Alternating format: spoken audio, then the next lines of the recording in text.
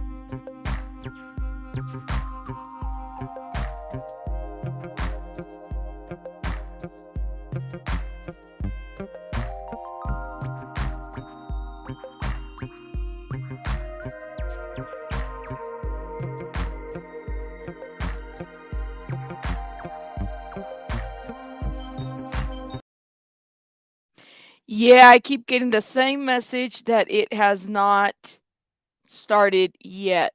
And we're 8 minutes in, so hold up. Let me see.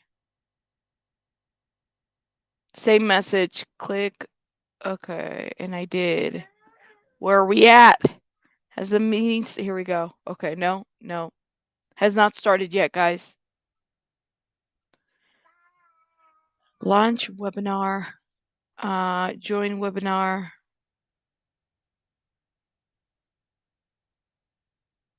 You can't join the webinar because it hasn't started yet. Try again later. That is the message that we are getting. So it has not started. I don't think the hearing has started yet. Yes, Buddy's got some rabbit jokes. Shout out to everybody. Hey, Jessica T, welcome. Hey, Jessica, how are you? Everybody, come on in. Hey, Sarah, hit that like button, please, while you're in the building. Thank you. Yeah, it's a horrible story. Case in general. I don't know. Yeah, I heard about that too, Chico. I guess we'll see. I don't know. That should be interesting. That's all I can say. That should be interesting. Keep the dad jokes coming. I'm here for that, right? I can't figure out the right time for it because I thought it started 38 minutes ago. Then others have said, but I can't even get past the password part. Oh, okay.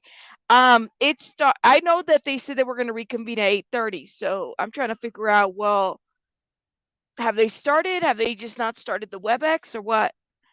Forgot to mute yesterday. Hopefully they remember to start the webinar. Right. Something. Let me see if I can hold up. I'm gonna try again. I know.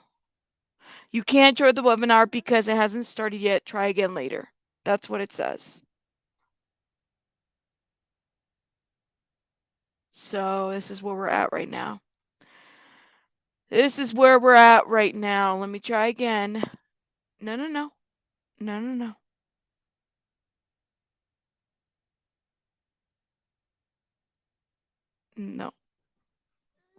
No, can't grab headphones. You can't grab mama's headphones. You can't do that. You get in trouble. I get in trouble? No.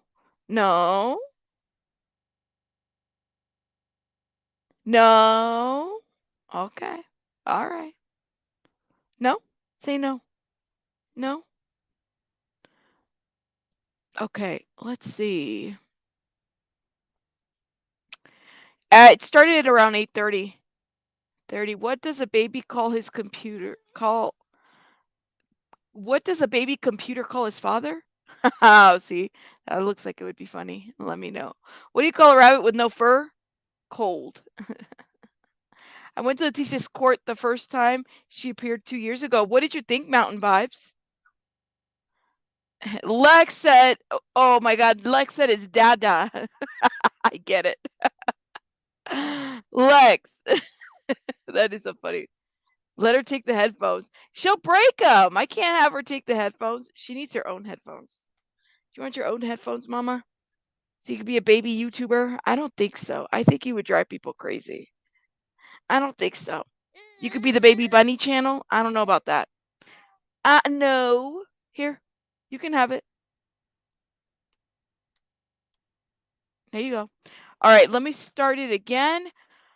Be patient while Baby Bunny needs your headphones. The CEO needs to monitor your work, right?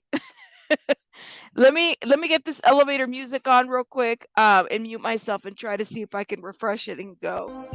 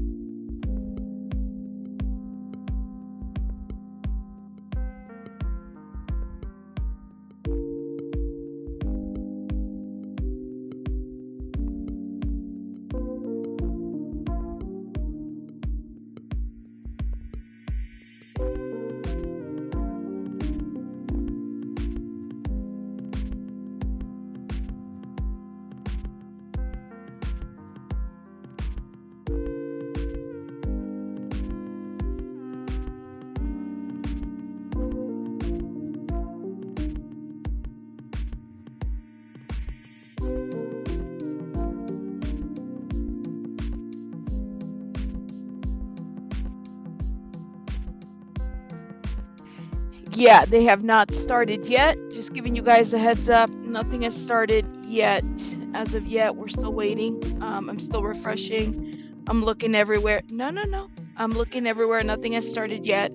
Give me 1 second, guys. I'm still refreshing and seeing if any updates. I'm a little surprised. It was supposed to start at 8:30 Mountain Time, which would make it 8:30, 9:30, 10:30 Eastern, right? So, I don't know. I don't know what's up. Maybe they already started and they haven't started the WebEx. I really do hope that they do start it. I remember liking the district, just couldn't remember the name. Michael Allen? Yeah, he's the one that's kind of been keeping everybody like on check too. Let me see if I can. All right, let's try one more time over here. I'm like, how do you not? Oh, hold up. I know. Hold up, guys.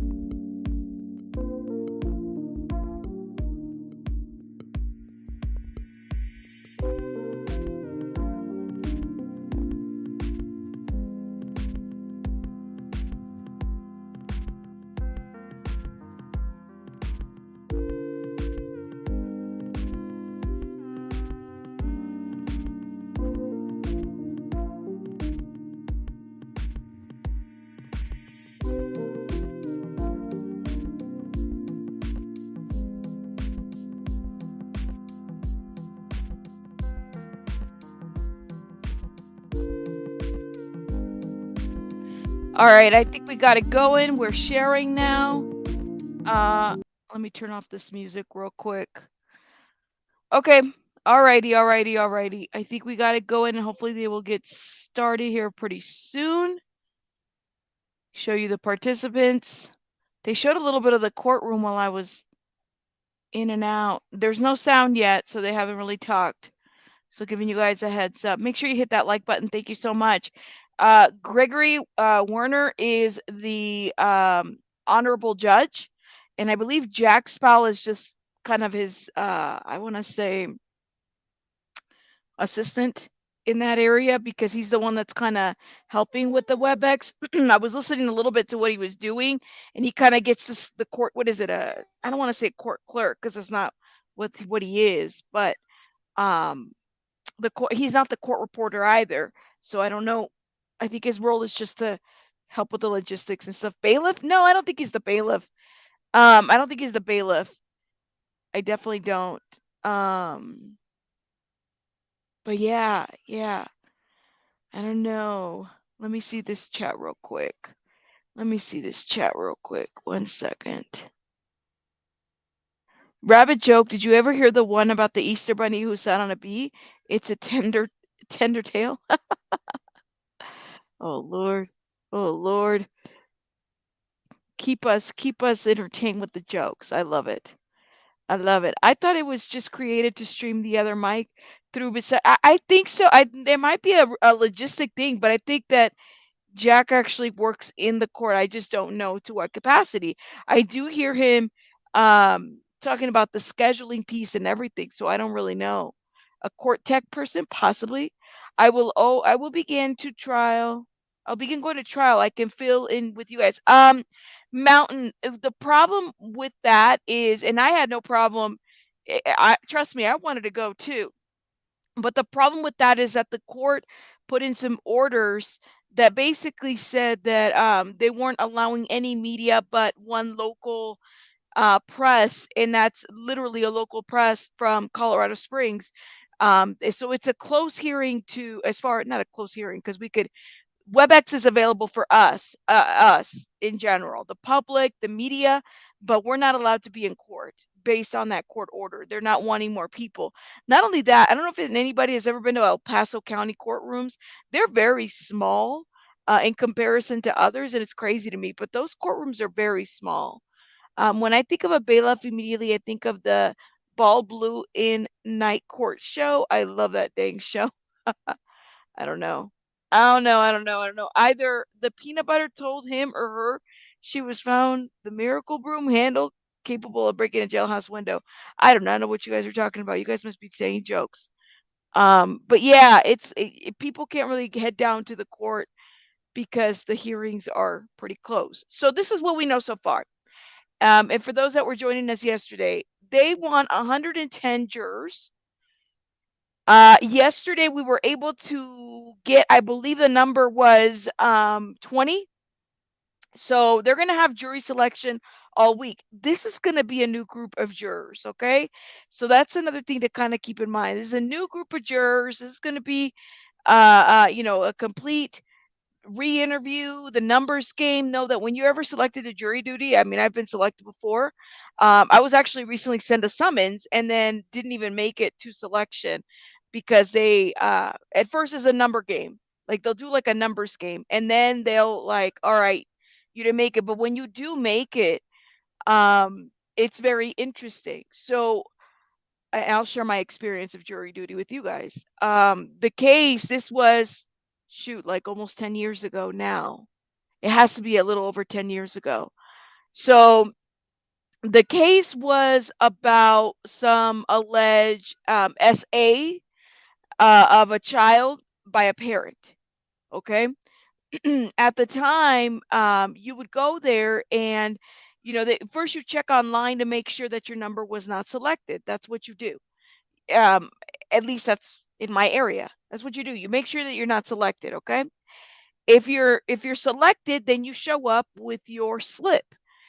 So I showed up with my slip, and then from when you showing up, they start basically playing the numbers game. They start dismissing people. I want to say there was a good 300 people that were called, and I was selected. The number kept selecting me. So finally, I think when we were at least 40 jurors, they give you this piece of paper, and the piece of paper is like a questionnaire, right? So you start filling out the questionnaire, and typically the questionnaire is about um like your experiences, getting to know you a little bit. They'll ask you questions about your job. Notice that the questions that are put out there are set up by the attorneys, right? Because they're trying to interview you for it. Take it like an interview. They're trying to interview you for this position to be a juror. So so you start filling out, these answers and everything, and then from there you turn in the sheet, and then they start dismissing. They're always dismissing people. By the end of the day, I think it was like I want to say 20 of us, and we headed out to the room. Okay. Well, I'll tell you who was the judge that was for this case. This was before the theater shooting. Okay, way before the theater shooting.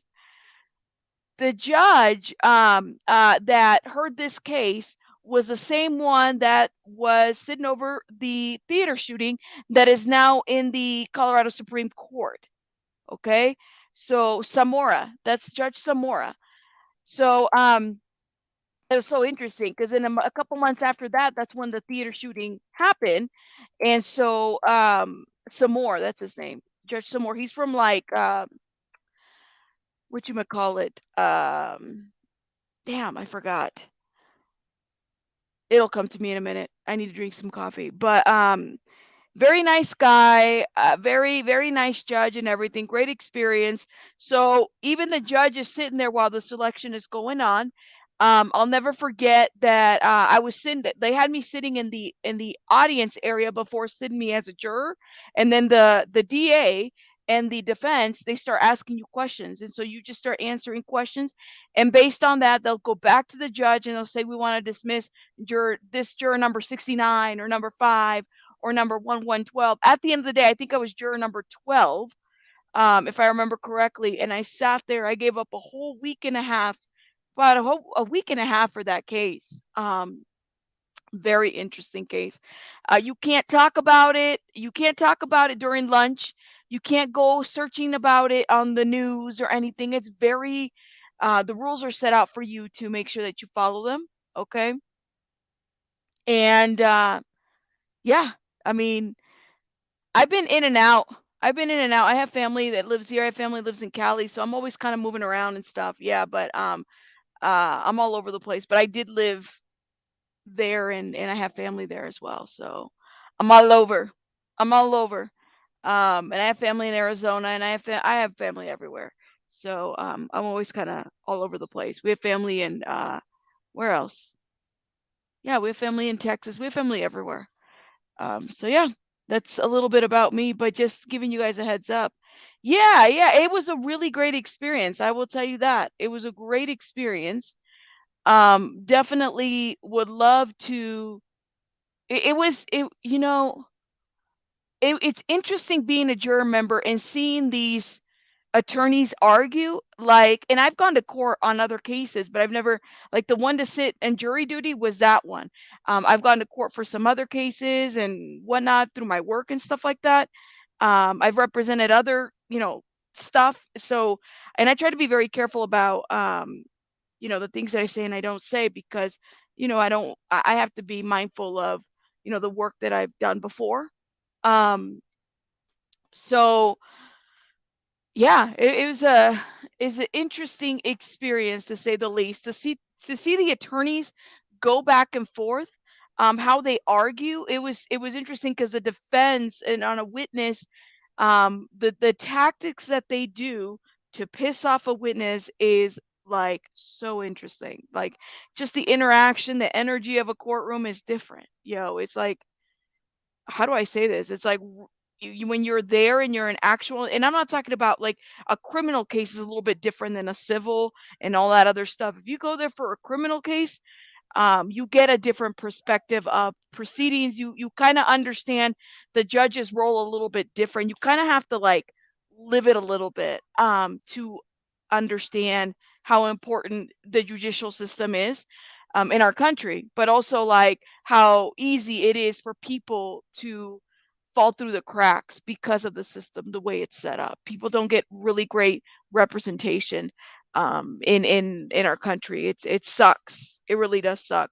Money talks in our country. That's what it works. Like, if you're trying to, get out of something, it's always great to have an attorney that you can pay versus one that is appointed to you. And no offense to the defense, public defenders, because I know a lot of public defenders, and they do great work. I love the work that they do, and we need them in our society. We need people to defend us as much as we need people to prosecute.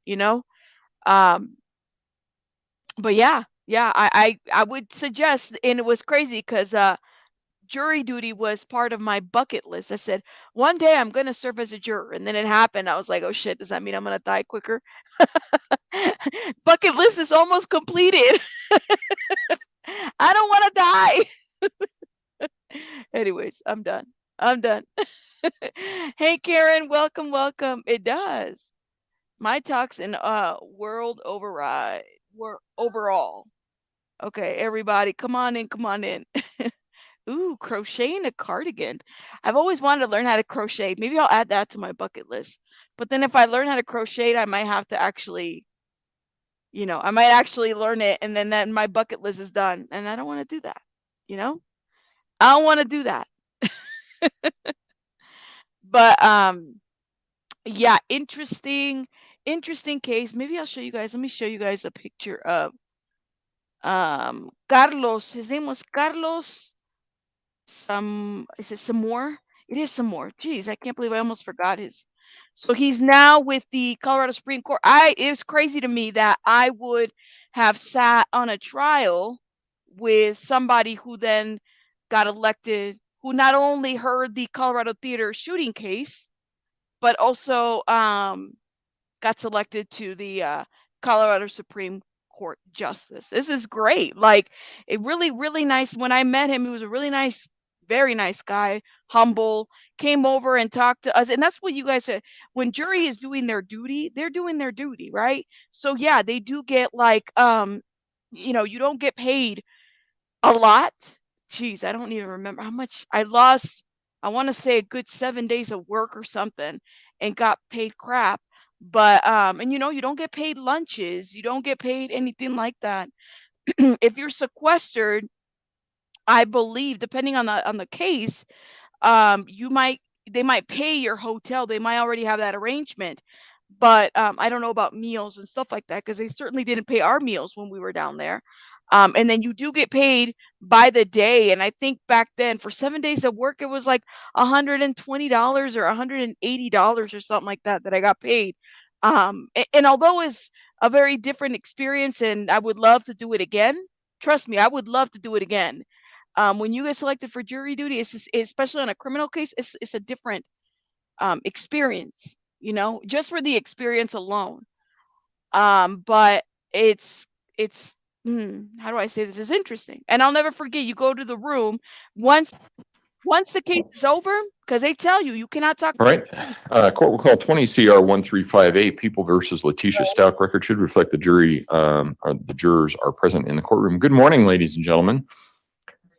Oh, come on. It's the second day of spring, right? Let's try again. Good morning, ladies and gentlemen.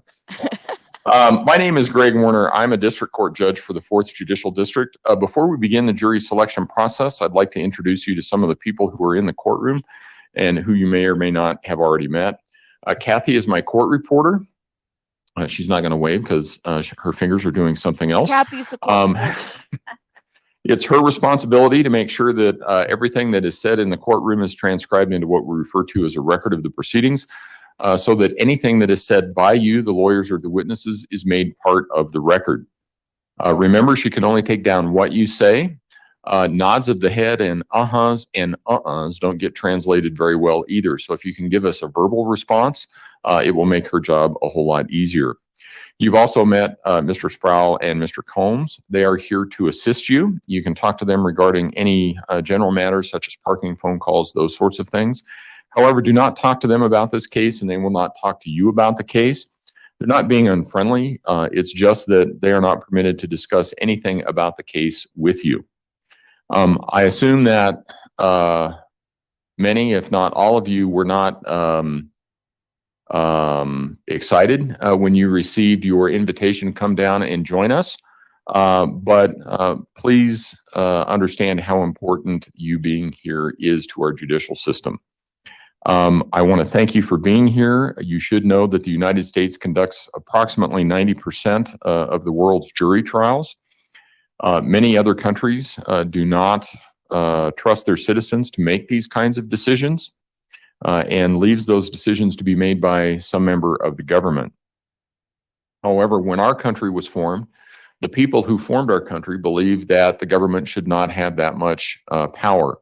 As a result, they placed in our federal constitution, and our state constitution has a similar provision for a right to be secured unless all of us have the obligation to serve when called. In case you're wondering, yes, I have that same obligation. Yes, I've been sitting in the same seats that you're sitting in. I understand that it is a sacrifice for you to be here and put your lives on hold. And I deeply appreciate your participation in this process. Thomas Jefferson said, I consider trial by jury is the only anchor ever yet imagined by man by which a government can be held to the principles of its constitution. I've spoken to hundreds of jurors over the years. They all told me that they were glad that they had served. They said that they had learned a lot about our judicial process and how important that citizens such as yourself are to it. My hope is that if you are selected to be on this jury, you have those same feelings at the end of the trial. I do want to remind you at this point in time that you can't use your cell phones at any point during this process. So if you can turn those off, you need a moment to turn off your cell phones, go ahead and do that.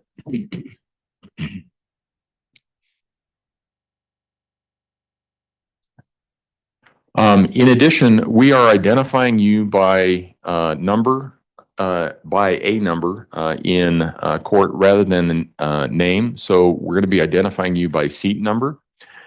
We do that for a couple of reasons. First of all, due to the number of jurors being called, we do not want there to be any confusion regarding who we are referring to at any point in time. There may be more than one Mr. Martinez or more than one Mrs. Smith. By referring to you by number, we keep that separated and it's clear in the record who we're talking to. In addition, while the defendant, the attorneys, the staff, and myself will know your name, referring to you by number is to protect you from contact by the media or other persons, curiosity seekers, and the like, to protect you from unwanted publicity, and to ensure that no outside information is communicated about you through the process of this trial.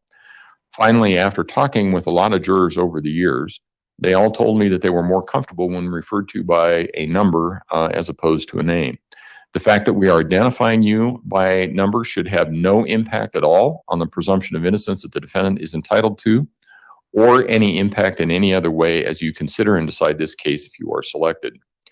The case we are about to try is a criminal case. The prosecution is brought in the name of the people of the state of Colorado.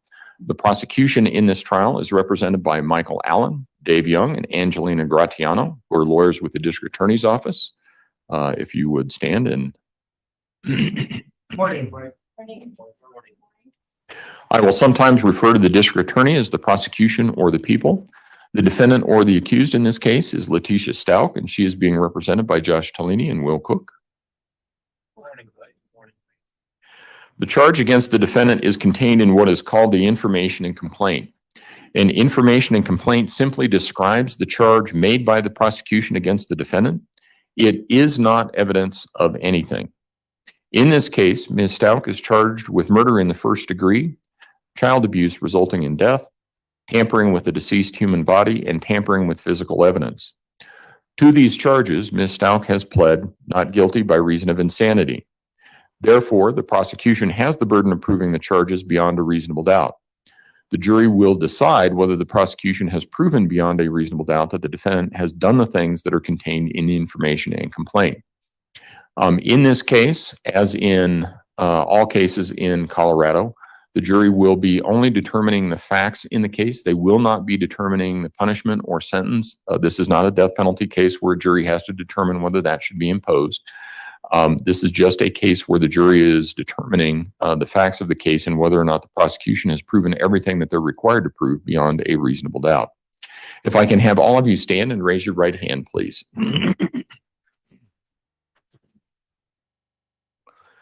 Do you and each of you solemnly swear or affirm under penalty of law to answer truthfully the questions asked by the court or counsel concerning your service as a juror in this case? Go ahead and have a seat. Thank you. Before we go any further, does anyone have any difficulty either hearing or seeing what's going on in the courtroom? All right. 1, 2, 3, 4, 5. Juror number 5, or I'm sorry, 6. Juror number 6, you would raise your hand. Yes, ma'am.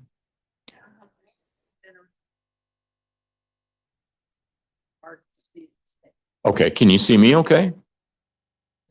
Oh, you moved around a little bit. You did a little bit of bobbing and weaving. Okay, but are you able to see the attorneys in the council table okay? Yes. And my court reporter, can you see her all right? So this would be an issue if you were a juror and there were an exhibit, say, up on this screen or that screen, depending, you might have some difficulty. Okay. All right. Anyone else have any difficulty either hearing or seeing what's going on? No. All right. And before we go any further, I want everybody to understand if you are in this courtroom, you should anticipate being on this jury. And we're going to be asking questions of everybody in the courtroom as opposed to just the people in the box. That's important to understand because I bet everybody back here, when they came in, was going, I am really glad I'm not sitting up there. But you need to understand that we always get into the back rows. We did yesterday. I anticipate that we will again today. And we'll go through that process a little bit further. In this case, we're going to select 12 jurors and 6 alternates. They will consider all the evidence produced during the trial, and they will determine what the facts are based on this evidence. The attorneys anticipate that the case will take 6 weeks for trial. That does not include deliberations or jury selection. We hope to start the presentation of evidence on April 3, so that would mean finishing evidence sometime in mid to late May. I do understand the burden such a lengthy trial places on people. I previously presided over a case that took 18 weeks from start to finish, so I understand the burden. I've been there. I get it. Our trial days will generally be from 9 to 5 on Monday, Tuesday, Wednesday, and Friday. There will not be any trial on Thursdays as I have other docket matters that I have to attend to. You will be able to go home to your families each day, and though you will not be able to discuss anything about this case with them, you will be able to talk with them about anything else.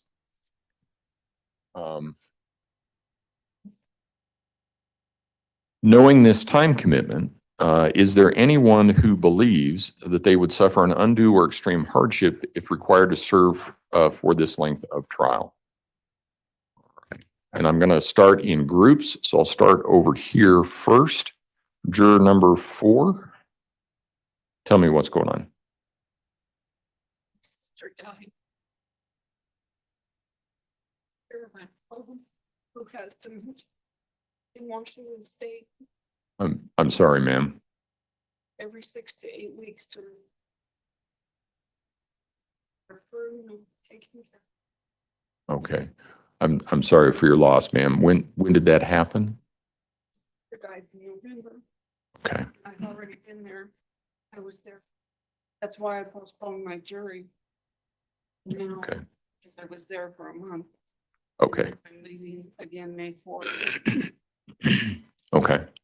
And I'm also on another, I'm subpoenaed for another on May 1st. That doesn't sound quite right here, because you shouldn't be subpoenaed for 2 of them that close together here, unless are they both here and at the El Paso County Combined Courts? I think she's saying subpoena, judge, not summons. Oh, I got it. Okay. Yes. All right. Subpoenaed Okay. All right. May 1st, and they said it should only be 1 day. Right. Like I said, Okay. we have plans to leave. Okay. All right. And I could be gone for a month at a time. Okay. All right. There was another hand in the back, juror number 6. Yes, ma'am. I can't drive, and it would take a lot to have somebody drive me to and from court every day. Where do you live? Near Pikes Peak and Murray. Okay. We might be able to do something about that. I have in other cases, not for a trial that's been this long, but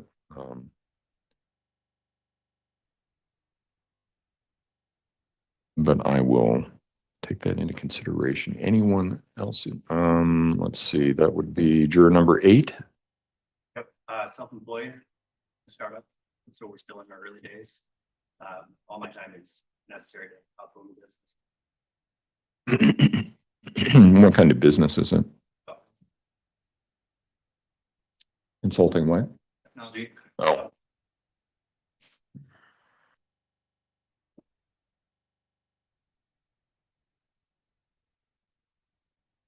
Anyone in juror number 10?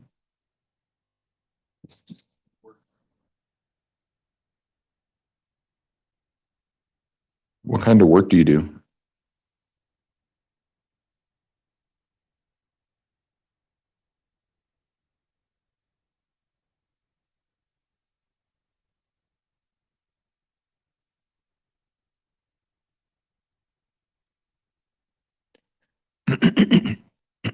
Do you work for a company? And would that company have the ability to fill in your spot with someone else?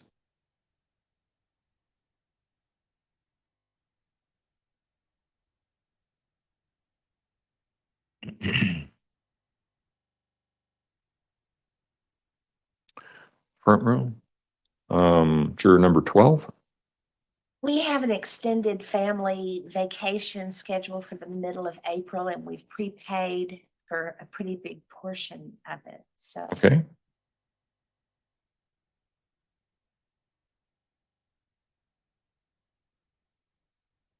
Anyone, let's see.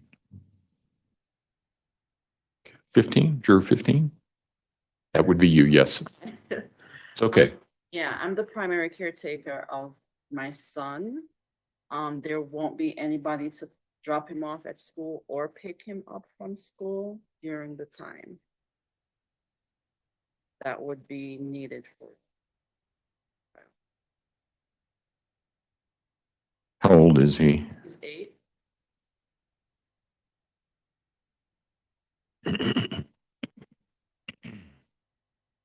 What time is he dropped off at school?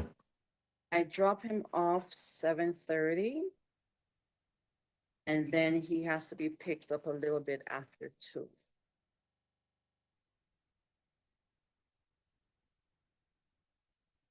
Okay, the drop off wouldn't interfere with being able to be here.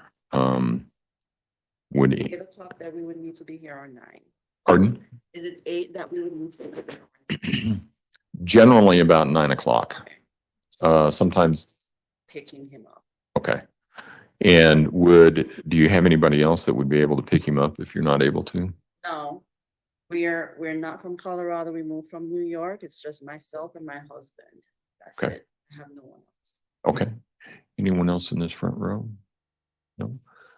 Back here, this front row, juror 21 on the end there. Sole provider for the house.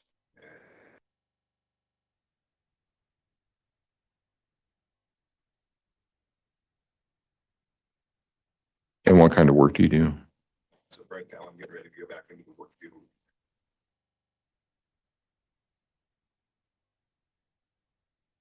Okay. Others in the front row? Let's see. Juror number 25? No, in the front row here. Juror 25? Yes, yes, ma'am, you.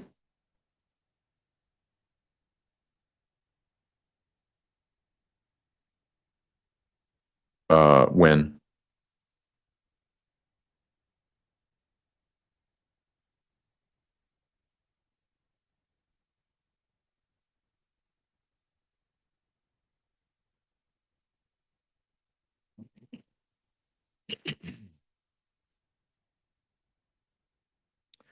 That's a Monday. Where is the service going to be?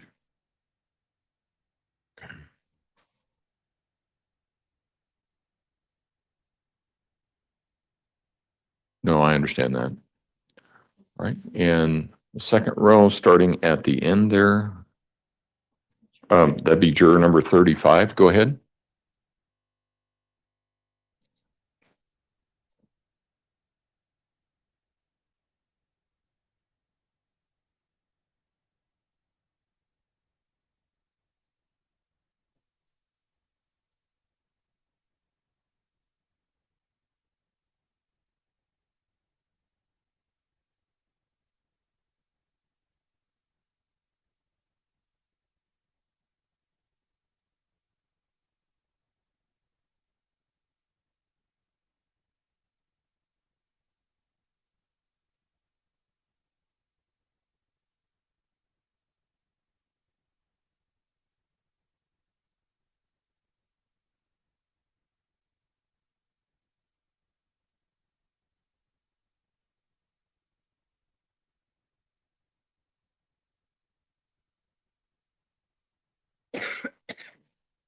How old is your husband?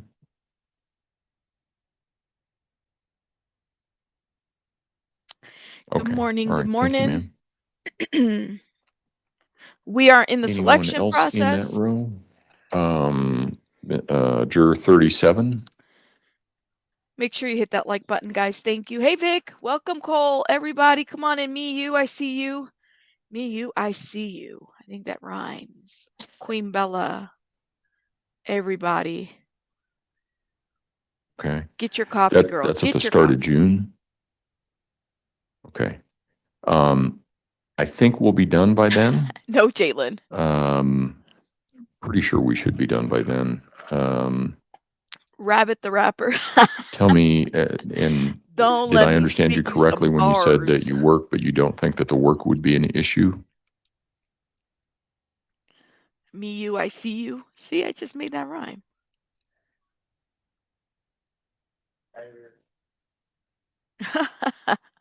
I don't Okay. think so. All right. Okay.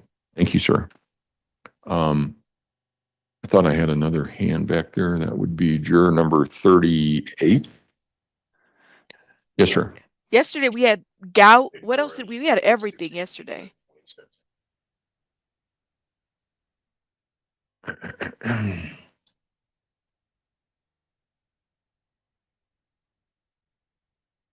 Juror number 40, did you? Yeah. Pre-book vacation, pay overseas.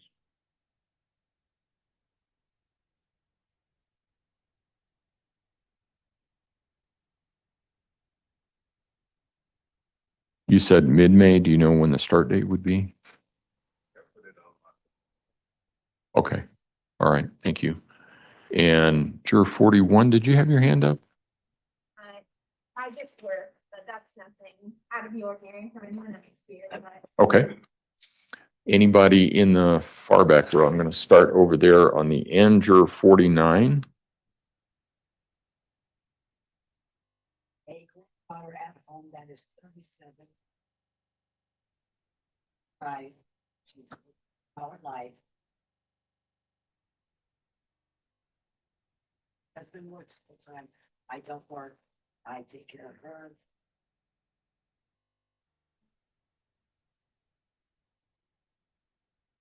Okay. All right. And next, juror 50.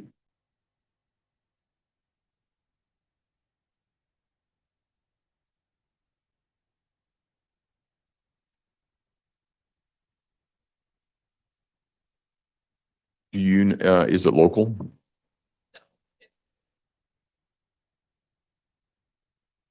Yeah, no, it's, we for sure will not be having, any trials on Thursdays, and that is a Thursday, so that's gonna work out okay? Okay. All right, juror 51, did you, yes? Hold on, when you bend over and talk to the floor, I can't hear you, so. Well, we go by seat number here. So it's okay, that's all right. Because we have to have both of those. See, we're selecting a jury over a period of days. And so we have your juror number, which is the summons number. But when you come in here, we're referring to you by seat number. Okay, so you would be juror 51. What do you have to tell me?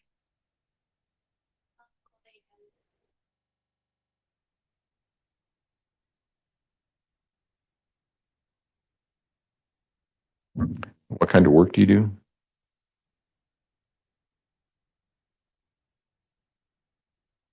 And is that like a massage therapist, a psychology therapist, what kind of work?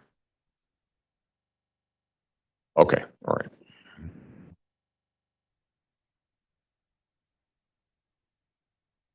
Anyone else in that back row? Okay. Looks like juror 53.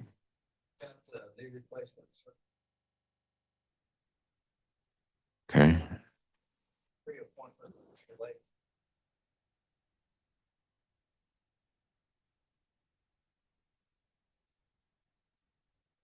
You said May 15, right?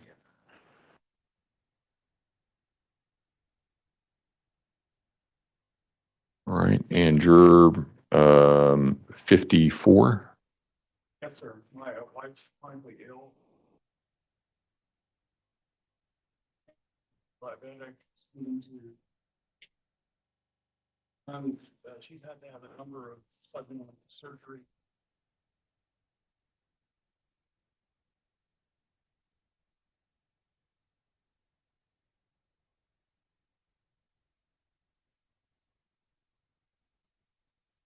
And juror number 55. Yes, sir. So, Your Honor, I just got off 12-hour shift. We lost about 50% of our staffing outside. Where is open for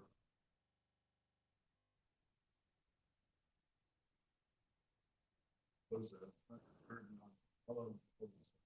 left over? If I leave here today, have to go back to work tonight. Basically, everybody's on 12-hour shifts and working their day, their all their days off, 2 days off. What kind? They hit that duration of like file. Okay. What kind of work is it? I'm waiting for them to like speak up.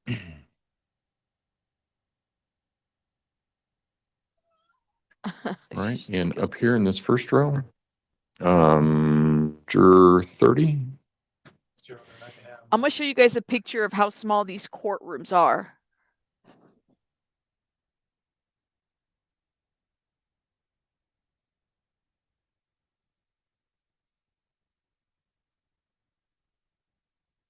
All right. So another hand up here. Okay. Juror 33. Also work 12-hour night shift. What kind of work do you do? I do work some weekends.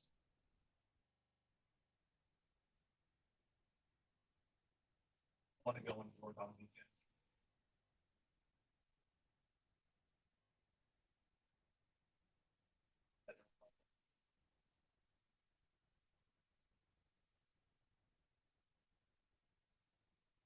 Okay. All right. Juror 34.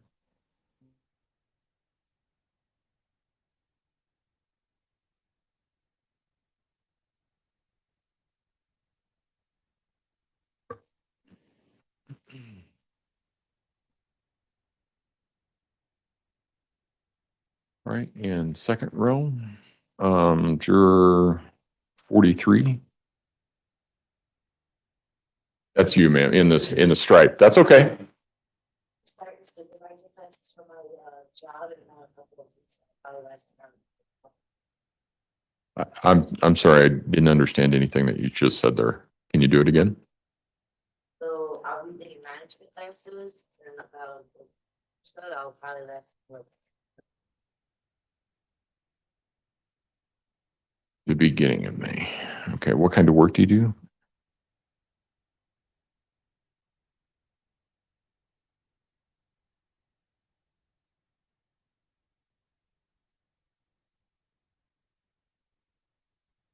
And can those management classes be rescheduled to a later time? Okay. Can you check on that during the lunch hour?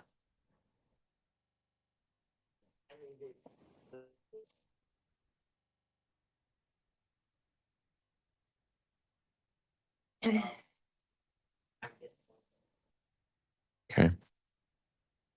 I still want you to check, okay?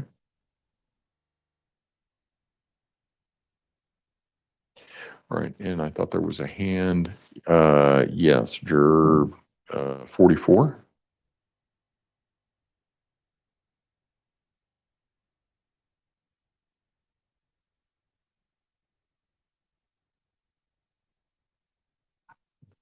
Okay. All right, as far as diabetic is concerned, we've had diabetics before on the jury, and I've been able to accommodate that without issue. When is the trip in May?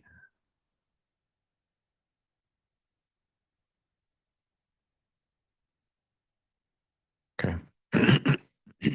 Anyone else in that second row? Okay, let's see. Juror 47.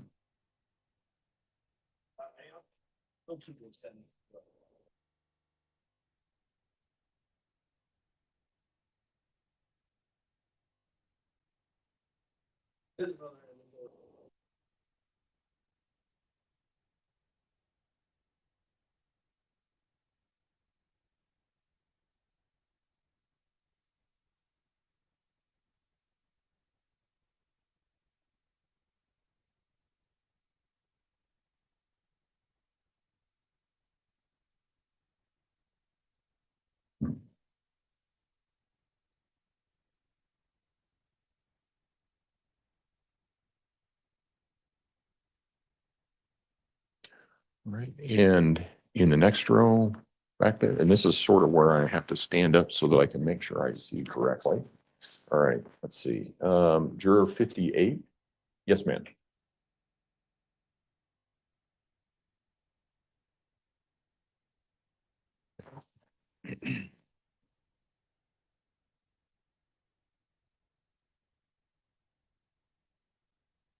And juror 59.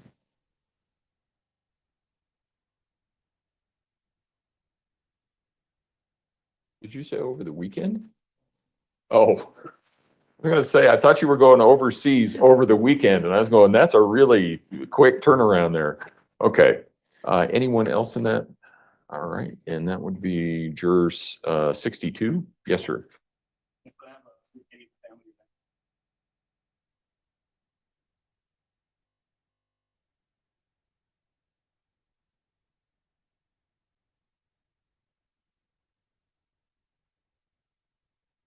Uh, 24th.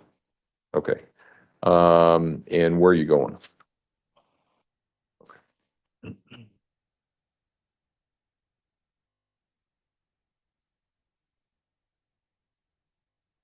Anyone else in that row? No. All right. Next row back. Okay. Wrong sheet. Juror 66 over here on the end. Yes. The gentleman there that just barely has his hand up. Oh, I'm sorry, I didn't see your hand. Okay, so let's try again. Yes, okay, juror 66. Yes, sir. Got it.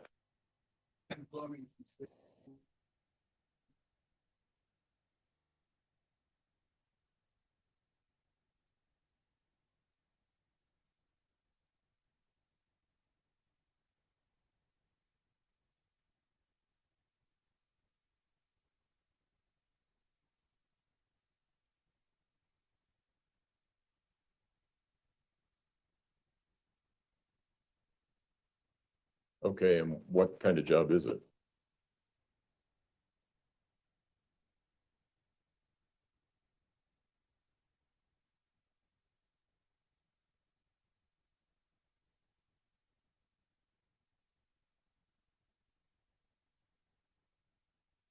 All right, and then juror 67. I didn't think it was a problem, but having a game card and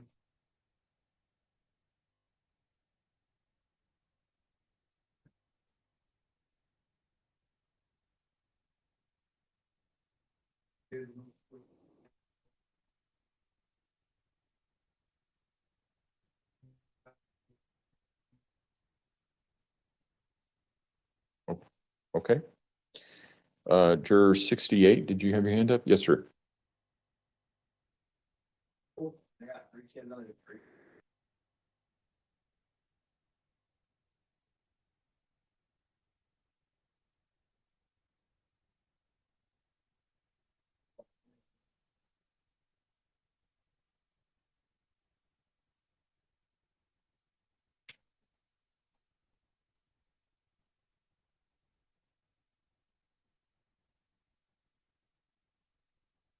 Well, wait, I'm confused. Where do you live? Okay.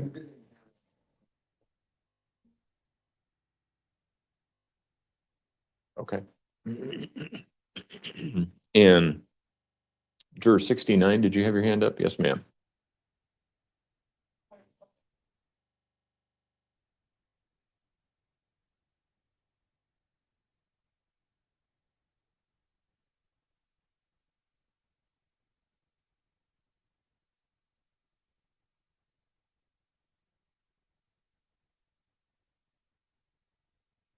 Okay, I was having a little bit of hard time understanding you. I have a doctor's appointment in New Mexico? Yes. I have broke my wrist.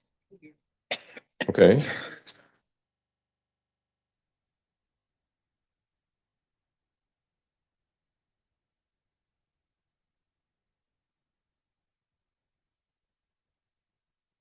Help me out.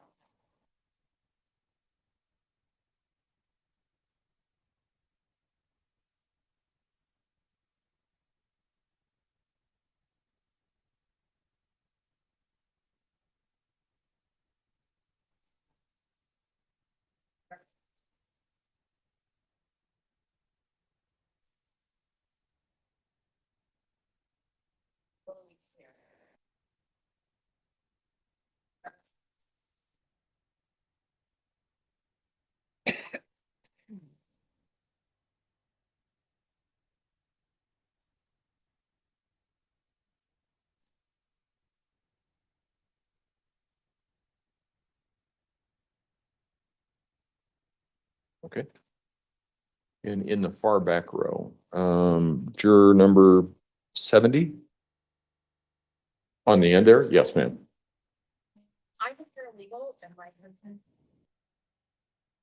And I am a his office manager. ACO attorney. That's All right.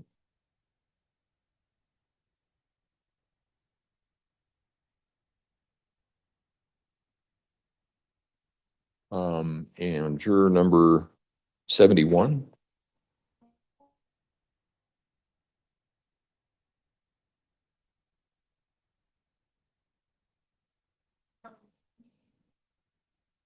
How do you get there? well, I don't have time.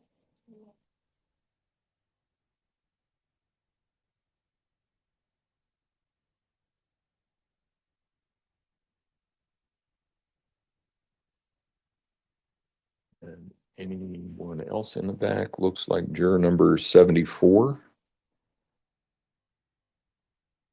Yes, ma'am. Juror 74?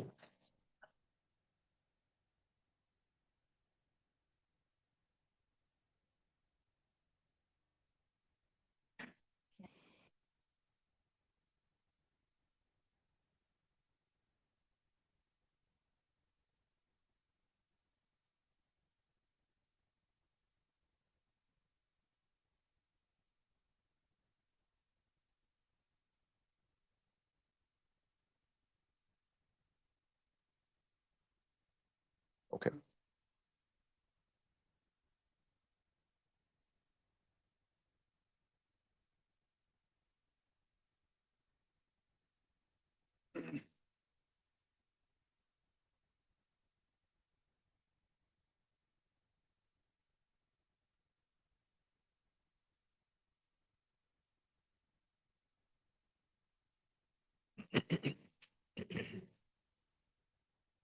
All right. Is there anyone that there was one that I missed, and that would be juror 73. Go ahead. I'll get you set up. Well, that's gonna follow me.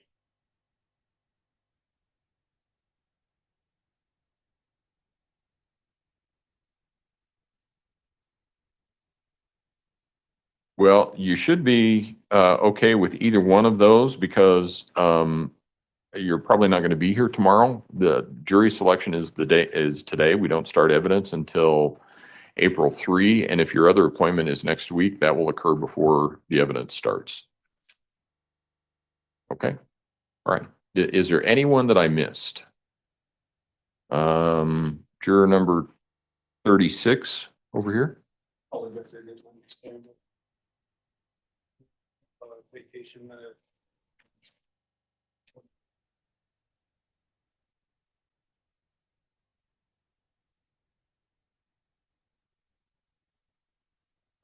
And, okay, thank you. And then, juror number 68.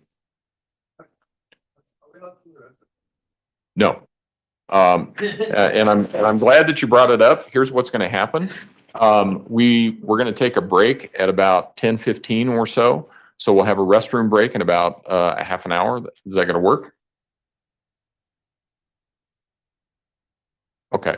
So we will take a break this morning, but I need to have everybody in the courtroom to be able to hear everything that's going on while we're all here. Okay. So we will take a restroom break if it's something urgent, if something comes up or something like that. Let me know and we'll see what we can do about taking a break that is not scheduled. Okay. Are you going to be okay until about 10:15?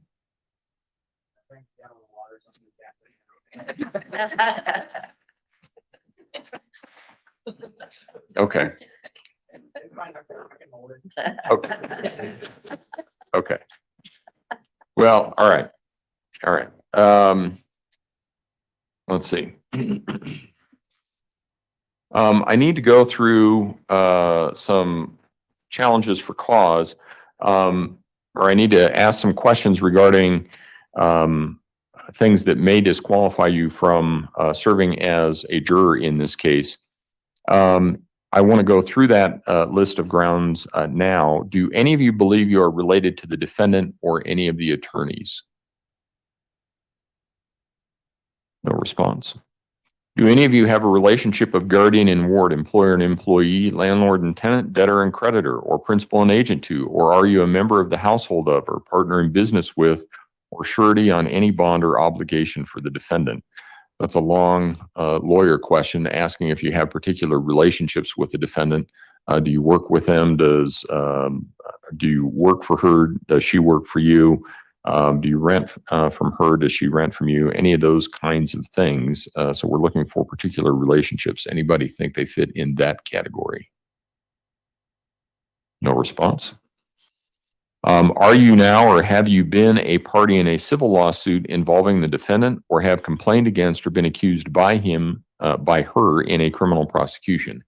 Anyone think they're in that category? No response. Were any of you a witness to any matter related to the crime or its prosecution?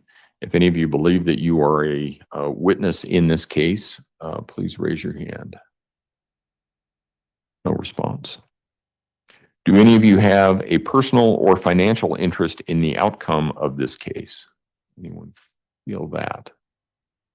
No response.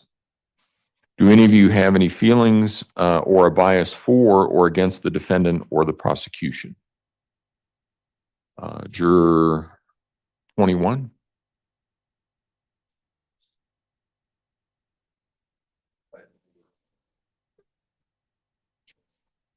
Okay. And I was going to ask about that, and there actually was a question about that on the questionnaire. Did you take part in any of the vigils or the searches or anything like that? You did. Okay.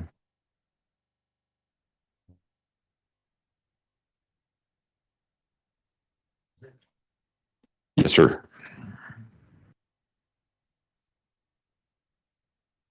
Anyone else?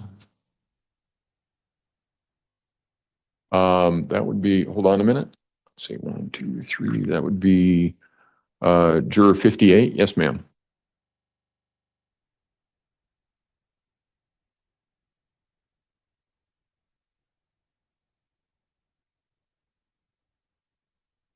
Okay, and that's a little bit separate question that we'll ask about later.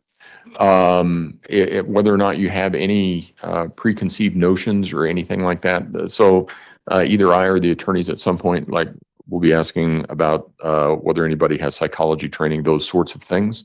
And that's where we will want to talk about it there. What I'm asking more about is feelings about this particular case. It sounds like you have experience in the area that may impact your thought processes, but you don't have anything specific to this case. Is that right? Okay. Anyone else? No response.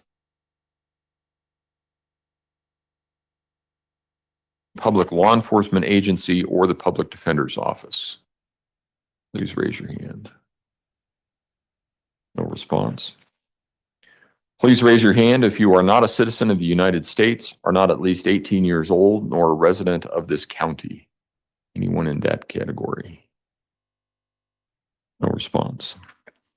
Please raise your hand if you are unable to read, speak, or understand the English language. Anyone think they're in that category?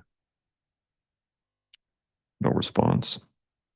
Please raise your hand if you are incapable due to physical or mental limitations to render satisfactory jury service. Anyone think they're in that category? Step, please, sir. Yes.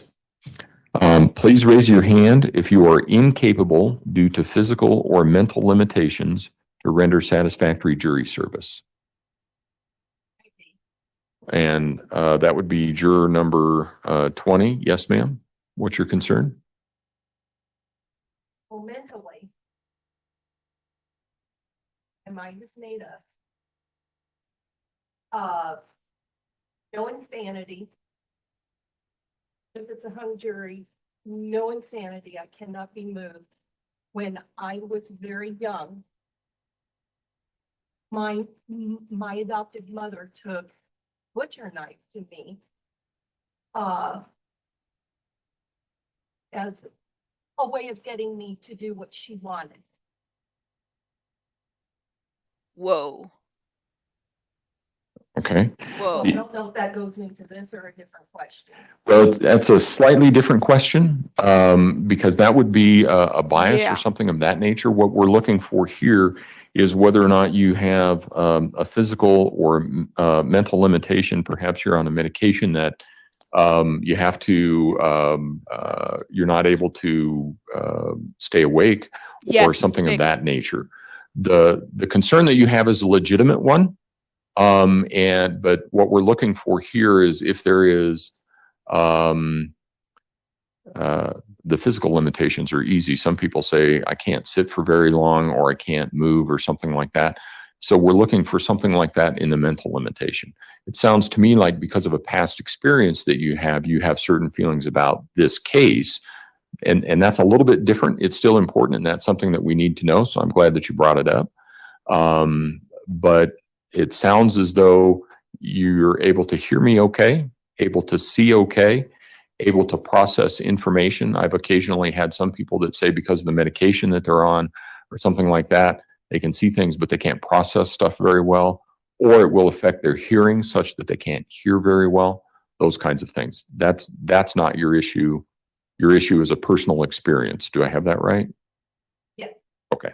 It's personal experience. So Please raise your hand if you have the sole responsibility for Hold the on, daily guys. care of a permanently disabled person living in your household such that your service would create a substantial risk of injury to the health of that disabled person. Anyone think they're in that category? And juror 35, you already told us, is there anything? Okay, I understand. Please raise your hand if you have served for 5 days or more as a trial or grand juror in any state or federal court within the past 12 months. Anyone in that category? No response. they're going to take a break soon. So we'll talk a little bit about it. At this point in time, we're going to have my staff is going to hand out a list of witnesses. The question that I have for you is, do any of you think you know any of the potential witnesses on this list?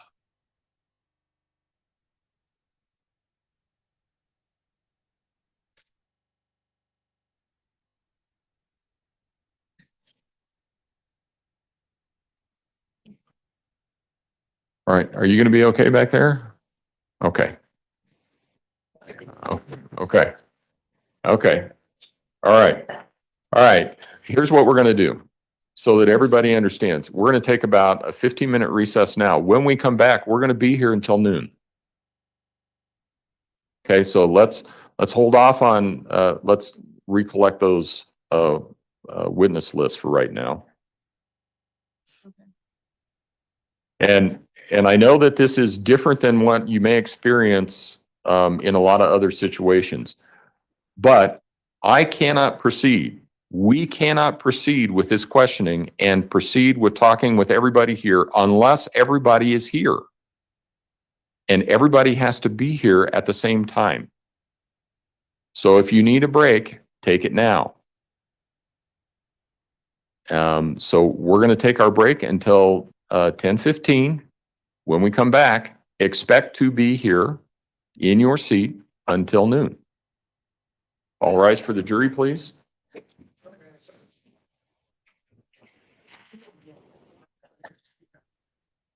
Can we go out this door?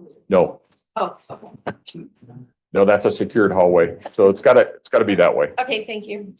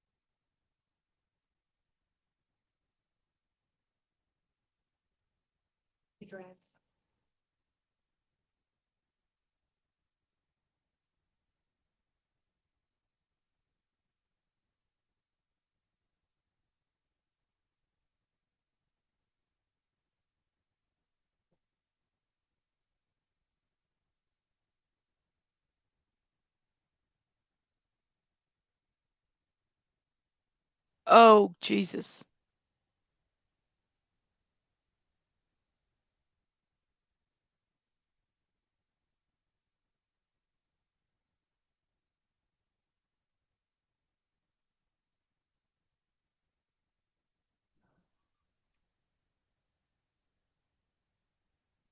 Hold on.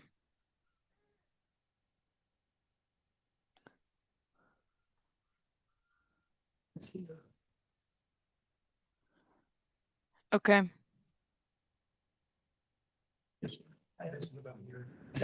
Yes, sir. Okay. He asked a question about the mental capacity, the drugs I'm taking, and I mentioned seeing a neurologist tomorrow. She's going to give me the results of an MRI of I have a brain tumor. Okay. That may Oh. disqualify me for further Gotcha. time. So. Okay. Is that Juror number? That would be 73. So one of the jurors has a brain tumor and they're getting an MRI And we're going to have, tomorrow. actually, everybody needs to go out of Leave it, I'll the get to that. courtroom. Oh, okay. I'll just let it sit there for a minute.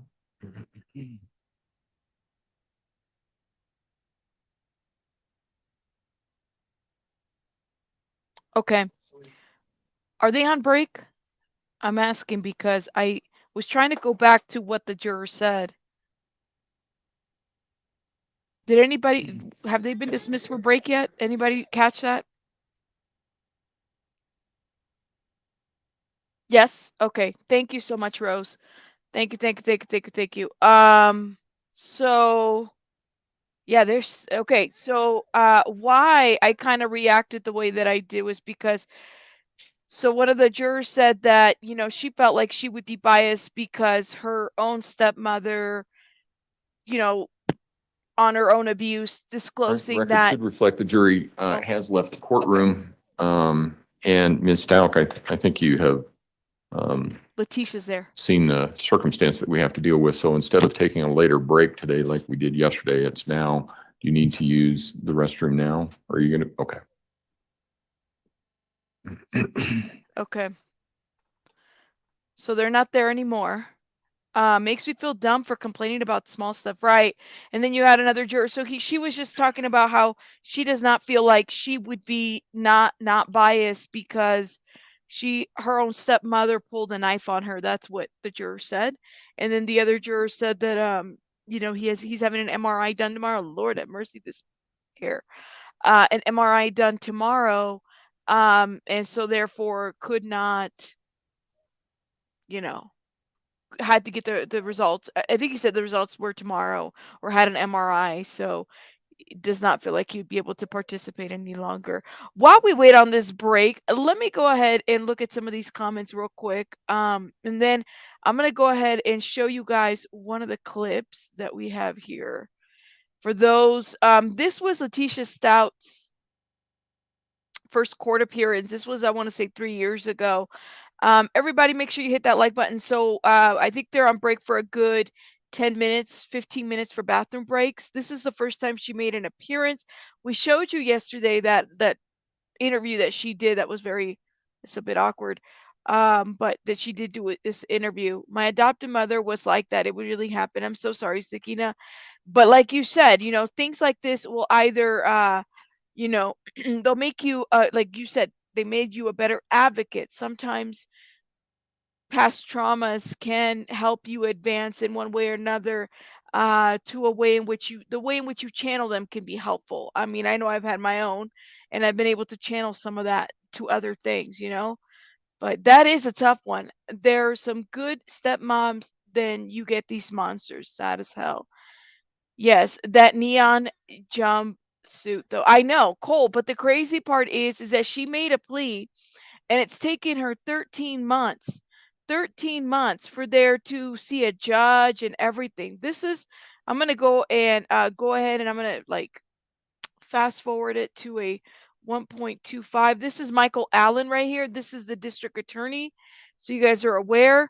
This is, I don't know if this is still Letecia's attorney anymore, but let me hit play on this. It spanned roughly 5 weeks before the arrest affidavit was given to a judge. I have seen the DCM. Yes. And so the discovery in this case is very voluminous. We're over 1,000 pages already, based on what I've been told from the sheriff's office and the FBI. There is tons of video evidence, electronic data from cell phones and that kind of thing. So we are working. They're working on it now, and we have advised them of what that 21 days looks like as far as when we need to turn over discovery to defense. I just know that because of just the sheer volume of this case, I don't even have reports yet.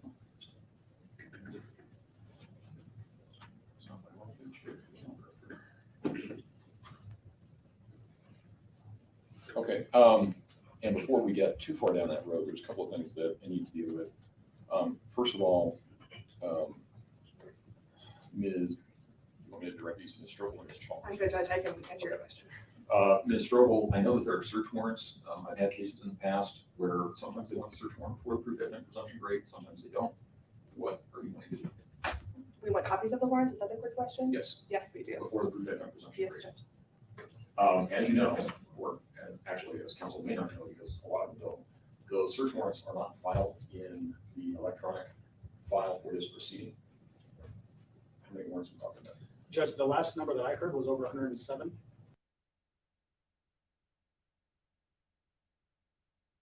I want you to notice how small those courtrooms are. They're not very big in El Paso County. Just notice how those courtrooms are pretty small. They're not very big, so they can't really fit a whole lot of, I mean, the majority would be media. Obviously you'd have the family, but we have to prioritize, excuse me, the family and not media, right? So this is, I think, why the court has decided to only allow one media versus a bunch of others, Search warrants in this case? Yes, there's 107. I think that number is bigger than that number, though, just based on, that was last week sometime that I heard that. Were they all issued locally by a judge locally? No, there were some search warrants issued in South Carolina as well. Okay, so let me get those. And all of those were done with motions to seal as well. Okay. Except for South Carolina, that does not have the sealing process that we have locally. Okay.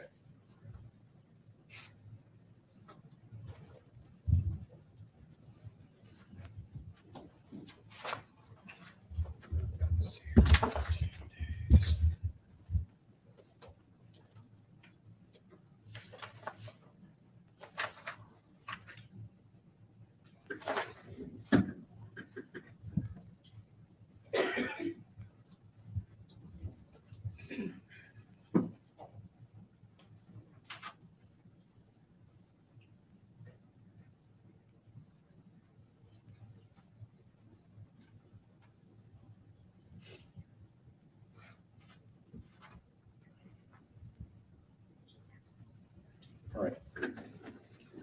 This would be my thought. First of all, I am going to order that the PC affidavit itself, or a copy of the PC affidavit, be released in discovery to defense immediately. That I think would give them some idea about what the investigation is, what it is that they think they may need to have at some point in the future. You have it. No, my request, Judge, is that the court order it be emailed to us rather than it go through the discovery process. It will just take longer. If we could, If that's what you if want they could to do. email it to us, we would get it directly.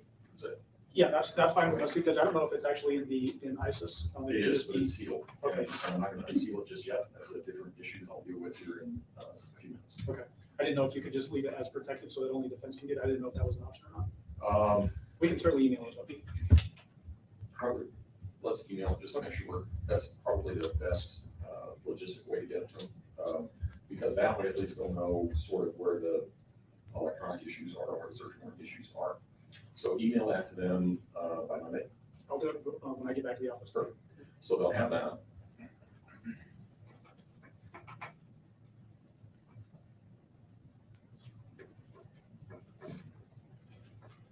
All right. And then my thought was that we would set this for a sort of status conference on April 15th at 4 p.m. Judge, is there any way we could do the week before that? I'm supposed to start a homicide trial in Division 8 on April 13th. Or I could do, I know we're taking the docket day off for that trial for April 14th, if you could do that at 4 o'clock. I actually, before I get in trouble with my staff, which is the best staff, but I'll let them handle dates because I will not get it right. But my thought is that we have a status conference to find out where we are with respect to warrants. I'll give the parties more instruction here in just a moment. One of the 14th, which is a Tuesday. If that works for the court. We can do April 14th in the afternoon. Is that the 3 same o'clock. week? It is a civil week, and we do have trials. I think it'll be all right. If we did it at this time. We can go to 3. Okay, so April 14th at 3 p.m. Judge, just for the record, that works with us and with the victim's family. Okay. So April 14th, 3 p.m. Okay. We're going to do a couple of things between now and then. First thing that Mr. Allen's going to do is release the PC affidavit by email to Ms. Strobel. Second thing that Mr. Allen is going to have for me no later than April 14th is the number on the warrants and where they are. The ones that are here are going to be easier to access than the ones that are in South Carolina. And I want to know what kind of warrants we're talking.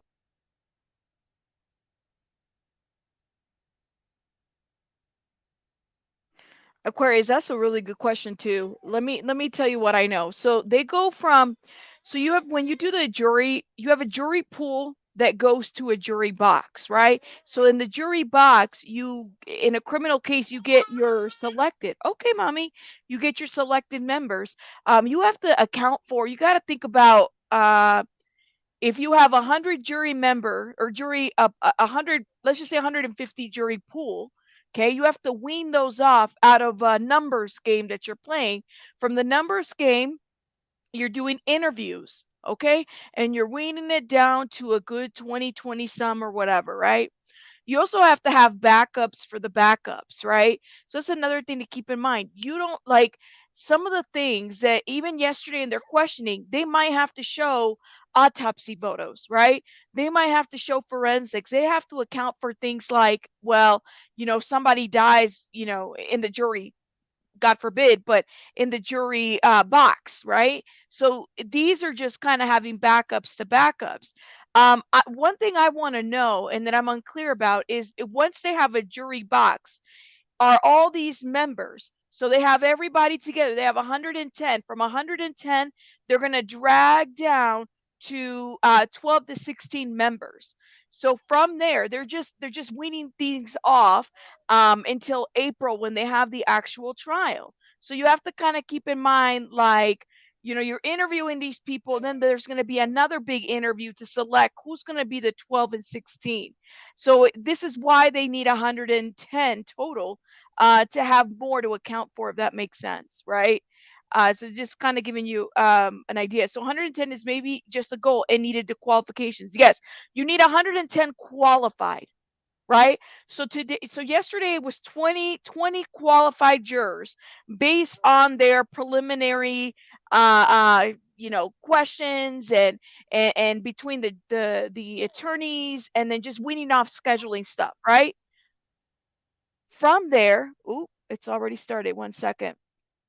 From there, they go to, from the pool, they're going to go to a box. Once they have their 110, they're going to start interviewing those 110. So that'll kind of give you an idea of what to expect. I just heard some noise here. But yeah, but you got to think about it. Yes, 12 jurors and 6 alternatives, if I remember. Yes, that's how it works. So, because you got to keep that in mind. So even though it's 110, not all 110 are going to be selected for the jury box, if that makes sense. If that makes sense. Somebody else, another great question over here. Let me see. I don't want to miss it. I thought our case, K-Mash, and that's that. So clearly in the trial, they're not going to be arguing this piece, right? They're not going to be arguing the death penalty. But the murder happened in January of 2020. The death penalty was abolished March of 2020. So I don't know if there's a clause. We might have to look into some of those laws to figure out if the crime occurred at such and such date. Okay, if the murder occurred and they are guilty and they're found guilty, could they qualify for the death penalty? That would be a great question, though, K-Mash. That's a great question to ask. That's Counsel, exactly what I was thinking too. approach for just a moment. All right, let me mute myself. No.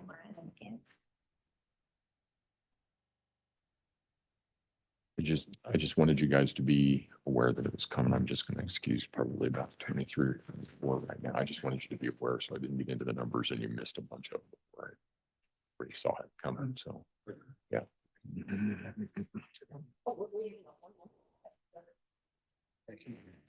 Look at the.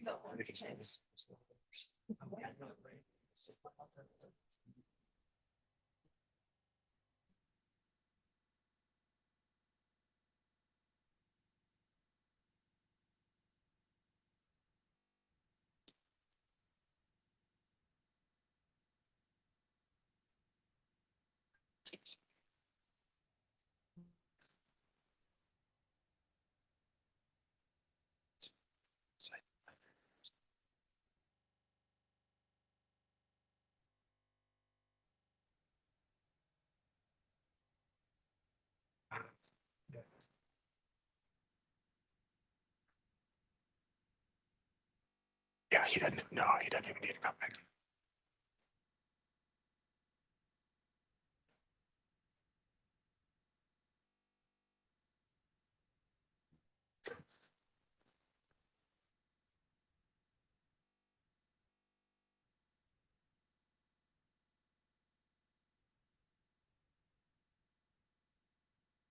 I apologize for the confusion. It's my fault. Because usually what I say before we take a break is that please remember where you are before you go, because we honor the 3rd grade seating chart here. And I didn't do that, and that's my fault, and I'm sorry for that. So if it is causing some confusion as to where some people should be, I think we're still missing a juror. We are. Right, we're missing number 5. I'm sorry. Yeah, I told him not to worry about it.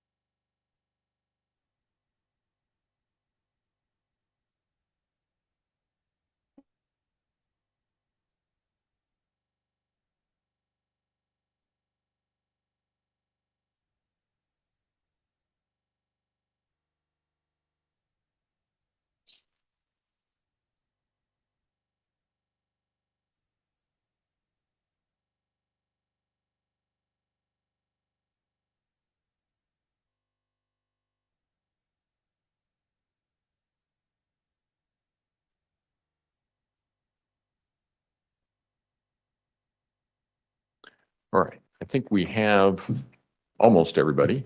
We're missing one, but that juror was going to be excused in any event. So I have taken the time to look through, or I've used the time to look through the juror list, and I'm going to excuse the following jurors at this point in time. So if you're excused, you can go ahead and leave and go about your business. You don't need to go back to the jury assembly room or anything else like that.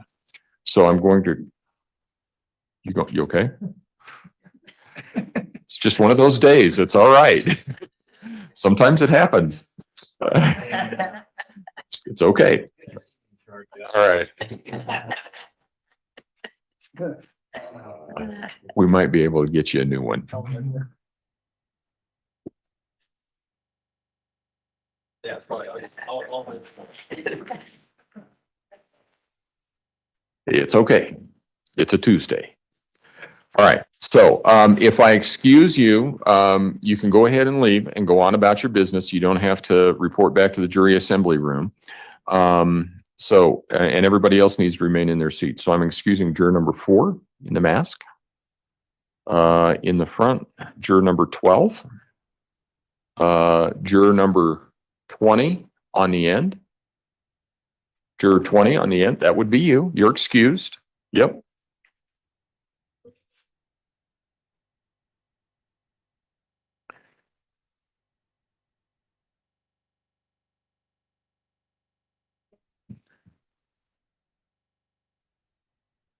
And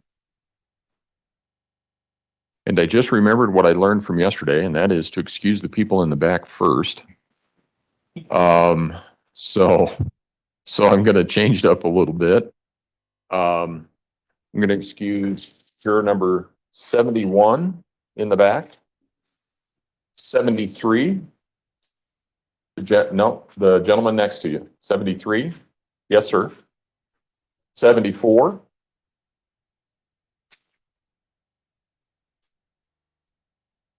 68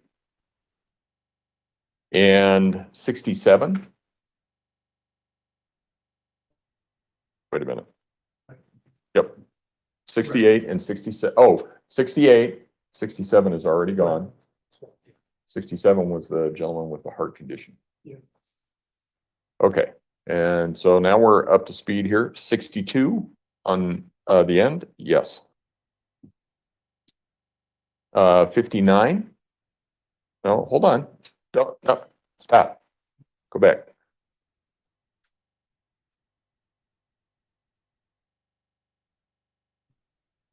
You're right. Okay. Okay. So, let's see. I had 60,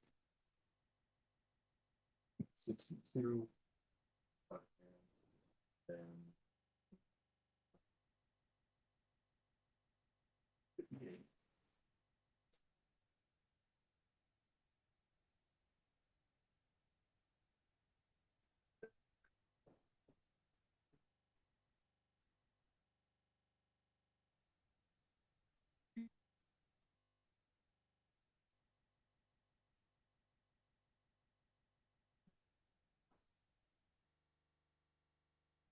$35, $37,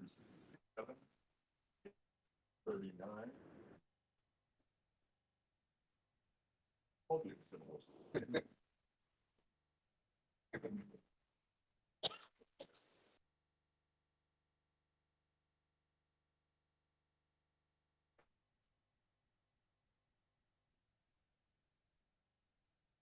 And juror 30.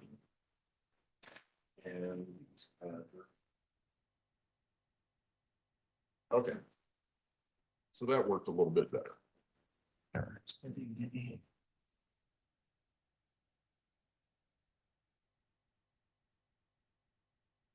Okay. Now let's start the next part.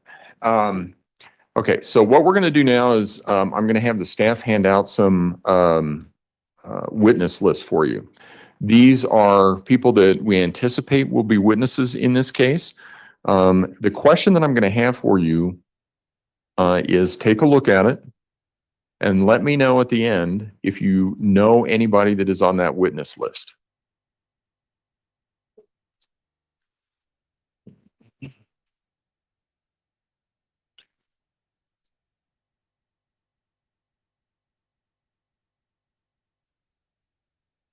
Is counsel up to speed on who I excused, or do you need to see my sheet? Prosecution? Are you guys okay? Mr. Tellini, are you okay? Okay.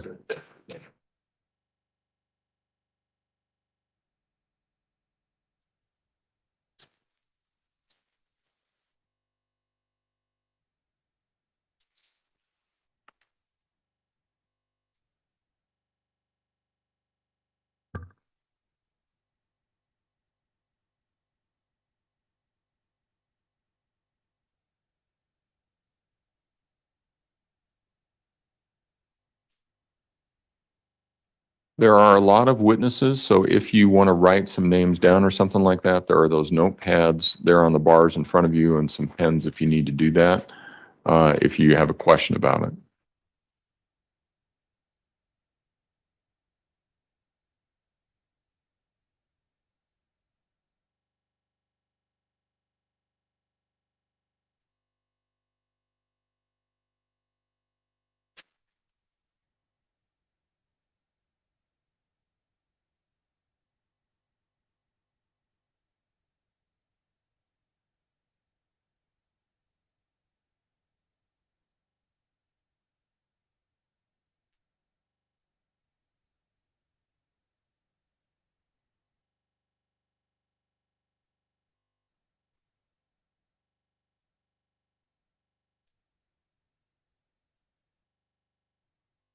I'm sorry, I didn't realize Todd left. I should have helped you. I'm sorry.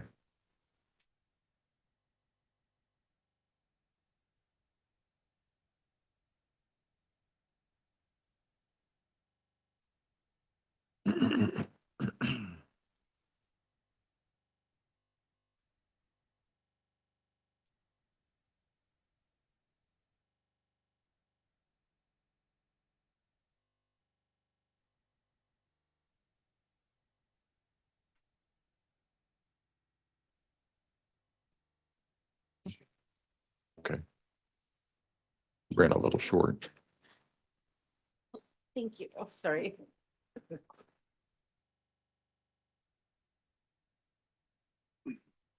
Kathy, can you get that door for me, please?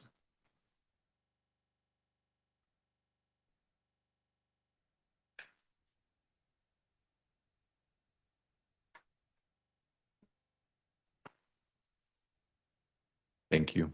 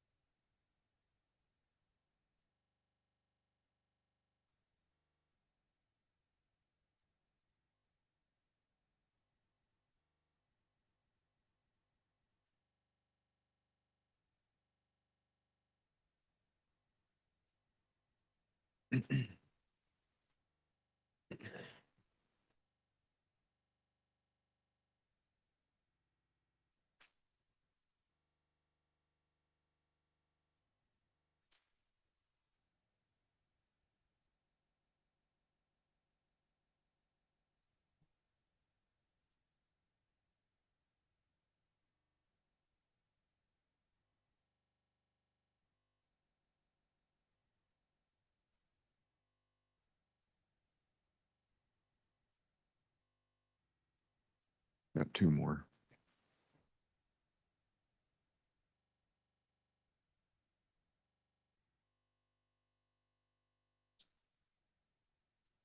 All right, has everybody is there anyone who has not had a chance to look at the witness list yet? If so, please raise your hand. All right, it looks like everybody has. Prosecution, is there anyone else that the prosecution intends to call as a witness in this case that is not on that list? No, Your Honor, thanks. Defense? Yes, Dr. Rhonda Niederhauser and Caitlin Craig. All right. Do any of you think you know, does any juror think they know any of the potential witnesses in this case? Please raise your hand. Okay, looks like we have a couple. Let me start in the far back. Juror number 66, who do you think you know? Who? Okay, and how do you know Detective Sapp?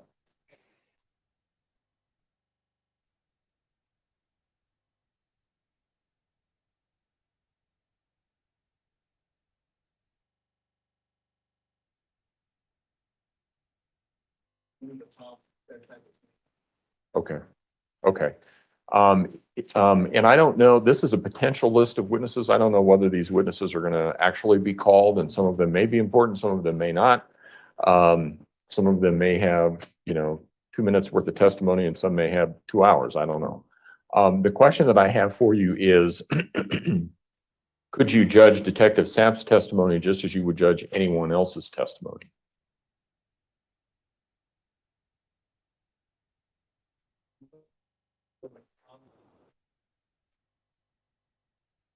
Okay. All right. Nope, that's fair.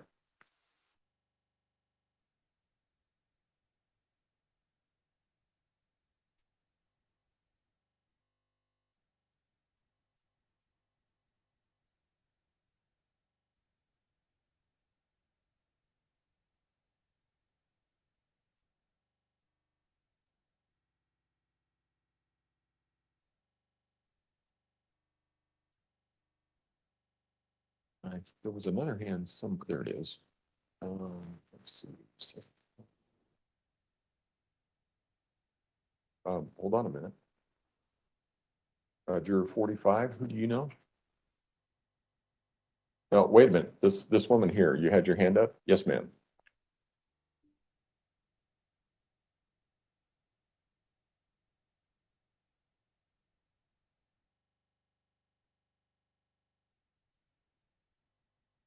And what? Right. What kind of job did that Josh Johnson have?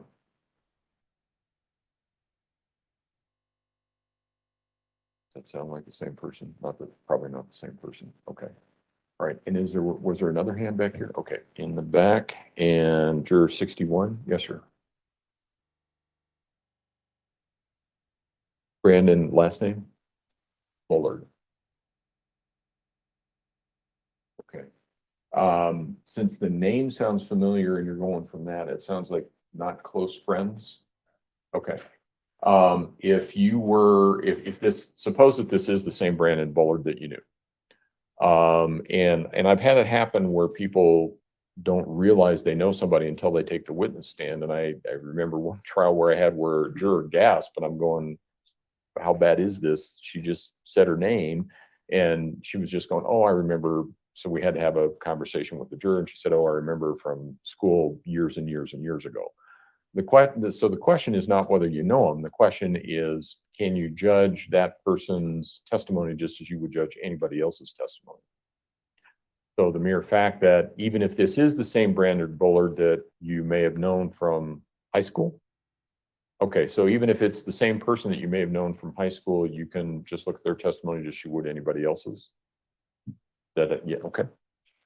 All right. Is there anyone else? Oh, over here. Let's see. 2, 3, 4. Juror 15. The F&E nurse. The who? The F&E nurse at UCL. Amanda Van. Amanda. Okay. And how do you know her? Co-workers. I used to manage the HIM department for UC Health centrally. Okay. And I've done medical records as well as the actual F&E medical records. I've looked through them. I've worked very closely with that department. Okay. And again, I don't know how she fits in or what it is that she did. But would you be able to judge her testimony just as you would be able to judge anybody else's testimony? I might give more credence based on the knowledge I have with medical records and stuff like that. So I might think that that would bear more validity. Well, that's a little different question, because what I'm asking here is not so much the records or the work that she did, but her as a person. So suppose she comes in and she testifies about something that has absolutely nothing to do with the records or anything like that.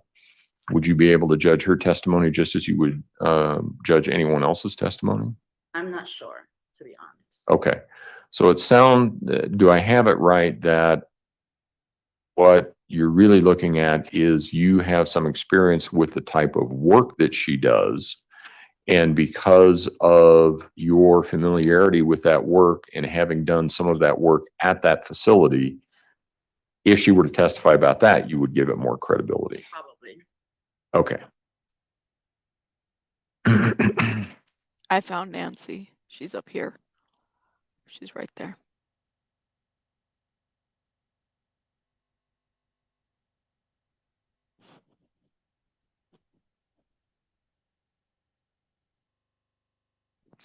Ooh, Sakina, that's interesting.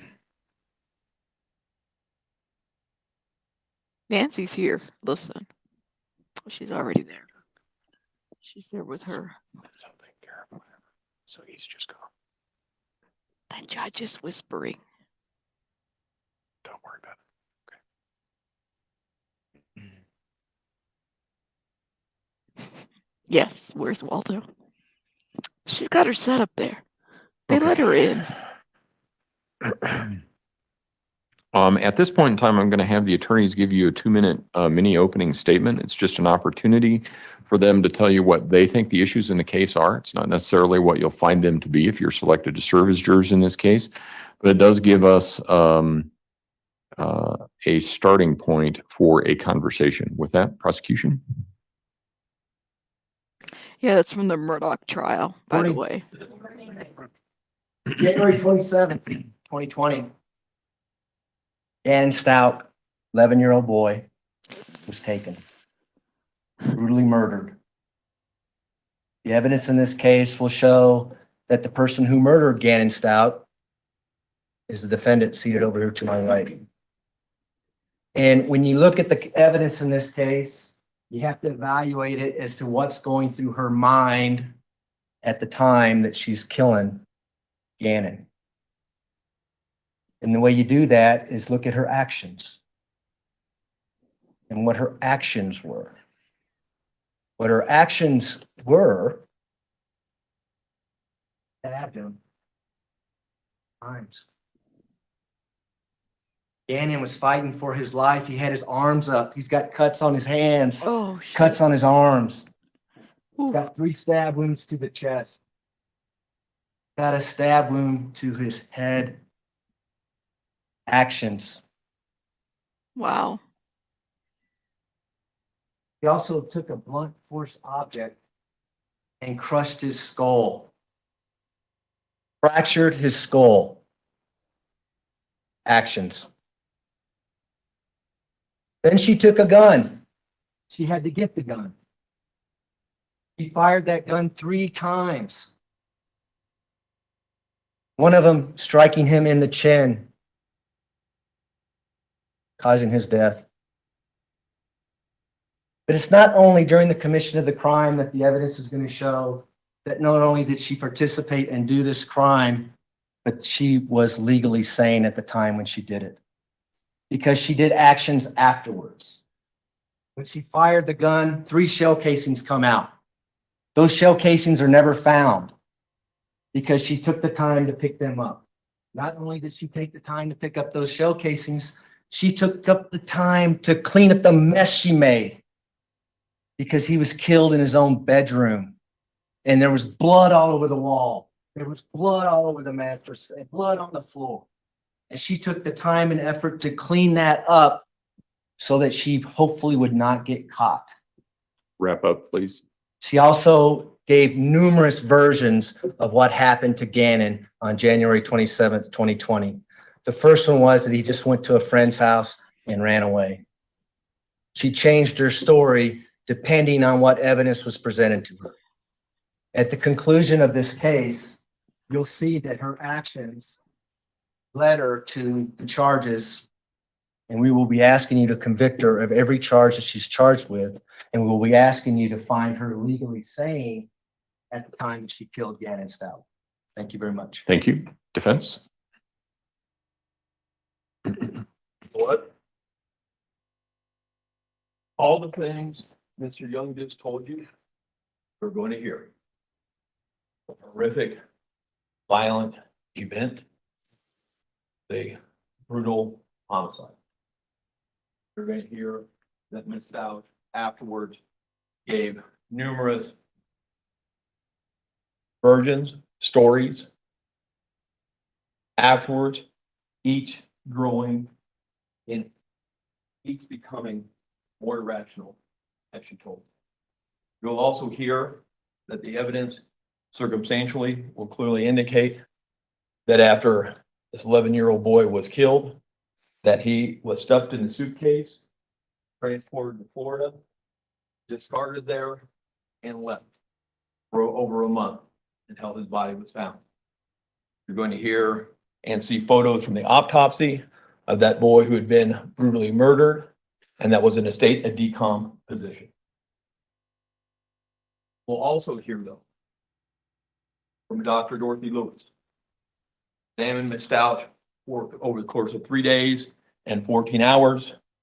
Who's from Yale, who's had 4 years of experience dealing with this, that based upon her interviews and her review of the mental health history that Ms. Stauch has had, that she, among other things, suffered from dissociative identity disorder, formerly known as multiple personality disorder, that when this event took place, she was in a psychotic state and detached from reality, and in the opinion of Dr. Lewis, was insane. Thank you. All right, thank you. You've heard the attorneys tell you a little bit about what they believe the facts in this case are and what the evidence will show. Please understand that nothing that the attorneys say at any point in time is evidence. What is evidence is when a witness comes in, raises their hand, swears to tell the truth, takes that seat and tells you what they have to say. And then there are rules of law and evidence that apply to their testimony as well. The attorneys never take that oath. They are paid advocates in hoping to convince the jury of a particular position. So nothing they say is evidence and is entitled to any evidentiary weight. In this case, you will be asked to render a decision based on the evidence presented in this courtroom and the instructions that I give you. Even if you have heard or read something in the media, the real question is whether you can put that aside and decide this case based on the evidence you hear in the courtroom. Is there anyone here who thinks that they may have heard something about this case, either I'll just say media in a wide variety to include Facebook, and I have no idea what's out there. But does anyone think that they've heard anything about this case in any form or fashion, from friends, from television, radio, print media, anything like that, and thinks they cannot set that aside and decide this case based only on the evidence presented in this courtroom? Please raise your hand. Okay. Again, we're going to start in sections. So juror number 1, yes, ma'am. It would be very difficult for me to be impartial. I just my evaluation's the first one.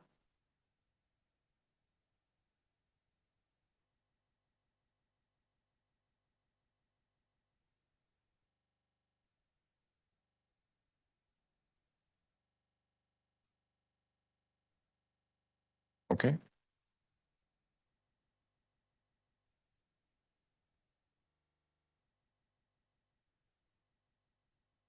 And there were other hands up here. Let me go in the back. That would be juror number 7.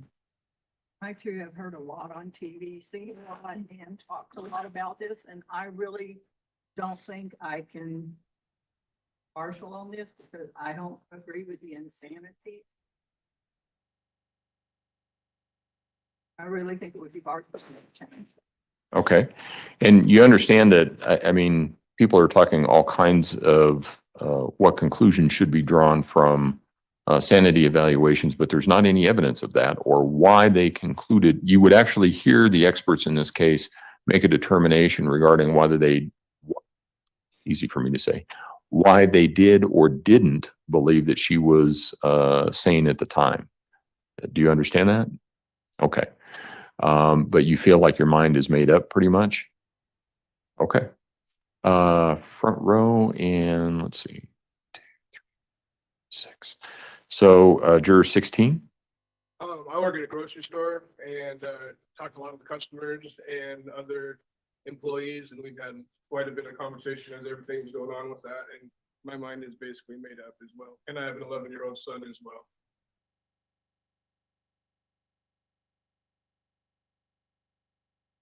Juror 17. Yeah, I'd like to believe that I could be impartial, but with an 11-year-old child. And from what I've heard, and I just accepting an insanity plea, it seems awful. Okay. So for you, it's not the publicity issue. It's the 11-year-old issue. It's that, and I mean, I remember reading about it. I didn't go into detail with it. Right. I remember having a very visceral, emotional reaction to the situation. No, and I appreciate that response because we do a lot of different kinds of trials, and unfortunately, some of them involve young victims. We have this case does not involve it, but and that's kind of why I'm choosing the crime, even though it sounds and it is terrible, sex assault on a child. We deal with those oftentimes. And I often hear from jurors say that they would have difficulty dealing with that kind of crime because it involves a child. And the question is whether or not you think that you can put that aside and just decide the case based on the facts. Do you think that you can do that? No. Okay. All right. And was there another? I'll get to you in a minute. Was there another hand in the front? No. And juror number 6. Yes, ma'am. Hard time with the insanity. Talk with my family and friends about.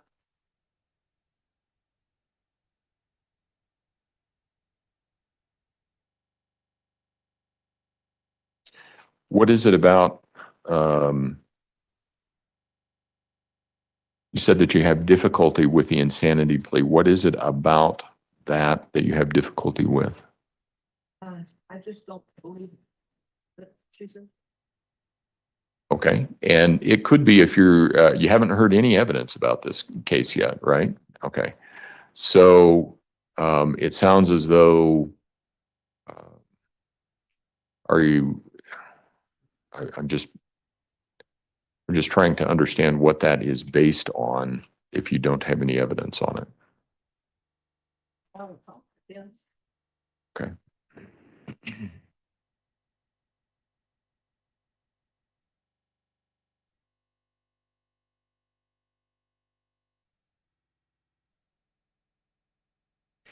And before I get too much further, I'm going to ask questions about insanity separately. What I'm trying to find out at this point in time is the issue with respect to publicity and whether or not there's anyone who believes that they would have difficulty setting aside publicity that they may have heard in this case and deciding the case based on the evidence. Is there anyone who feels that way? All right. Juror 8. Yep. We were looking at house session in January of 2020, and we actually drove by, I think, where a lot of this was going on, and that, we were curious about what was happening, and we looked into it a little bit. It's shocking here at that time, and as it's grown, we. Okay. Would you be able to set aside the publicity aspect and decide this case based on the evidence? I'm not sure. Okay. And is there a certain certain things that you remember from the publicity that are causing you an issue, or? I mean, I feel relatively biased on, what child deserves, what no one deserves, you know. Okay. And I'm fairly certain, and I've presided over a lot of trials. And I think Mr. Tellini has painted at least some of what I anticipate the defense will be. And I don't think you're going to hear anybody in this courtroom say that this was deserved. I don't think, frankly, you would hear anybody in any courtroom say that this was deserved. The real question here is whether or not it meets the standards set forth for conviction, or has the prosecution proven beyond a reasonable doubt everything that they're required to prove beyond a reasonable doubt. So, and I'll get into that in just a minute. Again, at this point, I know it's hard for people who are not trained in the law, but at this point, I'm only asking a very specific, very discrete question. And that is, forget everything else, just with respect to publicity. Is there anything about the publicity that you think you could not set aside? I'm not sure. Okay. No, that's fair. Okay. All right. And back here, this section in the front row, any hands? No. Juror 55? Yes, sir. My opinion on this is that I believe it's evading, not taking responsibility for it. Oh. Basically copying out and trying to shift the blame to something else other than the person. Okay, let me stop you for just a moment, because those are all valid opinions and opinions that I need to know about. But my question is very narrow, very narrow. The only question that I'm asking at this time is whether or not there is any publicity that you have seen, heard, or experienced that you think you could not set aside. We're not talking about insanity. We're not talking about an 11-year-old. We're talking about just the publicity. I will get to those issues. I promise I will. But because of the way the law works, there's certain discrete ways that I have to go about doing it. So, and by discrete, I mean I need to know specifically what the legal basis is for something. So I'm just trying to find out if there's publicity that you've been exposed to that you think you cannot set aside.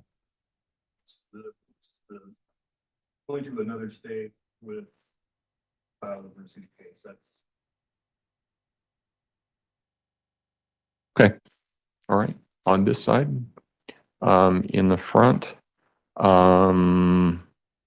Juror 31, you have the most, that would be you, the one with the unique purse. Yeah, there has been lots of. Nothing wide open area. That's where you grew up? Okay. This lives right around the corner from where this happened. I didn't participate in part of it, but all the publicity that has been going on, my mind is kind of been made up. And I'm positive I can't overcome. Okay. Anyone else in this front row? Okay, second row, Juror 43, striped shirt. That's you. Yes. I don't think I did.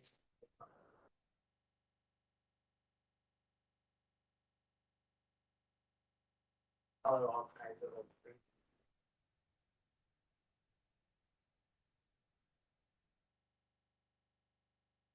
Okay.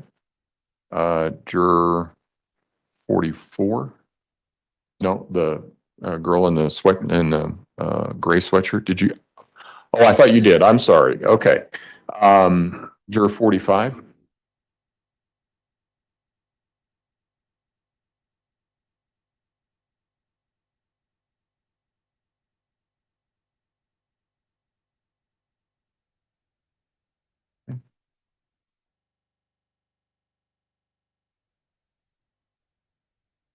No, that's all I need. Let's see. Oops.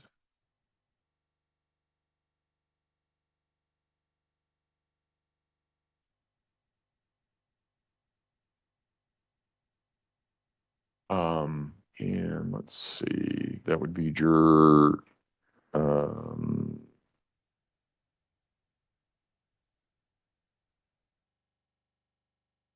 I think you're in the wrong place. Yes. Okay, because I have.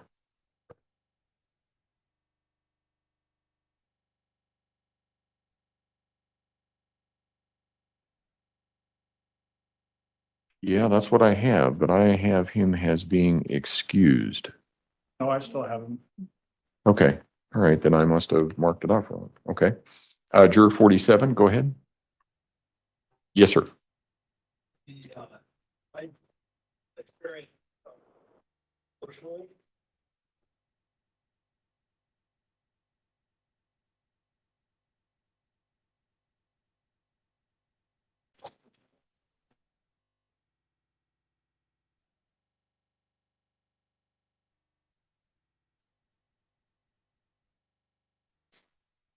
Okay.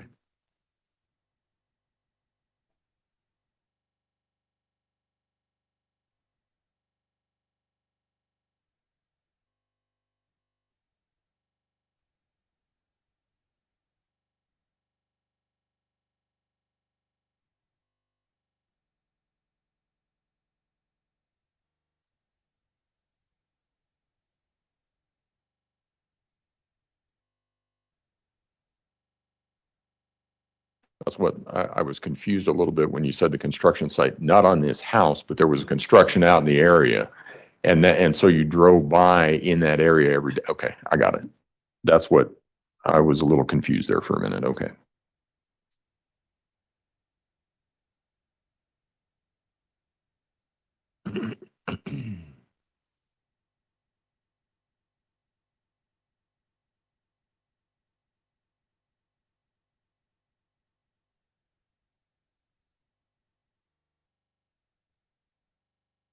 Okay, next row back. You're 57? Yes, ma'am. I don't think that I've changed the case. The foster children, I adopted the last 3. Don't, and I can be truly what she may need. Wrong of me to do that, but my heart is already tearing for this child. I had a cousin that was stabbed 27 times, and then had her body part of my family. I just don't think that this is where I would. Okay. All right. Anyone else in that row? Row behind. And last row, juror number 70. So, social media aspect, I'm on all time. I'm on all. But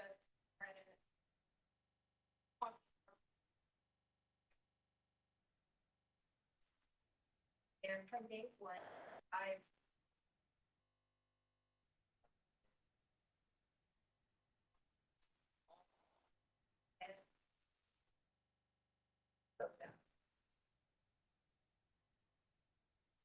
Okay. Anyone else in that background? All right. All right. Now I want to talk a little bit about the process and the law that applies to this case before I move into a different area. Every person charged with a crime is presumed innocent. This presumption of innocence remains with the defendant throughout the trial and should be given effect by you unless, after considering all the evidence, you are then convinced that the defendant is guilty beyond a reasonable doubt. The burden of proof is upon the prosecution to prove to the satisfaction of the jury beyond a reasonable doubt the existence of all of the elements necessary to constitute the crime charged. Reasonable doubt means a doubt based upon reason and common sense, which arises from a fair and rational consideration of all of the evidence or lack of evidence in the case. It is a doubt which is not a vague, speculative, or imaginary doubt, but such a doubt as would cause reasonable people to hesitate to act in matters of importance to themselves. If you find from the evidence that each and every element has been proven beyond a reasonable doubt, you will find the defendant guilty. If you find from the evidence that the prosecution has failed to prove any one or more of the elements beyond a reasonable doubt, you will find the defendant not guilty. You may have to decide what testimony to believe.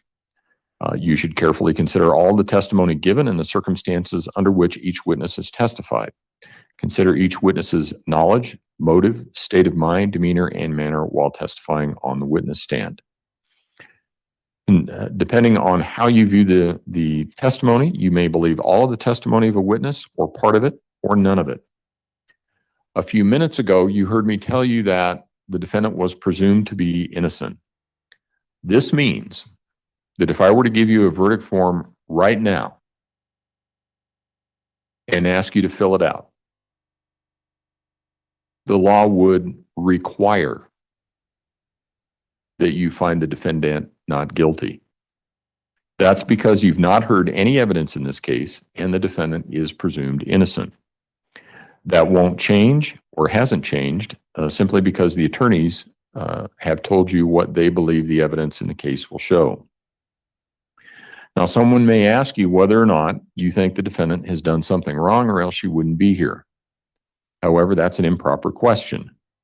We don't just randomly select people from the street to suddenly appear in a courtroom as a defendant in a case.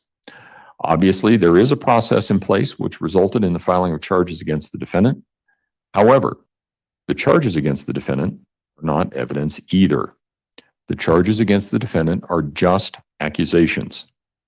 The fact that the defendant has been accused is not evidence that the defendant committed any crime. As such, the defendant is presumed to be innocent, and until the district attorney presents sufficient evidence to overcome that presumption beyond a reasonable doubt, you must continue to presume the defendant is innocent. Stated differently, unless and until the prosecution presents sufficient evidence to overcome the presumption of innocence beyond a reasonable doubt, Ms. Stauch's guilt has not been proven. That's what the presumption of innocence means. You may find it helpful to think of the charges in this case as similar to a recipe from a cookbook.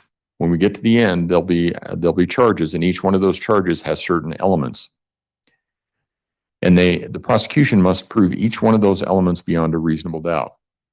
Now, for instance, suppose for a moment that you wanted to have a Denver omelet, and you took some eggs and you scrambled them up. You added some ham, you added some mushrooms, you added some cheese.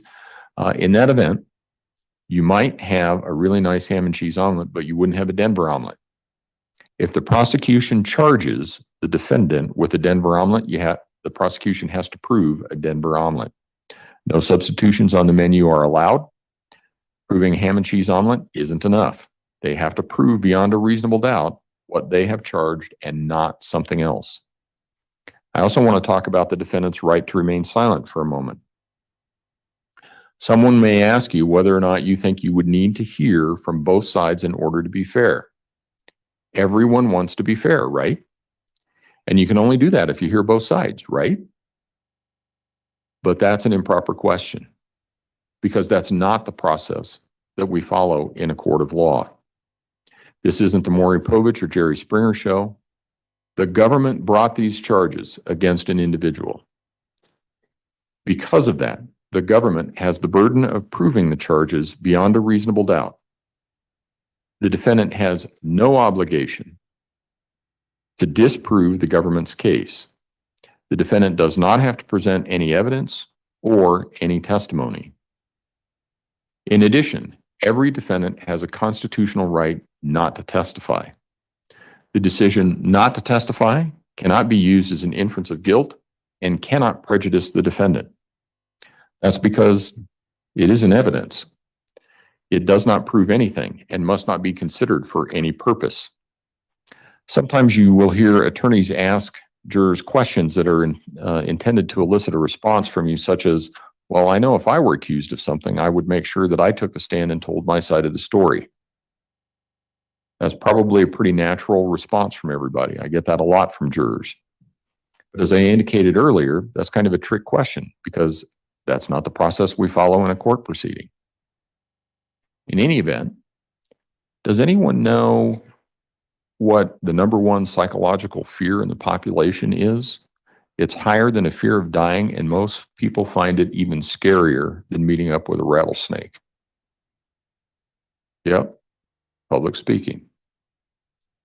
So, of course, what we do is we bring you all down here and have you speak in front of everybody else, and sometimes get asked about some very private matters in your life in front of a bunch of complete strangers. All of you have been subjected to questioning by myself. Soon you'll be subjected to questioning by the attorneys, and I want you to think on that experience. Were you nervous? Were you uncomfortable? If you had a choice, would you choose not to be questioned? The bottom line is that it is possible that the defendant won't testify, and it's possible that the defendant will testify. But regardless of who testifies and who doesn't, the question is always the same. And that is, based on the evidence that has been presented, whatever that evidence is, has the prosecution proven beyond a reasonable doubt that the defendant is guilty of the crime charged? Is there anyone who thinks that they would have to hear from the defendant before deciding the issues in this case? Please raise your hand. No response. Is there anyone who thinks that they cannot give the defendant the presumption of innocence to which she is entitled in this case? Please raise your hand. Okay. Juror number 5. Tell me about that. I think all murders should be death penalty cases. I think the insanity defense should not exist. Okay. I could go on. No, I understand your feeling, and do you need some water back there? Are you doing okay? Start kicking my butt. Okay. All right. If there's anything that we can do, throat lozenges, anything like that? We'll pass the second end. No, it's okay. I just want to see if there's anything that we can do to help you. Okay. All right. No, I understand that. And I understand your feelings. And juror number 6, you had your hand raised. Tell me about that. I just made up my mind. Okay.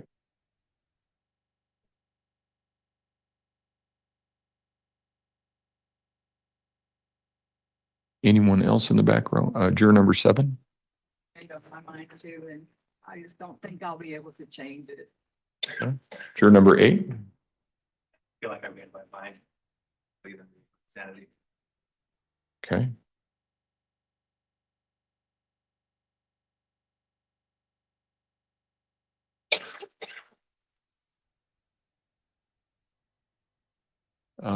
Juror, I'm glad you did that because I almost missed it. Juror number 10?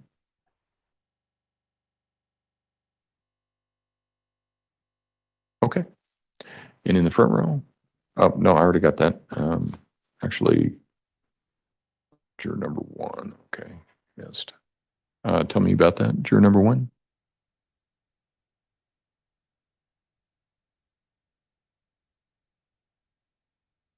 Okay. In the front row? Juror number 13? Yes, I don't know how I got lucky enough to be 13, but my problem is, I mean, if you kill somebody, you kill somebody. Whether you're insane while you do it, you still killed them. The insanity thing is. Okay. Let me see if this helps. Okay. Because it's a really complex area of the law. And somebody else had mentioned the death penalty, and Colorado does not have the death penalty anymore. It did for a while, and I actually presided over a death penalty case. And even when the law recognized the death penalty, you could have a first-degree murder, but constitutionally, not every first-degree murder was eligible for the death penalty. at the time that Colorado had a death penalty, there were 17 aggravators that could be considered to determine whether or not the death penalty should be imposed. One of which was killing a number of people in a number of different episodes. Another one was doing it in a reckless fashion. So that's why it was applied in the Aurora Theater shooting. So because you had a number of murders there, you also had it done in a reckless manner. It wasn't targeted in any specific person. So that's what that was about. One of the issues about murder and sanity, if you are selected to serve as a juror, you will receive an instruction that is worded by lawyers. I just don't know how else to say it. And it says every physical act must be accompanied by a culpable mental state. And that's actually the language that it uses. And the reason for that is people can do things and certain actions happen, but you're not always held responsible for that unless some other mental state was going on. Oftentimes, the easiest thing to deal with are tickets because that just requires a certain act. You're going 65 in a 50. We don't care whether you meant to do it. We don't care whether you knew you were doing it. Those sorts of things. The sheer act of doing 65 in a 50 is enough. In other cases, criminal law is designed to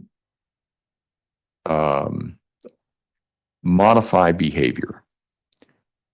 And if you don't know that you're doing something, or you have a condition that is occurring such that you don't understand exactly what's going on. And I've had cases where insanity was pled before as well.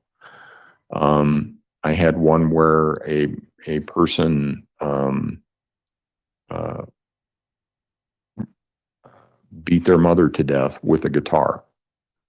And I won't go into the long facts of that, but ultimately the law takes the position that it is not proper to hold somebody responsible for an act that maybe they didn't know that they were doing or that they didn't intend to do under the circumstances. Does that sort of make sense? I guess yes, but Okay.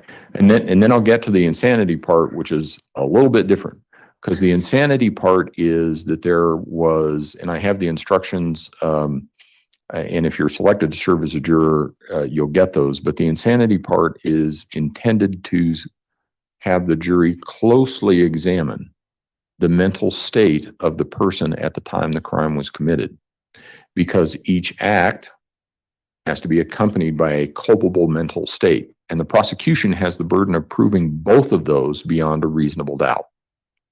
Does that make sense so far? Okay. So in an insanity plea, what the jury focuses on is the culpable mental state issue and whether or not there was that mental state that is associated with that crime. It could be, in Colorado, there's a number of different ones. There's intentional, there's knowingly, there's reckless, and that's pretty much it. So, but all of those have different, very specific definitions. And so the question is, was something going on such that they couldn't form a particular mental state? Does that make sense? it does. The problem I have with it is at the time of the crime, this was this mental state. They're being evaluated after the fact. How do we know what that mental state is at the time that somebody's getting killed? It's, and that part I get, and that part is for the experts. And you would also get an instruction if you're selected to serve as a juror, you'll get an instruction about what an expert is and those sorts of things. But ultimately, the last sentence of that instruction reads, you may believe all, part, or none of the testimony of an expert. So you can listen to what they have to say. You can say, this makes sense. In the Aurora Theater shooting, it did. In other cases, in the case that I had where the young man killed his mother, it did. And I actually was the one that made the decision in that case. That case was tried to me. So whether you believe something or not is an entirely different question. And I'm not asking that. And there's nobody that's going to ask you that, because that's improper. That's invading the juror's province. What you choose to believe is up to you. The question is whether or not, simply because it's an insanity defense, you're going to say, just not going to happen. Don't care what the law is. Not going to follow it. I just don't believe in it. And that's my question for you. Do you, or could you look at this and say, well, I don't know what the evidence is going to show. It might not. I don't know. Where are you on that scale? I don't know. Okay. I mean, you don't know what you don't know, right? I haven't been Right. presented with evidence and. No, and that's fair. And that's all I'm asking for is an honest answer. And sometimes the honest answer is, I don't know. And it sounds like maybe you have to wait until you get there. It sounds like, but at this point, you don't know. That's fair. All right. Anyone else in this? Okay. Juror 15? Yeah, to be honest with you, I'm not really sure on if I'd be able to actually do that, and it's coming from a personal place. And having had some experiences as a child as well, and culturally, I think it would be really difficult for me to be unbiased Okay. in my responses, and how I would internalize that mentally. You said something there, and I'm not trying to be insensitive, and I certainly don't want it to come across that way. But you said culturally, and I didn't, give me some context. I was raised in the West Indies on one of the islands, and what happens is, and I can speak because I was raised there, and most of my family's from there. I do see that a lot of child abuse does happen. And it's natural. It's like normalized. Okay. So Okay. I mean, Widely accepted? yeah, it's Okay. generally accepted. Okay. To put you in your place, and that's the Got it. Okay. understanding. All right. Right. So like personally, I've been hit with pots in my head. I've been beat with brooms. I mean, I've been hit with hangers, and this is normal. Okay. So I would really have a difficult time processing that and really coming to a place where I would be unbiased. And that's just the honest truth. Okay. No, thanks for giving me some context. I understand it a little bit better. Juror 16, did you have your hand up? Yes, sir. Being a father of an 11-year-old boy, I don't think I can be unbiased in this situation.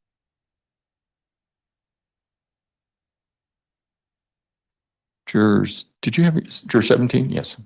I have a question. Yes. You talked to us about presuming innocence, right? But when I hear, by reason of insanity, what I hear is really she's guilty.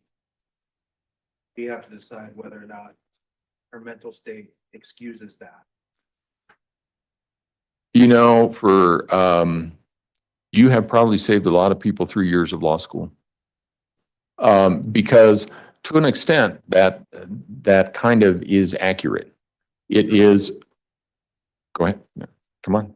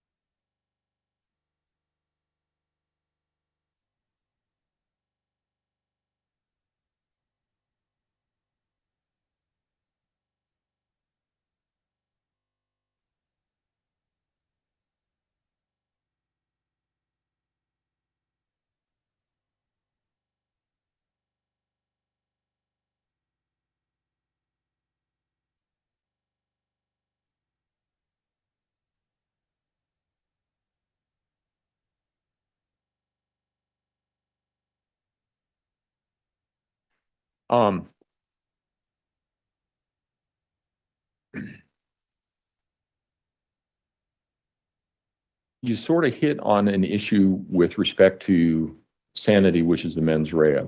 Here's what you need to keep in mind. The prosecution always, always, always has to prove everything beyond a reasonable doubt. Okay. So in this case, the instruction, it always starts out with, in the state of Colorado, on or about the date and place, and it actually has that kind of numbered out. And then it will say with intent, and then it will have some other descriptors. And they have to prove every single one of those things. And then at the very bottom, I think it's paragraph 6, or the very last paragraph will be, the prosecution also will have to prove essentially that she was sane at the time. They have to prove that she was sane. So with every case, the prosecution has to prove everything. There's no assumption necessarily that she did anything. As I said, if I give you a verdict form right now, you would have to find her not guilty because there's been no evidence that's been presented. Well, I understand that in theory, but I can't accept that logically. That's what I'm struggling with. What, help me understand the logic issue. I understand that, we haven't had any evidence presented to us that 2 lawyers speak to us. They both agreed on the circumstances. Nobody said, no, she didn't do it. They said that she was in a particular mental state. Okay. So that's kind of what I'm struggling with, because Okay. I don't know that it would matter what mental state she's in.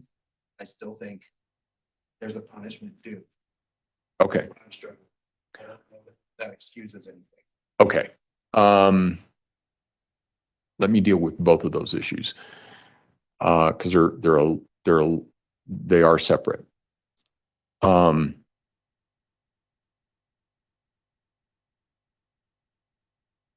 The defense, I'm sorry, let me back up. The prosecution will always have to prove everything. So they're going to have to prove that this crime occurred. They're going to have to prove that it occurred in a specific way. They'll have to show a manner of death. They'll have to show all of those kinds of things. They will have to show that it was this defendant and not somebody else that did it, or somebody unknown that did it. So they'll have to tie it to this defendant. Then the issue about punishment that you brought up. In the law, the position that is taken in the law is that if you have this mental state, so you either knew what you were doing or you intended to do what you did, and that caused you to act in a certain way, which resulted in the commission of a crime, then you should be punished for that. That makes sense, right?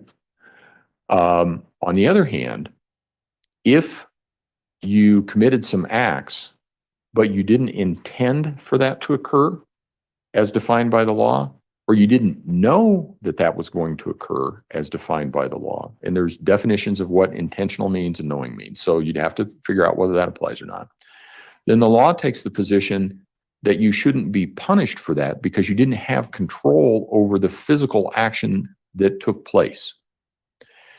As a result, you shouldn't be punished to the same extent as somebody who intended for that to occur and really set about a plan for that to occur. Does that sort of make sense? It makes sense. Okay. I just don't know that I can put away Okay. I don't know that I can put aside how I feel right now, regardless of that. That's what I'm struggling. No, and let me get to this very last part. That's where the insanity comes in, because if the jury were to determine that the defendant first of all committed this crime, and the defendant was insane at the time that the crime was committed, there would actually be a verdict finding to that that says that. Then what happens is the defendant is committed to, it's actually the custody of the Department of Public Health and Safety, and is committed to their custody and placed in a facility, a mental health facility, until such time as sanity can be restored. The idea being under the law that we do impose punishment on people who should and ought to be responsible for their actions. If somebody is determined not to be responsible for their actions because of a mental defect or mental health issue or something of that nature, then the idea is to get them the treatment or the help that they need so that they can be restored to a better mental functioning. So what happens if she's deemed to be detained 10 years? I don't have the answer to that. What I can tell you is that there are hearings that go through a person. If a person is found to be insane, they go through hearings because I've had those. So there are hearings that take place after that. There's a whole process for it, and it's long and it's complicated. So that's why I'm not explaining it. Does that help you understand it? May not change your mind, but it helps you understand a little bit more. Yep. Is that fair? Good. Okay. All right. Anyone else in the first row? First row over here. You're 23. Yes, sir. Exactly the same. Okay. Struggle to put any kind of belief in a psychologist or psychiatrist or whichever one it is. Okay. And I want to make sure I understand what the issue is. Because who you choose to believe and what evidence you choose to believe, if you're selected to serve as a juror, that's your call. I'll just stand up, it'll be easier. That's your call. And I understand that. okay. So the issue, it sounds as though the issue is you're not sure that you would believe a psychologist or psychiatrist. Is that fair? That's correct. Okay, all right.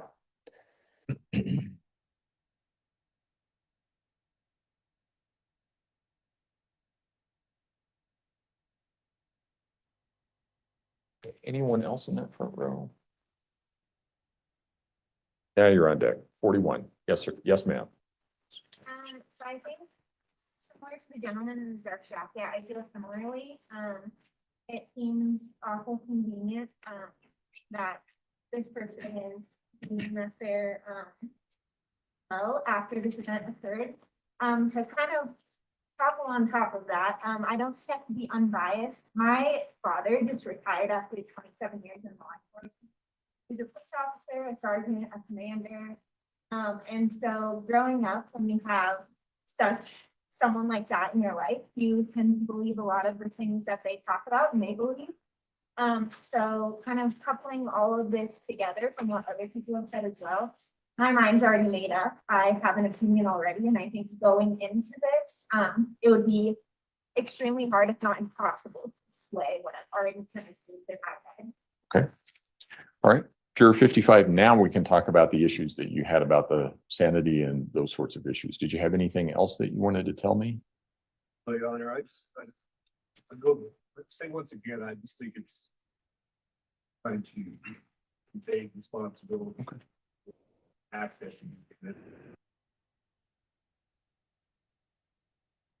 I never thought about. Okay. All right. Thank you. Anyone else in that row? No. All right. Over here, first row. Juror 31. I want to go back to this juror hit on a good point. Should you keep an innocent until proven guilty? It sounds like from everybody's openings, guilty until proven innocent. Because nobody did, she didn't do this. Everybody seems to agree she did do this. What her state of mind was. And then I'm gonna go back here where he just said cop out with the word in my head. Cop out is me coming, I have a mental health background. I've worked in mental health before. And I was just a mental health tech for I worked in mental health hospital. And working with patients. I've had one patient tell me literally, like I could kill you up in here. He was like, I'd like to, I wouldn't do it. But I'm a mental health patient. What's gonna happen? And So, yeah, I'm just not, I'm really not. Anyone else in this front row? Next row, and juror 44. Yes, ma'am. I work in childcare and I also have a background.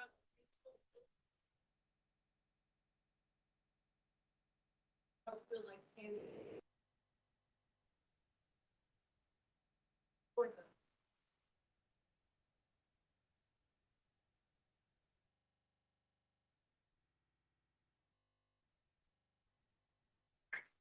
Um, uh, Juror 45.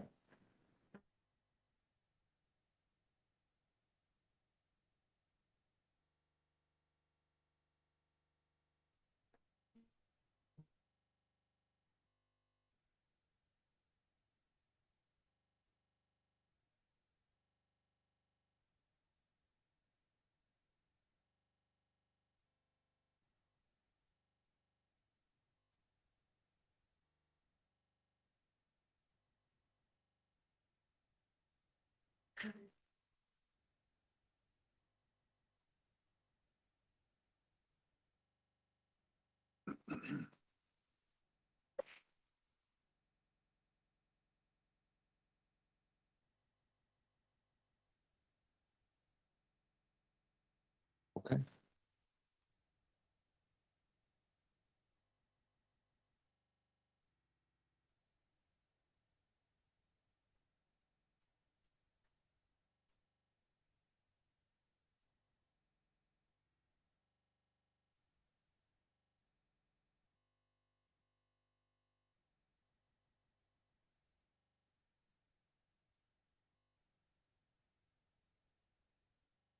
Okay.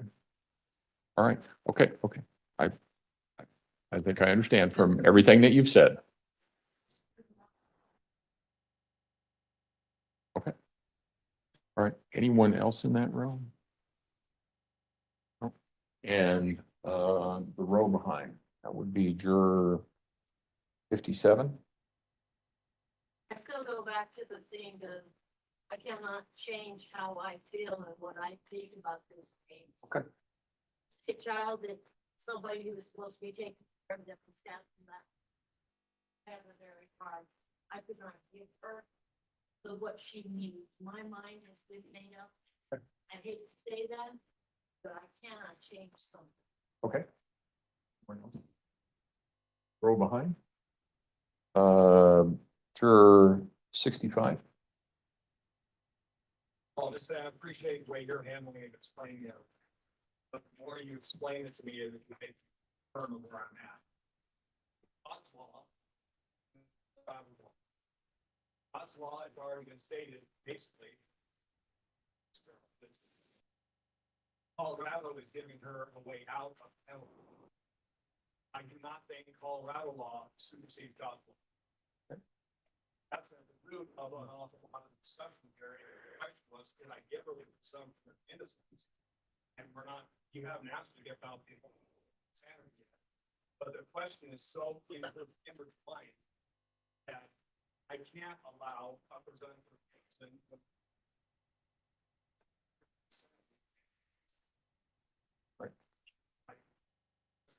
I'll keep it at that, but I can go further, but I appreciate that.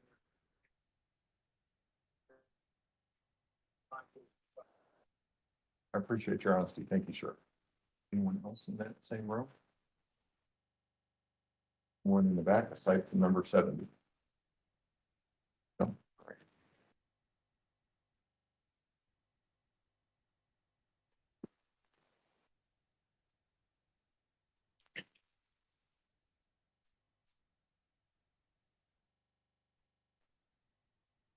I'm going to ask the jurors to look around the courtroom. The question that I have for the jurors is, do any of the potential jurors know each other?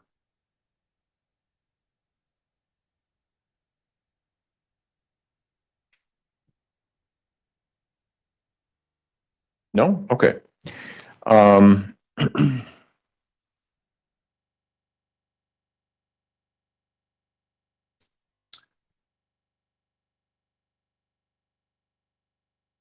Council, approach for a minute, please.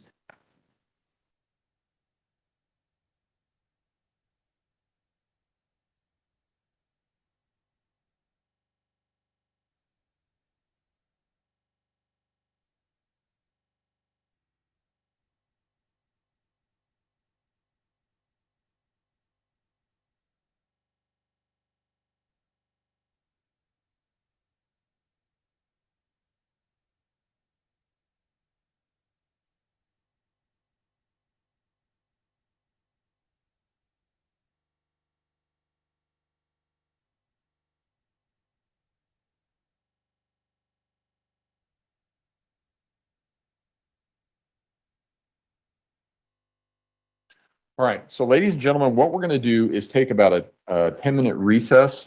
So if I can have everyone back, and before we go this time, we do honor the third grade seating chart. So remember where you are, and remember to take that seat when you come back. But if I can have everyone back in the courtroom at, say, 11:45, and here's what you can expect. You already saw me excuse a number of people this morning already. My plan is to excuse some more before lunch. That's why we're taking the break now, so that I don't have you have to wait around and come back at 1 o'clock or 1:30 or something like that.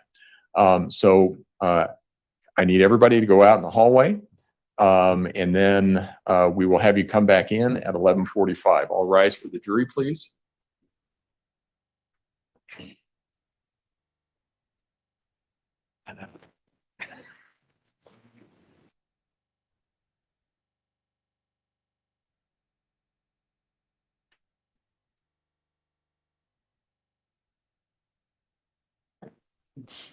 Did we ever find juror number 5?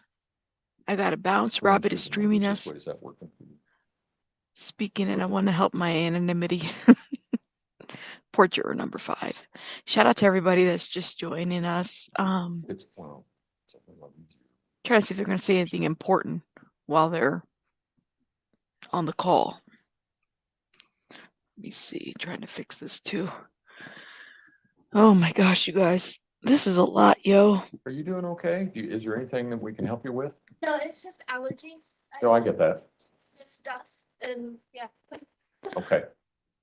Drop the link for juror number 5.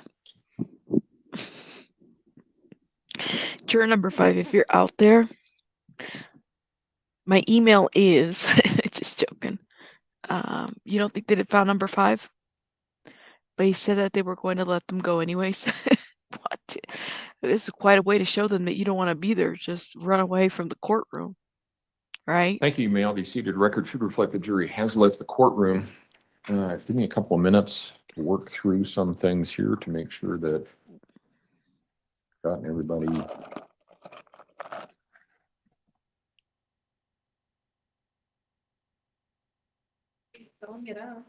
Let me mute myself. Right, Kitty?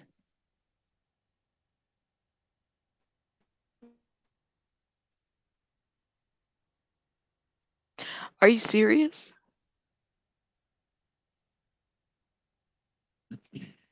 Streak away juror number 5. That's crazy, yo.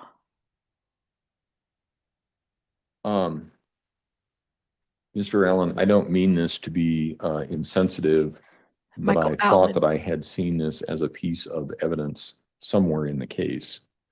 Was Gannon autistic? There were only early concerns that he had something like that, but he was ADHD, Okay, Yeah. that's not autistic. what I wanted to know. Thank you.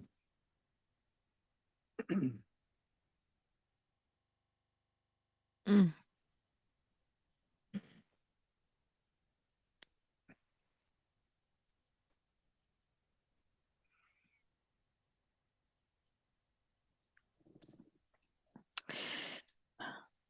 Judge, I don't know if you want to be muted or not. I just got a text that you are, okay. Yeah, no, it's still open and it should be. The jury's out, but we should still be broadcasting because it's still open. If somebody wanted to be in the back, that would be okay. So let's see. Oh, but that does raise the question: are we doing okay otherwise? Haven't picked up anything today. So your microphones then they cannot hear you That's my over understanding. WebEx. Okay. I can That's- check over lunch though. Yeah, please do. That's good to know. Because that means I can control it from up here and that's a good issue. So let's see. It is hot mic warning. For sure. Sorry, I'm like screen recording. I don't want to drop my drink. Lunch. Baby bunny's napping right now, so I don't want to wake her up either.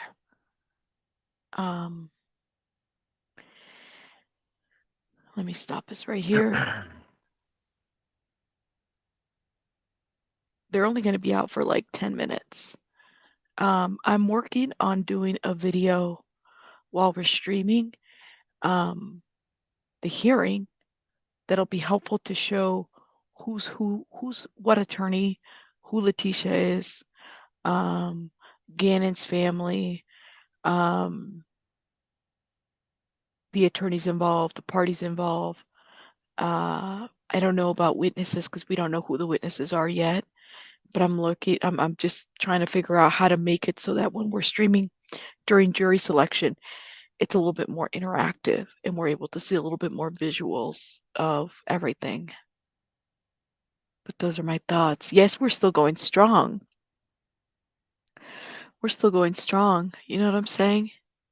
We wouldn't punish him by putting him on timeout in the bathroom, but once he got a bit older, him and his two siblings, cats, they just talk. It's the allergies, not the allergies, lady. Oh my God. Well, it is spring. It is spring, so it's allergy season is happening right now. You know what I'm saying? Okay. So as the jurors are not present in the courtroom, these are the additional strikes that I would make at this point in time. You guys ready? Juror 1, 5, 6, 7, 8, 10, 15, 16, 17, 23, Oh, shit. 41. Should write these down. And I'm sorry, this is where my numbering gets a little bit off. I jump around a little bit more. 55, 31, 44, 45, 57, 65, 70, 47. So, Is that last one 47? pardon? 47 was the last one, yeah. And yes, and actually, I was going to say, I'll go through the list and tell you who I still have left. How many Okay. total? I have jurors 2, 3, 9, 11, 13, 14. Let's see, what would that be? Yeah, that's right. They're down in the hole. 18, 19, 22, 24, 25, 26, 27, 28, 29, 32, 33, 42, 46, 48, 50, 51, 52, 56, 60, 61, 63, 64, 66, 69, 72, and 75. Oh, That's the only one that I think you didn't include was 43. I don't think any of us at this table have marked off 43. 43 should be marked off. Should be. Should be, yes. If I missed that, I'm sorry. She should be marked off. That is the woman with the striped shirt. It was in the second row back there. Mr. Young? Yeah, if I may, I'd just like to supplement the record. Go ahead. When I was at the bench, I requested that you read the 32. full definition of insanity for the jury. The people are concerned, and I understand where the court was going with that because you were focusing on the culpable mental state aspect of the insanity, but we're concerned that the way the record reads, an appellate court may look at that and say you didn't give the entire instruction. And so we would request that you do that after the break, and I could provide you at least a copy of the instruction that we have. I have them. If you have them, that'd be great. I don't know what the defense's position is on that. I'll ask that in a minute, but I do have the instructions if necessary. But anything else, Mr. Young? No, just that. Okay. Thanks. Defense, what's your position?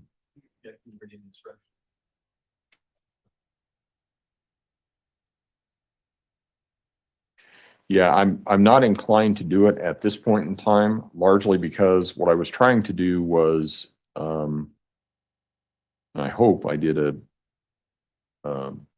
okay job, decent job, in trying to explain that what we try to do in the criminal law is modify behavior for someone who does have the ability to control their actions and chooses not to, as opposed to somebody who acts but doesn't have the ability to control those acts. And I don't, insanity is a complicated area of the law. It has specific instructions for it. And I know that we would be talking about mental disease or defect and moral obliquity and mental depravity and those sorts of things. And I think at this point in time, we would end up instructing people who aren't jurors. So I'm not inclined to do that. I may revisit that depending on how far it goes and where it goes. I understand the jury is struggling with what we understand an insanity defense to be, which is, it actually is legal avoidance. I mean, that's what it is. It is, and I don't mean that in a disparaging way. I just mean that in a definitional way. It Legal is avoidance, typically insanity. insanity is, there is Insanity. an agreement that certain, or an admission that certain acts occurred, but that the law provides an excuse, which is how it's defined. That's legally how it's defined, as an excuse, which excuses the behavior. In this case, that's all I was trying to convey, was that that's what it's for. The defense in this case, I recognize, has the right in every case to require the prosecution to prove every element of the charge that has been brought against the defendant. And at this point, it sounds like it's a tactical decision, and that's okay. There's nothing wrong with that. I'm not faulting the defense for that. It does, however, leave the jurors who are not legally trained in a position of trying to understand and unravel a complex legal issue. So that's it. Mr. Tillman, did you have any other record? I did, Your Honor. Go ahead. I understand that the statute has been previously challenged and been found constitutional, that had the unity as opposed to the bifurcated sanity versus guilt phase. Mm-hmm. I think we have some pretty clear evidence that this jury, or the jurors that we uphold, have a difficulty time with that, and specifically difficulty with the presumption of innocence as it goes to the fact phase of the first degree murder. And again, I understand that, but I'm just making the record. It's my opinion that we have evidence that it is impacting the presumption of innocence. And at this point in time, I would be moving to bifurcate the fact element of the trial versus the sanity element. Right. Prosecution? And we would object to that. That'd be in violation of the law, and obviously it'd be certainly overturned if there were a conviction in this. Well, I agree it would be in violation of the statute. I don't know that it would be overturned. It would all depend on whether or not they agree that the statute should be overturned. But the way that the law currently is in the state of Colorado is, and it has been found to be constitutional, is that they are both tried at the same time. I unfortunately had been practicing long enough to recall a time when they were not. So I understand where the argument comes from. But the statute now is that they are tried at the same time and determined by the same jury based on the same evidence. So the motion is denied. You'll have that for purposes of appeal if you choose to pursue that. And then the only other thing would be my request, Your Honor. I think that the law is clear that the jurors can be informed that they find Ms. Stauch not guilty by reason of insanity, that she would be put in the custody of the department, CMHIP, more or less. I would object, though, to any explanation from the court, any further explanation about what the process would be after that as far as her release or so forth. I think that kind of is getting towards punishment, and I understand the juror was asking the questions, but I would be I was objecting thrown that in the future. I was thrown by it myself. So in the future, I will just explain that there is a statutory process to resolve that. and leave it at that. So, okay, so I just want to make sure we're all on the same page. These are the jurors that will be excused. And we will have those other jurors that will be coming back this afternoon. Prosecution, do you agree with the jurors that I read? Yes. Defense, do you agree with the jurors I read? Okay. All right, so let's go ahead and bring them all in that we have left or that are gone. Oh, that are gone. Okay.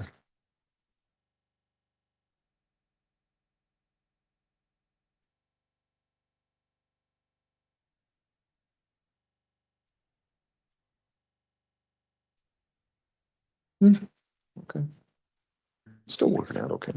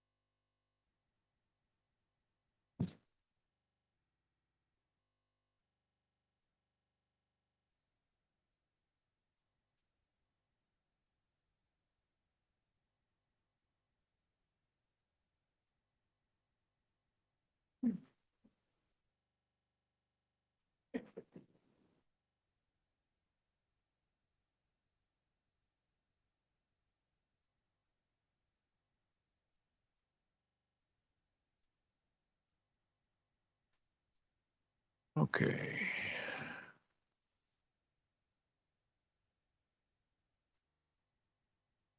We got everybody? All right. Record should reflect that the jury has returned to the courtroom. Ladies and gentlemen, what I'm going to do is read off the names, or I'm sorry, the numbers of the jurors that will be excused. So at this point, and I don't want you to leave until I tell you to leave, and the reason for that is I want to make sure that I have the right groups. So it would be juror number 1,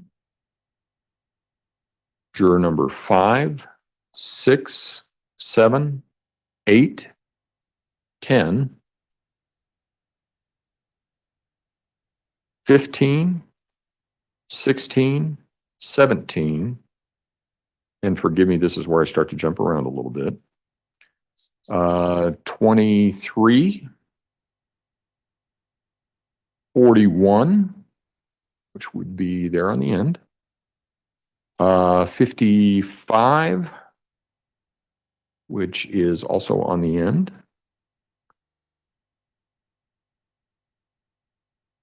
31. So, you, ma'am? Yep. That's a great purse. That is just, I saw that when that was up earlier and I was just looking at it and I was going, what would be even better is if it actually worked. Does it really? No. That's amazing. Okay. I won't have you demonstrate.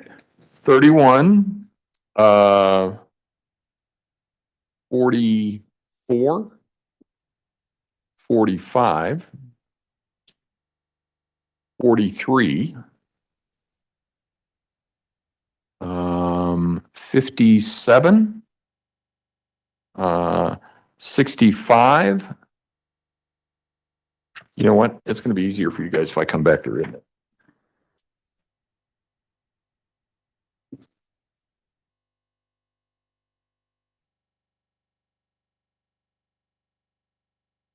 Well, let's do this again. So it would be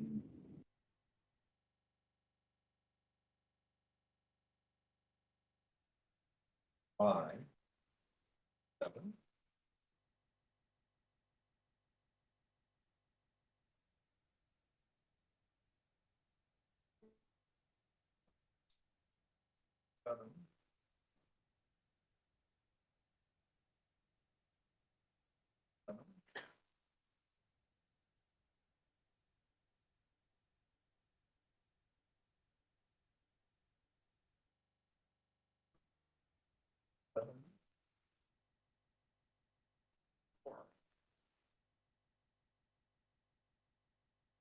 from either council, anybody that you think that I have missed.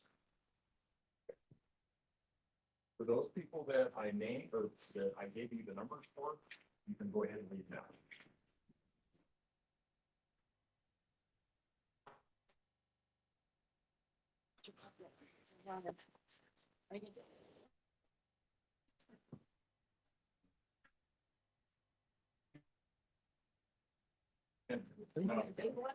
Wait, before you all get out the back door, is that somebody's backpack? That's yours, okay, no, it's good, I just wanted to make sure that somebody hadn't left, okay. Nope, you're still here. You are juror 27, you're still here.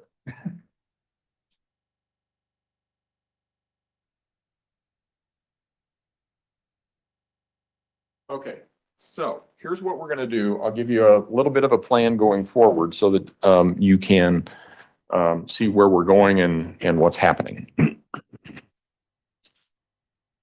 When we're gonna take a break until about 1:15, and then so if I can have all of you back in the hallway at 1:15 to come back into the courtroom. What will happen at that point in time is that the attorneys will have an opportunity to ask questions themselves. I've been asking all the questions so far. They'll have an opportunity to ask you some questions about some issues that they have in the case. They are limited in time. If they appear to be rushing through something, hold that against me and not against them, because I'm the one that's making them do it. Then what will occur is when we get done with all of that, I may have some follow-up questions, and then ultimately there may be some other people that will be excused. Ultimately, when we get to the end of the day, what we plan to have occur is that there will be jurors that will come back on, we're still in the April 3, right? Yes. Yeah, okay. We will have jurors come back at 9 o'clock on April 3, because that's when we hope to start evidence in this case. What you can do when you take your break, I know that you're going to have a spouse, significant other, somebody who may be interested in your general welfare, wondering what's going on. You can tell them that you are in jury selection for this case. You can tell them that it is this case. It is the case against Ms. Letecia Stauch. You can tell them that. You can tell them that you anticipate that the trial, if you are selected as a juror, the trial would last 6 weeks. You can tell them that it may be that you're having to come back on April 3 for further jury selection. That is all that you can tell them. You can tell them nothing else. You cannot tell them anything about your answers on the questionnaire. You can't tell them anything about the questioning this morning. And you can ask for their help. Because as you may have guessed, this case has garnered some attention in the community and in the media. If you are selected as a juror in this case, you're going to have to decide this case based on the evidence presented in the courtroom, not on something else. And I'll go into a lot more detail on that if you are selected as a juror. But you can ask for their help to help you avoid any sort of further exposure to anything that has to do with this case.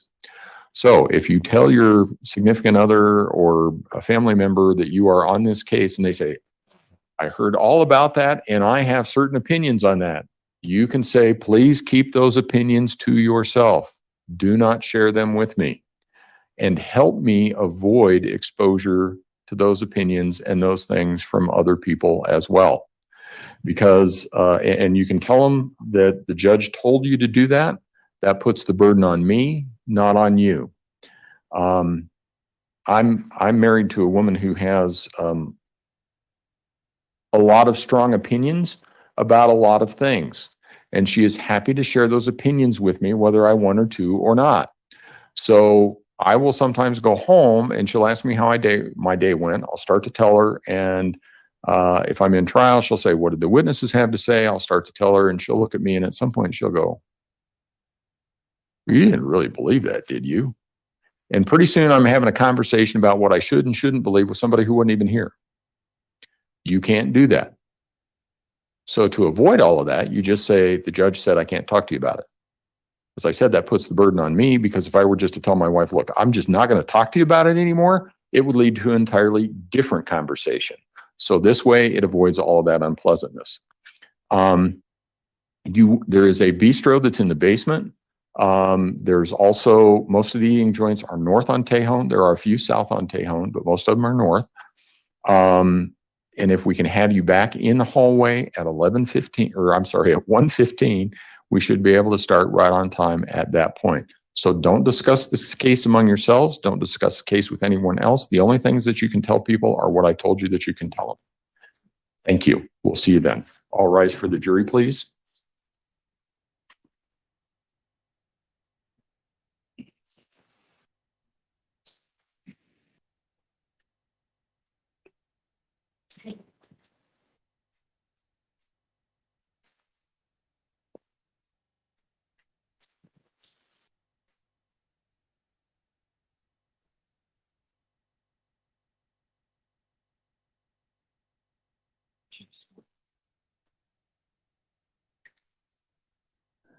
Make sure you guys vote.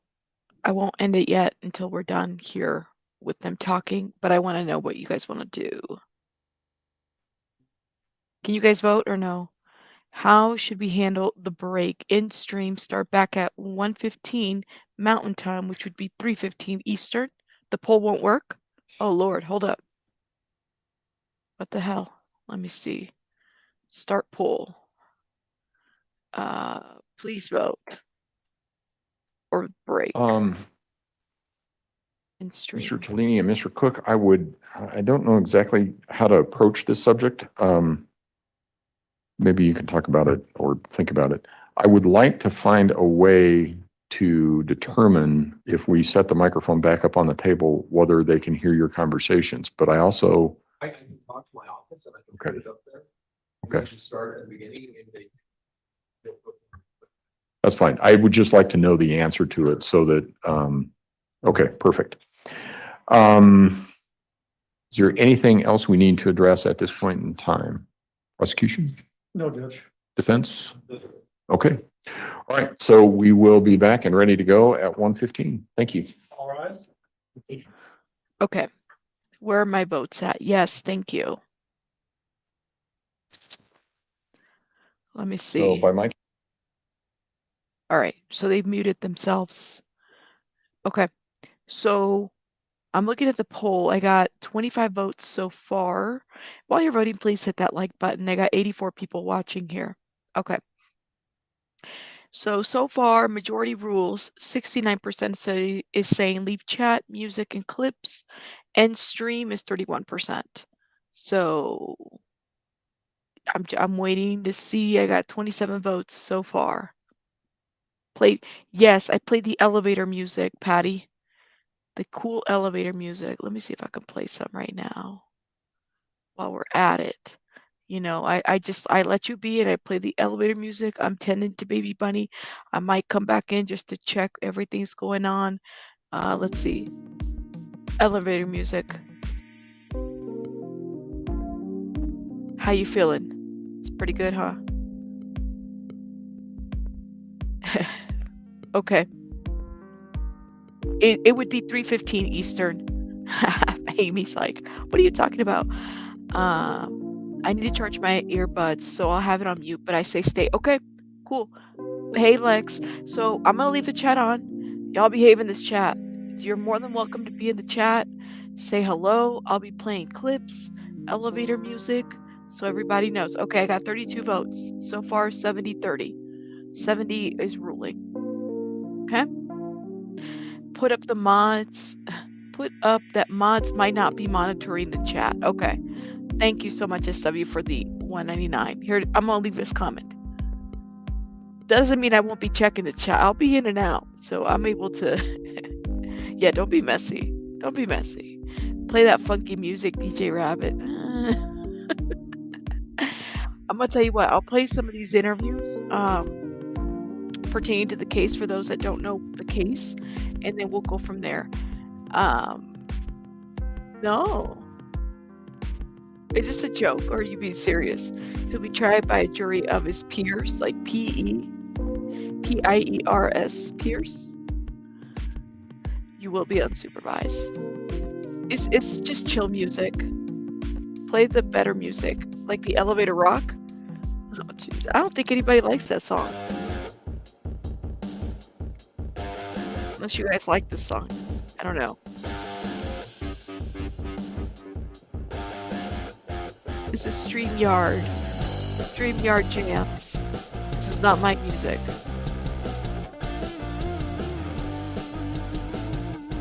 Or you can get something like this.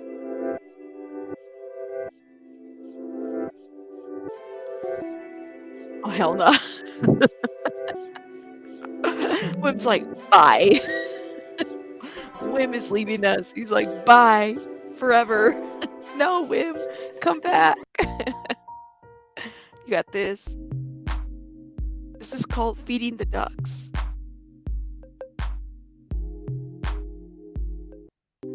Daydreaming.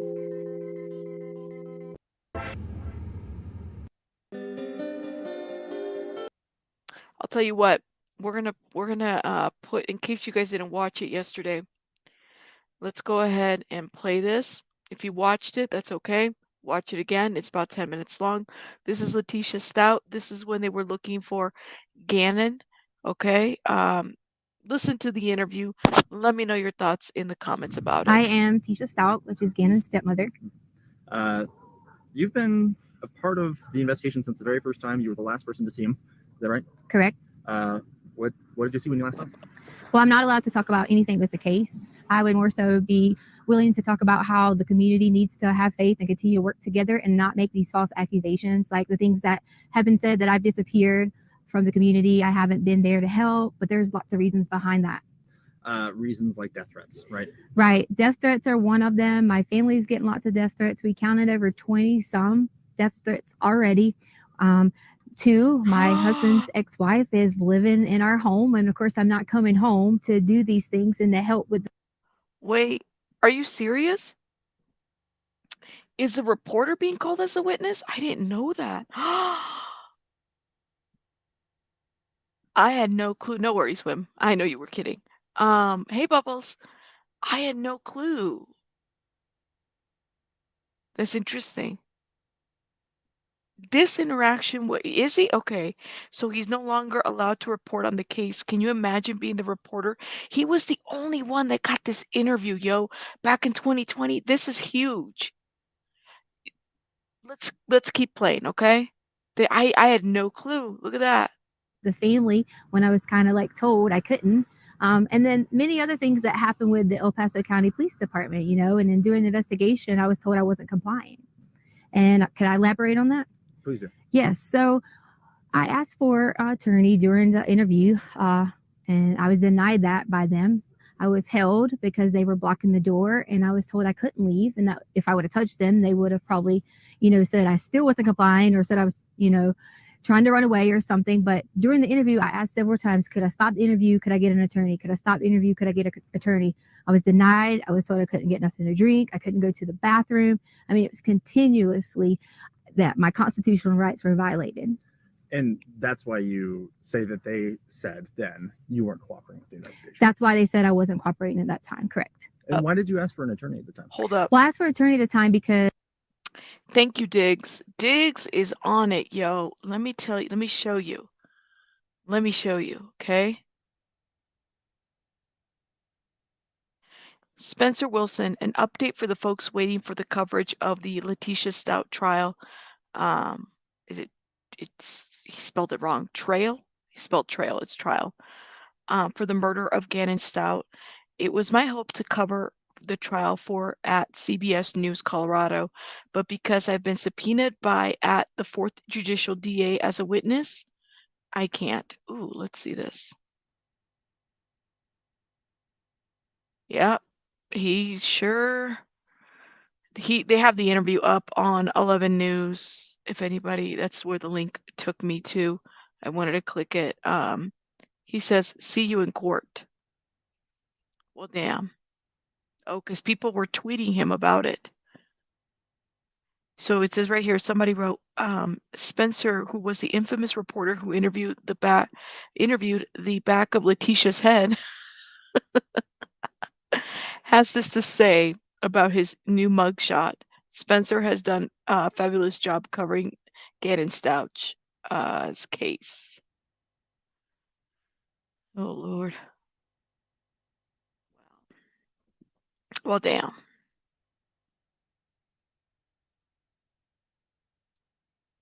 Facing this time the camera. So remember, she wouldn't face the camera. Lord have mercy, let her.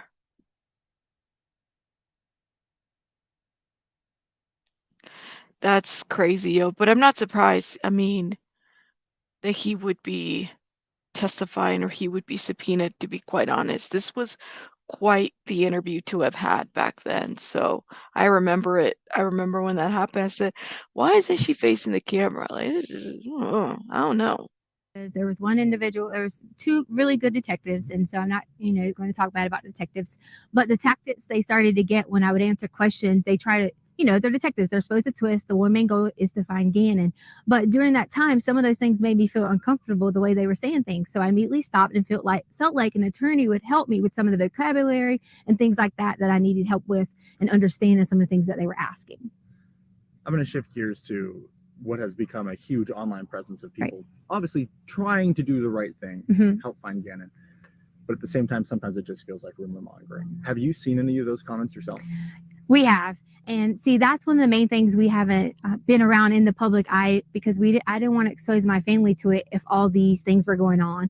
There was comments about Gannon getting pushed off the hike, and there was comments about this, and that's just not true. I took care of Gannon for the last 2 years in our home because his mother didn't want to do it. And I would never, ever hurt this child. And I know there's some questions out there about, okay, so tell me what happens. That's up to the investigations when they end up letting you guys know. But I've cooperated with them, even to the point that we were held with a gun. And my daughter, a 17-year-old who serves our country in the United States Air Force, who has never committed a crime or done anything wrong in her life, was put in handcuffs over the keys that was in her purse so they could take her car. And they weren't in there. They weren't even in her car. I mean, in her purse. And they were in my pocket. You originally didn't even know it was the law enforcement officers? I didn't know it was a law enforcement officer because when he came out, I guess he was putting his jacket on, and it wasn't necessarily his fault. He was adjusting and happened to catch me. But I saw the gun and I panicked originally and kind of thought, oh gosh, who's this guy? And then once I realized it was the sheriff's office, I was totally okay. But they still had a gun and told me they were going to shoot me. But I was really concerned about my daughter, asking why she was being detained in handcuffs and things like that, when that shouldn't even happen for a child. That shouldn't happen for someone who was standing inside of a store shopping, because we couldn't have any clothes because all of our clothes were here. If we came here and got clothes, we would be harassed. So she went to purchase some underwear and things like that and was put in the handcuffs in the store, and then brought out with men with guns. And that's just not okay. They could have approached me and said, hi, I'm with El Paso County. Can I please get this? Instead of the way that it happened. I'm just going to check your chat. Doing great. I want to make sure that we're still got the recording, still can hear you okay. Okay, yeah, sounds like we're good. Every once in a while my mic will give out, and I want to make sure that's not going to happen here. Okay. I should try and clarify here. Not necessarily crime rates, but the way that people are reacting online to rumors about you with the search. Oh yes. Wow. The rumors have gotten so bad. I pretty much have been told at least 10 different ways that these people have these conspiracy theories. I guess they watch a lot of law shows and maybe they have all these theories on how Gannon is dead. And that's what they're saying. So I'm like, why are you saying Gannon is dead? He is not dead. We are going to find Gannon. And that's the main goal that we all have. My family has. Just because you haven't seen us, we have that same goal. We've been out searching. My aunt has been out searching. My family has been out searching. We all have been doing that together so that we can protect each other. How does it feel when not only you have a lost child who you are in care of, but then people blaming you for that child not being there? I'm just ready for Gannon to come home. Most importantly, for him to see his family. But second, I am going to be so ecstatic when I'm able to say to people that I hope they have a really sincere apology for all these theories that have came out online, for all the things they said that I have done or people have done. And I just want everyone to know that we're going to find Gannon. And I love him so much. I've helped taking care of him for so long. Can you talk to me a little bit about him? I don't know him. Gannon is so kind, and he loves to play video games. That's one of his favorite things. He loves Sonic and Mario, and you know, he's always helpful, and he was always so helpful with the dogs around the house, and we have 2 little cute dogs, and he was always like a person I could say, Gannon, can you go do this? And he would do it right away. You know, sometimes with kids, we have to remind them and things like that, and that's okay, but he was so sweet and able to help anyone. He could notice when you're sick and say, are you okay? And such a kind heart. I know you just said that you can't say anything about the investigation, so you can just say so again if you can't answer this, but is there anything we can hear about the hike? Was there a hike? We don't, that just seems like rumors right now. You know what? Could we bring my daughter up here? Because she can go and say that, you know, she came home from work after the hike and she can verify that Gannon was at our home. Okay. Yeah, that's fine with me. And if she doesn't want to, that's okay, but you're allowed to That's fine. ask her. Sound okay so far? Yes. I need Harley. Because they want you to verify was Gannon at home after the hike. Because you didn't go to the hike, but you came home from work. Do you want me to just say yes? No, just answer the question. Yes, you came home from work and you can verify Gannon was at home. Yeah. I told her she didn't have to be too in depth because she is still, you know, a child. But I want to make sure that someone knows that there's another person to verify that Gannon. Sure. Does she need to hold this? No. Yes, so I came home later that evening. I was at work and I can verify that he was there that night. So there was a hike that you guys went on, but then you guys came home. Yes. Where'd you guys go hiking? Garden of the Gods. Oh, that's okay. I guess when And then we ate Burger King afterwards. So, you know. there you go. Yeah. And then it just was, I'm gonna go to play at a friend's house. And then it was just I'm off to go to play at a friend's house. Unfortunately, I'm not able to like comment on that anymore. And for that reason is because some things have been turned and twisted. And, you know, that was one of those stories you were talking about where people say things. We had to hear things like who would let their child go out at dark and things like that. And that's just why I don't want to answer that. If I had to give, I'm not going to say that part. That's okay. Never That's mind. right. I could take that out. I understand that it gets tricky with Yeah. legal stuff. Do you feel like I asked you what I need to? Do you feel like this is going to help kind of turn the tide of what feels like a witch hunt, in my opinion? I hope, am I on camera now? You are okay. still. Okay. I think that a lot of people can see that I'm not missing and see that I am being cooperative. But to me, it's okay that they think those things because the way someone thinks about me, I don't have a problem with that. My main thing is I would never want someone to think that I would hurt Gannon or any of the children in our home because that's just not the case. I've spent my whole entire life working so hard in education. There was even things online that was talking about my education license and I shouldn't even be a teacher. And they just didn't know that. Like we moved on a military move and I didn't finish out my contract. So I gave up my license in that state. It had nothing to do with any criminal activity, you know, or any of those things. And it just got blown out of proportion on my professional status, you know. And Do you feel like these are just internet detectives who think they know what they're doing? it definitely is. And, you know, here's the thing that kind of saddens me. It's like, if you're going to talk about someone like that and have a witch hunt out for them, why would you even care like about doing those things? Because this is a child. You're telling me that you're just as mean, you're just as hateful to talk about someone else like that. That's how I feel. Like we just should not, we should all come together and wait until the end and see what happens because Gannon's going to come home. Any message for Gannon? The message for Gannon I have is, Gannon, when you get here, you'll be able to truly tell what happened. And then I really hope I get a sincere apology from everyone who has made all those things, especially from my husband. We just wanted to add a message to Gannon from my family, is that we love you and miss you, and we hope that you come home soon. And Gannon, I can't wait till you can come home and let everyone know that you're okay. We love you.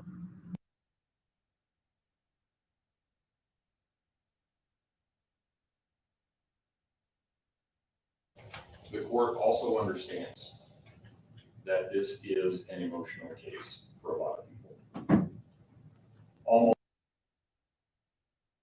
Let me stop it right there. So when I was playing that clip earlier on the interview with the Spencer, she said something to the effect of, hold up, when she talked about the apology, let me go back a little bit. Am I the only one that caught that?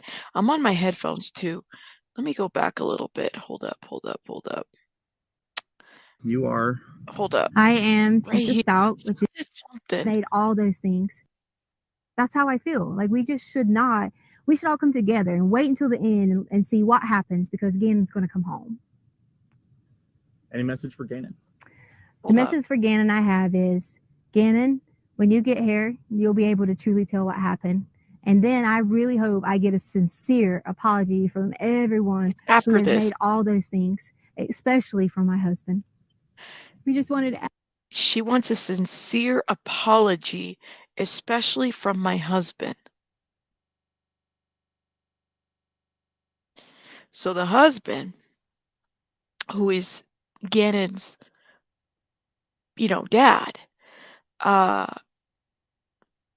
they might have been struggling with her story even then.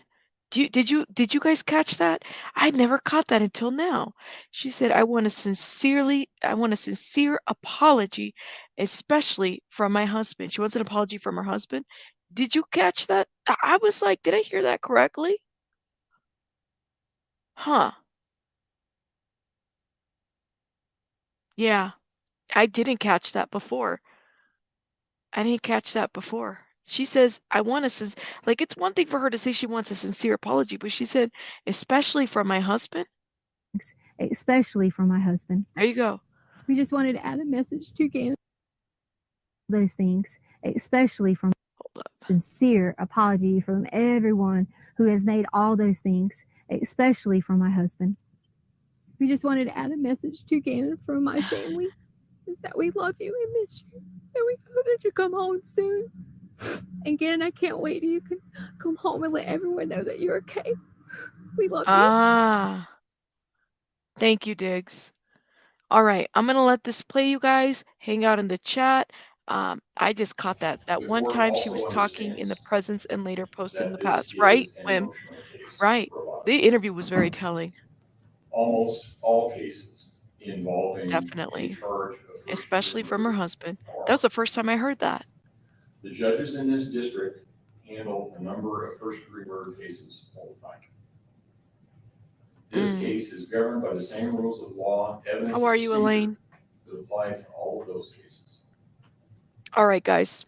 In addition, please remember that audible comments and emotional displays or outbursts are strictly prohibited. And this is the same judge, by the way. If at any time during the proceedings you feel that at the onset of an emotional reaction that may violate the court's order, please quietly and discreetly exit the courtroom. There is no in and out. Once you leave, for whatever reason, you will not be permitted back in. With that, filing of charges, Mr. Allen. Thank you, Your Honor. We earlier today filed the formal charges through the court system, and I'm handing you a paper copy to the defense team now. Yeah, when did you do that? It was earlier this morning, Judge. Okay, I can advise the court of what those charges are if you'd like. Yes, because it hasn't made it out of the clerk's office yet. So when you file it downstairs electronically, it takes roughly about a day or so for it to get to us. Look at it, it's, just got filed. The magic of the digital age. Yeah. Because I looked like it wasn't there yet. So what I have is 4 counts, is that correct? That's exactly right, Judge. All right. Ms. Stroller. We have received that, Your Honor, and we have advised Ms. Stauch. Sorry. Okay. Of the 4-count complaint and information, wait further reading or advisement. Okay. All right. And there's a want to proceed this case because of count 1, first degree murder. This would proceed. There's some water over there. I have some water. I'm sorry. This case would normally proceed to a proof evident presumption great hearing. Is that what you want to set at this point in time? Judge, we're actually asking for a review hearing to be set in 21 to 30 days. Mr. Allen has let us know that it's unlikely that we'll receive any discovery in this case until 21 days from now. And so as a result, we are not in a position where we can set the case for preliminary hearing and proof evident presumption great hearing. We also don't have access to the arrest warrant affidavit. I'm gonna deal with that in a moment. Right, and so we have no idea, we are not in a position where we No. can tell the judge. And I know that. I know that Okay. you don't have the PC affidavit. What's going on with the discovery? Judge, this case spanned the investigative portion of this case. It still actually is ongoing to one degree, but it spanned roughly 5 weeks before the arrest affidavit was given to a judge. I have seen the PC affidavit. Yes. And so the discovery in this case is very voluminous. We're over 1,000 pages already, based on what I've been told from the sheriff's office and the FBI. There is tons of video evidence, electronic data from cell phones and that kind of thing. So we are working, they're working on it now, and we have advised them of what that 21 days looks like as far as when we need to turn over discovery to defense. I just know that because of just the sheer volume of this case, I don't even have reports yet.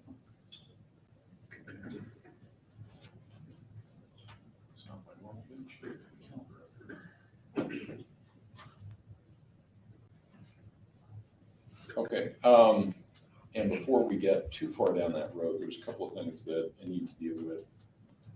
First of all, Ms., you want me to direct these to Ms. Strobel and Ms. Chalmers? I'm good, Judge. I can answer your questions. Ms. Strobel, I know that there are search warrants. I've had cases in the past where sometimes they want the search warrant before the proof evident presumption grade, sometimes they don't. What are you wanting to do? We want copies of the warrants. Is that the court's question? Yes. Yes, we do. Before the proof evident presumption Yes, grade. Judge. As you know, or actually as counsel may not know because a lot of them don't, those search warrants are not filed in the electronic file for this proceeding. How many warrants are we talking about? Judge, the last number that I heard was over 107 search warrants in this 107? case. Yes. 107. 107. I think that number is bigger than that number, though, just based on, that was last week sometime that I heard that. Are they all, were they all issued locally by a judge locally? No, there were some search warrants issued in South Carolina as well. Okay, so I'm declining those. And all of those were done with motions to seal as well. Okay. Except for South Carolina, that does not have the sealing process that we have locally. Okay.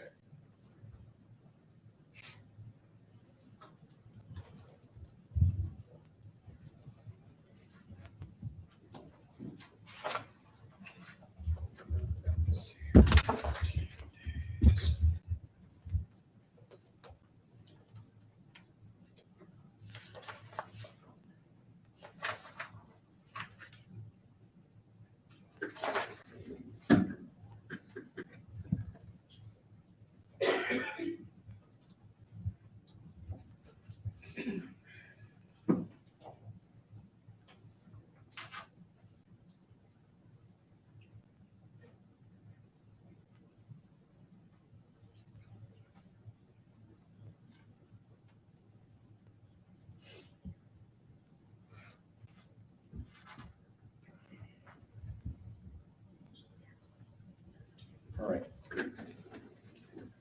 This would be my thought. First of all, I am going to order that the PC affidavit itself or a copy of the PC affidavit be released in discovery to defense immediately. That I think would give them some idea about what the investigation is, what it is that they think they may need to have at some point in the future. Do you have it? No, my request, Judge, is that the court order it be emailed to us rather than it go through the discovery process. It will just take longer. If we could, If that's how you if want they it, could that's fine. email it to us, we would get it directly. Is it? Yeah, that's fine with us too, Judge. I don't know if it's actually in ISIS. It is, but it's sealed. Okay. And I'm not going to unseal it just yet. That's a different issue that I'll deal with here in a few minutes. Okay. I didn't know if you could just leave it as protected so that only defense can get it. I didn't know if that was an option or not. We can certainly email it though. Probably, let's email it just to make sure. That's probably the best logistic way to get it to them. Because that way at least they'll know sort of where the electronic issues are or the search warrant issues are. So email that to them by Monday. I'll do it when I get back to the office. Perfect. So they'll have that.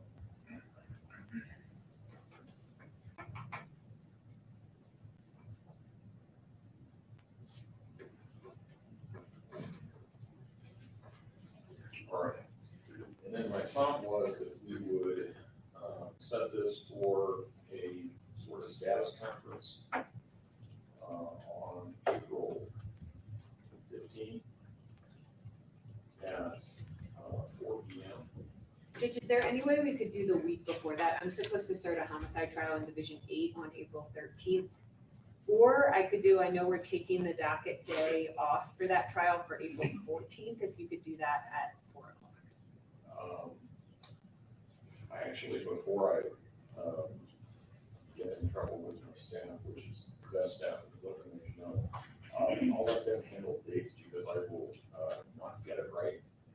But my thought is that we have a status conference to find out where we are with respect to warrants. I'll give the parties more instruction here in just a moment.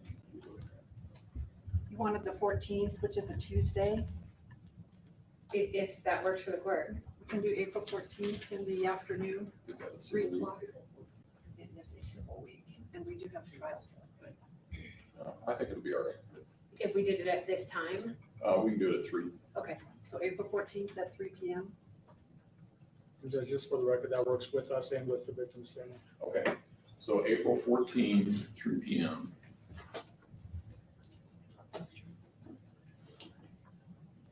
Okay. We're going to do a couple of things between now and then. First thing that Mr. Allen's going to do is release the PC affidavit by email to Ms. Strobel. Second thing that Mr. Allen is going to have for me no later than April 14th is the number on the warrants and where they are. The ones that are here are going to be easier to access than the ones that are in South Carolina. And I want to know what kind of warrants we're talking about in South Carolina, whether it's, I have no idea. Could it be anything from wiretap to a search of a car, like whatever? Those were search warrants, Judge. Well, I know that, but a search of what? So I just need to know that, so I have some idea about what that plan is going to look like. So we'll deal with that on April 14th.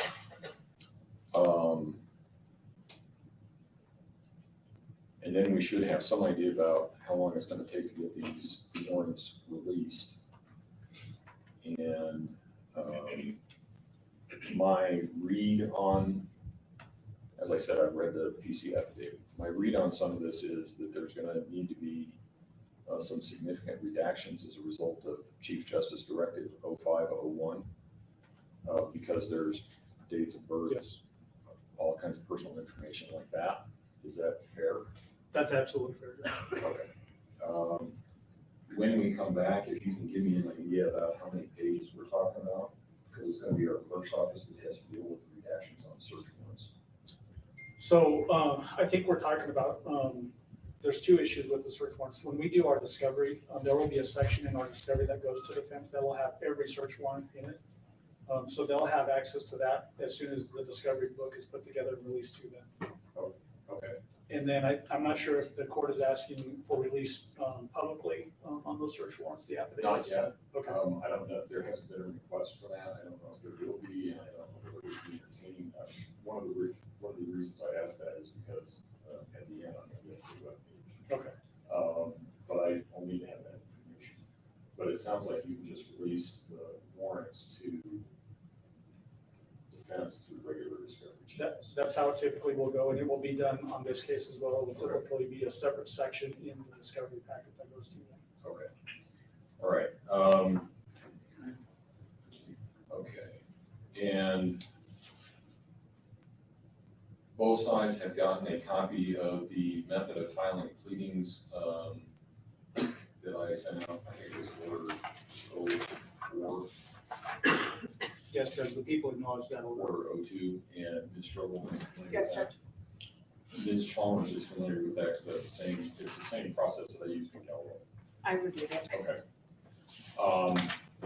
Let's see. And there is a motion by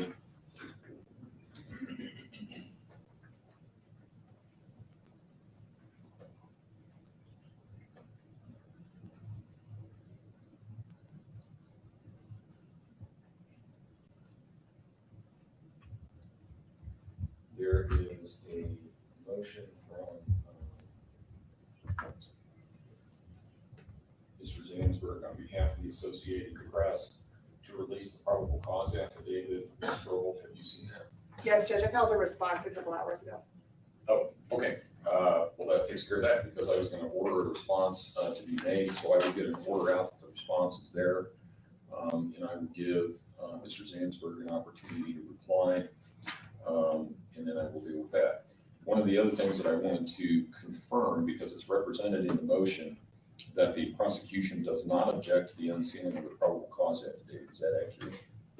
That is accurate, Judge. The status of the motions to seal were based on the investigation during the formulation of that investigation. That issue for us has expired. We don't have that same concern that we had before. So that's why we have no objection. Okay.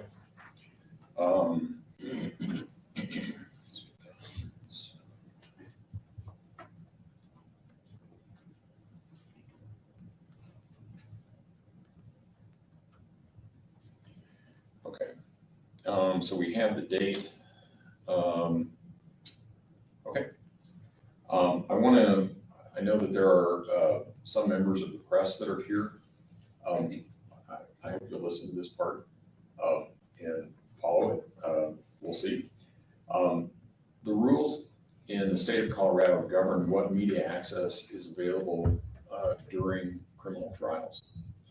Rule 3A of the Public Access to Information Records Rules, which was promulgated by the Colorado Supreme Court, says there shall be no expanded media coverage of pretrial hearing. There shall be no expanded media coverage of pretrial hearings in criminal cases, except advisements and arraignments. That's where we are. So the next step here, you heard that we had set a date for April 14th. That is not subject to expanded media coverage by rule in this state. The next thing that we may do after that is set it for a proof evident presumption grade hearing. There will be evidence presented at that hearing, but that hearing cannot, we cannot allow expanded media coverage by rule in that hearing either. It would be helpful to me and my staff if you didn't file motions requesting expanded media coverage, since they would be summarily denied. We have to read them and issue an order denying them. But it would be helpful if you didn't do that, because by rule, it cannot be granted. I think that resolves all outstanding matters that I had. Mr. Allen, is there anything else that you wanted the court to address? Judge, I guess just formally for the record, it sounds like defense is waiving the requirement to have that proof evident presumption grade within the time requirements. Good point. Ms. Strobel? Judge, we would just like to reserve our right to prove evident presumption grade at this time. No, and we'll waive the 35 days. Okay, right. Okay. As I understand it, I think I didn't interpret your request for a delay as a waiver of the hearing. I get it. You got to see what the PC affidavit and perhaps the search warrants have to say before you can make a determination about that and be prepared for proof evident presumption grade hearing. But you're waiving the time requirements related to that. Is that correct? Okay. All right. Is there anything else that we need to address from the prosecution standpoint, Mr. Allen? Both the defense and people filed some motions. Are we going to take those up at the next court setting? Yeah, we'll take them up at the next court setting, unless there's something immediate that you want me to answer. I mean, I looked at the motions, and they appear to be the fairly standard stock motions. The defense, as far as I know, has always filed in first-degree murder cases. There wasn't anything specifically directed to a specific fact in this case. It was all preserved notes, preserved evidence, those kinds of things. So if there's something immediate that you want me to address? Nothing immediate, Judge. I just was making sure that that's what the game plan was. No, we'll deal with it. And I saw that you had filed a response. I may issue the report on it when we get there. Ms. Strobel, from the defense standpoint, anything that you want me to address? Judge, if the court's going to issue written orders, that's fine. I think everybody's had a chance to bring up their issues. My only concern would be preservation of evidence and testing of evidence that none be completed until the court issues orders. No consumptive testing. Well, I thought I saw in one of the motions or the responses that you filed that the prosecution's office agreed that there would be no destructive or consumptive testing of evidence until order is entered by the court. That's exactly right, Judge. Okay, There- and that's typically the rule, so. Yeah, there is obviously ongoing testing, forensic testing in this Right. case, but we will stop if there's anything that's gonna be consumptive or destructive and seek the court's approval. And I dealt with those before. Yes. So I figured that would come up if that were an issue. Anything else from you, Mr. Allen? No, Judge, thank you. Ms. Strobel? Judge, I just wanted to bring up. Hold on. Ms. Strobel? No, Judge, Ms. Chalmers is gonna Ms. Chalmers. wrap it up. Thank you, Judge. I just wanted to bring it to the court's attention. I mentioned this to Mr. Allen. I don't know if the court wants us to write a written motion on this. We were requesting, this has been an issue in other cases, and I think written orders have been issued. It's our understanding this case was originally assigned to Division 5, and then it got rerouted to Division 15, and we've reviewed two Chief Justice orders, and it sounds like usually there's a written order by the Chief Judge about why it was rerouted, and we haven't received that. And so I don't know if the court can, I'm not aware of that, okay, but what I can tell you is, I think what happened was, as you know, all the judges in the Fourth Judicial District are on a homicide rotation. right, And it's based purely by number of division. So first homicide goes to Division 1, second homicide goes to Division 2, on up through, I think we're 24 now. But that's how it's assigned. There is also I'm not as good as the clerks I'm not as good at the clerks at explaining this, but there's also a matrix for assignment of cases to divisions. And if I remember right, it's based on the last two numbers that are in the, on the case number. So what happened in this case was that based on the case number only, it was sent to Division 5. Once they realized that it was a first-degree murder and it should go to the homicide rotation. Your Honor was next up. I was just next up. Okay, thank you for explaining that. That makes sense. We were just confused, and I know that it's an issue that people have raised in other court cases in this jurisdiction, and we didn't have any idea why that happened, but it makes sense. All I can tell you is I was sitting there and one day I got assigned the case. It Okay. showed up. Thank you, I mean, Judge. It's what it is. And it's about like the other homicides that I've had. Well, and I'm sure you've seen it where you're in one division because something gets filed and then all of a sudden it's turned into a first-degree murder case and it gets moved to a different division. Right. That's exactly what happened. Okay, that makes sense. Thank you very much, Judge. All right. Then we're going to recess. Thank you. All rise.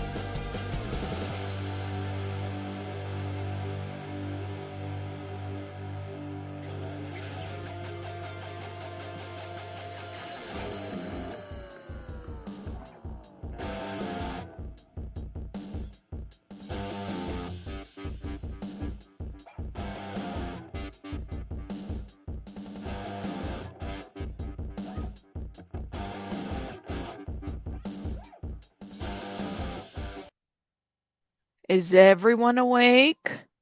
Is everyone awake? Wake up, everybody. Everybody. Everybody. I think we have one more minute. Nancy was watching all over you as she sits. Just saying.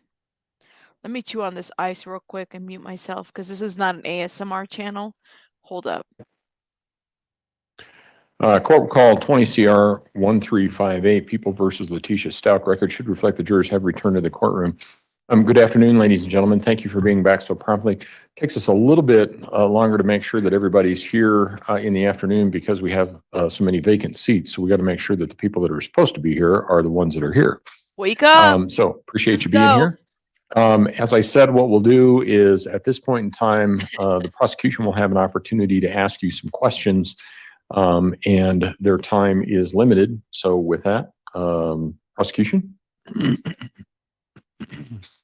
Questions. It's going to be Good afternoon, interesting. everyone. Thanks for coming back. It's always a mystery if you guys actually come back in the afternoon, especially after lunch. I'm going to do my best to keep everyone awake. And the reason why I say that is because I'm going to be asking a lot of questions of different people. And I'd like all of you to listen to those questions because I may have some follow-up for others. And I certainly, if I ask a question that you disagree with, raise your hand and I'll come and find We you, just okay? started, everybody. I want to acknowledge that this is a very awkward situation for everyone. It's like a job interview that you don't want. And I got to kind of convince you to take the job, right? To be a juror. Maybe that doesn't apply to everyone. I'm just using that to some people, okay? So the rules of the game are as follows. There's no right or wrong answer. It's how you feel. It's what you can, how you want to answer that question. I'm not looking for any particular answer. The only thing I think everyone in this courtroom would like is for everyone to be open-minded. Because we're throwing a lot of information at you and you haven't seen anything yet. You haven't seen the evidence, the facts of the case. You haven't seen the law of the case. And it's until you see the facts and the law, that's when you go back in the room and roll your sleeves up and start deliberating as to what the verdict may or may not be, okay? Is that fair with everyone? Can everyone have an open mind right now? Okay, great. It's also weird that I got to call you by a number. But I want to start with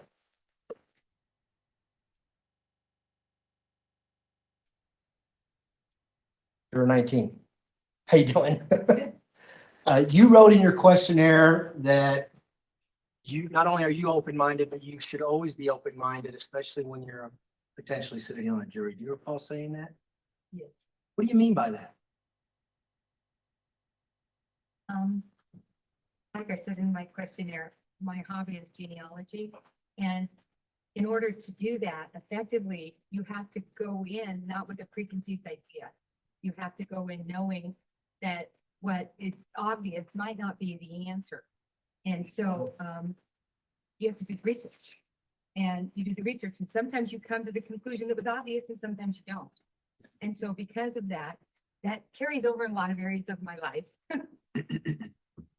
So when you say research, it kind of makes me a little nervous, okay? Because you can only base your verdict on what you hear in this courtroom. Right, but I'm just saying that's from a genealogy standpoint. I have to do the research. So that's what's created me to not preconceive an idea. Okay, great. Does everybody agree with that? Yes. No. Okay. I think you got to raise your hand because I'll drive the court reporter nuts and there's a million yeses on the transcript. Okay. Does anybody disagree with that? Okay, great. No hands. Juror 19, I'm going to follow up. Does it surprise you that this burden beyond a reasonable doubt is the same burden in every courthouse in the United States? Surprise me? Yeah.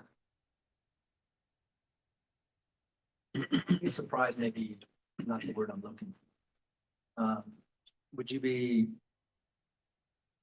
safe to say is it your knowledge that that's the same burden in every courthouse? That too. So it's been like that for, gosh, almost 250 years now, right? Right. And so what we're talking about is nothing new. Right. Jurors have been getting together and using this reasonable doubt standard, seeing what the facts are, applying those facts to the law and rendering verdicts. Does that make sense to you? Yes. Does that make sense to everyone? Okay. We're not inventing the wheel here, right? Jurors have convicted people with this standard and acquitted people. Is that fair to say? Yes. Okay. Can you do that? Can you follow that standard and weigh the facts and apply the law to those facts and render a verdict, whether that's not guilty by reason of insanity, or guilty? I believe I can. Can everyone do that? Raise hands if you can. Okay. Can anyone not do that? Okay, I'm gonna pick on juror 72 back in the back. I didn't see your hand go up either way. What do you think? See what I was talking about? Sure. Why is it important for over again? Sorry. Sure. Can you apply the standard of beyond a reasonable doubt and render a verdict based on the facts that are given to you via the evidence and weighing those facts with what the law says? All the instructions given by the judge. And I want to talk about something you put in your questionnaire. You okay with that? You're not a big fan of police officers. No, I despise it. Can you see why that may make me a little nervous? That's your problem. The one with the problem. Well, I mean, can you be fair to both sides? But it depends. Okay, tell me what you mean. Right off the bat, no, because I've seen. So do you think that's going to cause your ability to be a fair and impartial If you're juror? saying I'm emotional and you like that, then fine. No, I'm not saying anything. I'm just trying to figure out what you put in your questionnaire and whether or not you could be a fair juror. Is that fair? I have to call. Well, I'm asking you, could you give us a fair shake? I don't know, man. I don't like courtrooms. I don't like the system. I think it's. I'm gonna leave you alone. I'm not gonna ask you more questions. Does anybody agree with what juror 72 says? Thank you. Anybody disagree with what he says? I think it's a shame. That What it do you feels mean by like, that, juror number 2?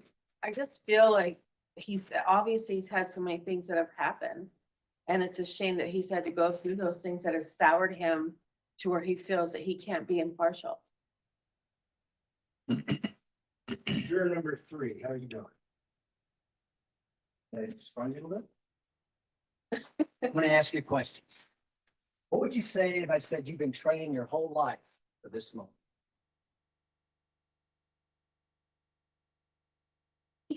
You'd say you're nuts, right? You know what I mean by that?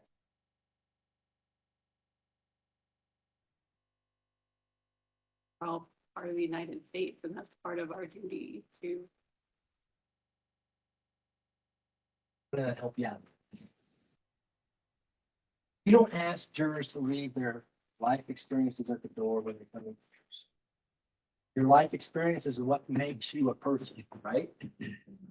See how that question might mean something now? Yeah, no? You just don't want to talk anymore, do you? That's fine. But would you agree with me, though, that you don't leave your life experiences at the door when you come in? But what you can't do is base your life experiences in rendering a verdict. You have to base it on the facts, the evidence, and the law. That when you do that, I'm gonna talk to you now. For number 11, what do you think? Don't leave your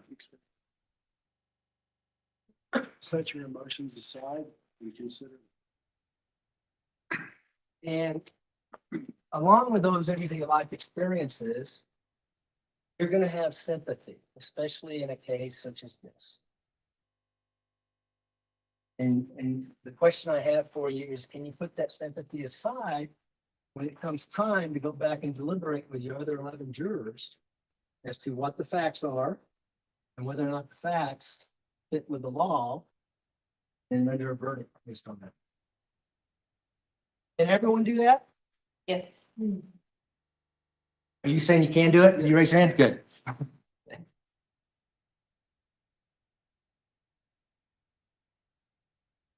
Number 13, I want to ask you a question about the sympathy aspect. That also applies to the defendant. You can't have sympathy for the defendant. You can, but you can't let that interfere with your verdict. You okay with that? Is everyone here okay with it? Let me see a show of hands if you're okay with that. Great.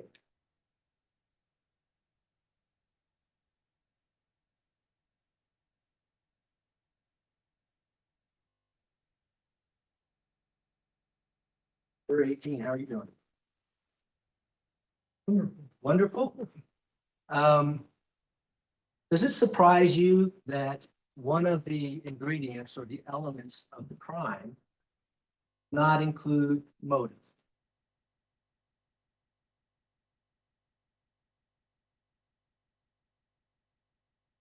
And again, you haven't seen the instructions listing the elements of the crime, but could you see why it might be difficult for us to prove motive for any crime journalism on it?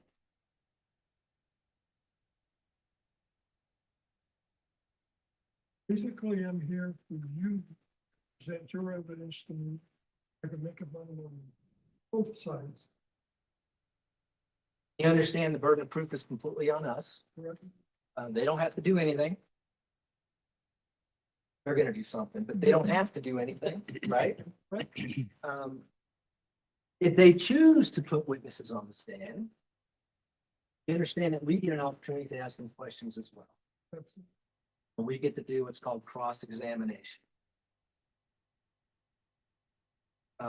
And we get to cross-examine, for instance, if they choose to call experts to the stand. And are you going to hold it against us if we challenge those experts and the opinions that they may bring to the court? That's your job. That's their job to do that as well, right? If they choose to do so. And when we talk about sympathy, are you going to have any sympathy for any witnesses that are called to the witness stand because they may be cross-examined? Might be kind of tough on them.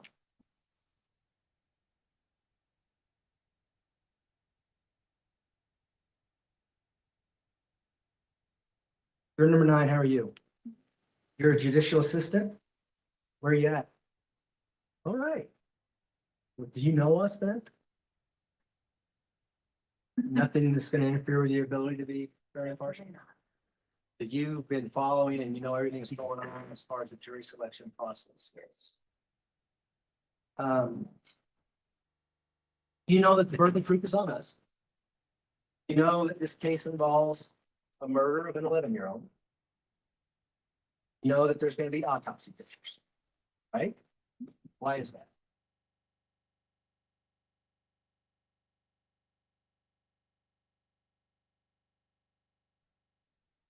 Do you think that's something that would be necessary for us to do to meet our burden beyond a reasonable doubt? I wouldn't know necessarily the necessity of it, but I would.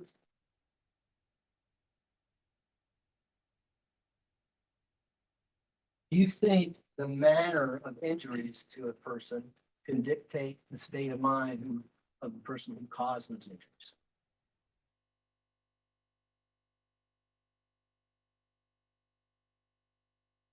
Let me use an example. Say you're on a jury for a shooting. The person who shot someone else aimed the gun and shot him in the foot. You do that differently from them aiming the gun and shooting them in the head. Did you see the difference between what the two intents may be? Yes. What is it? More of like an accidental.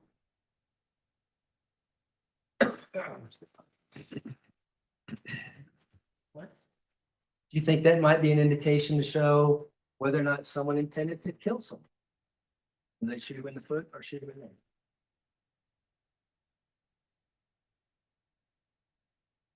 Okay.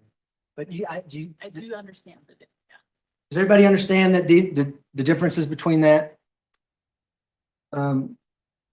Because as the court said, one of the things we have to prove is what's called the mens rea.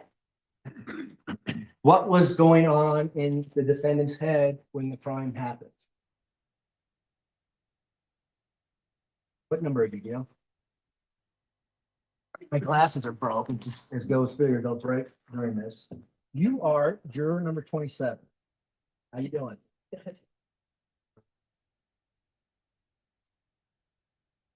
Do you think actions sometimes speak louder than words? You mean what? Someone just kind of breathe.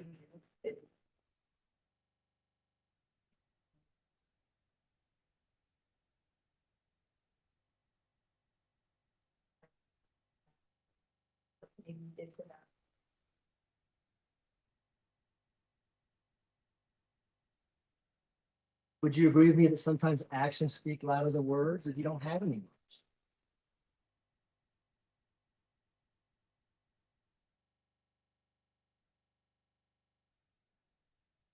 Sure. Just give me a sec.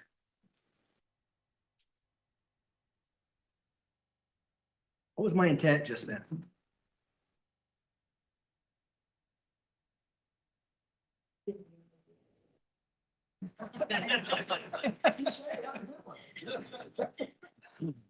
Do you think my intent was to get a drink of water? I don't know. Were you thirsty? All right, let me ask, is your 26, is that your number? What did you think my intent was when I got? What? Stop. The stall. Get rid That, how did you determine that? I didn't tell you I was stalling, right? It was on the context.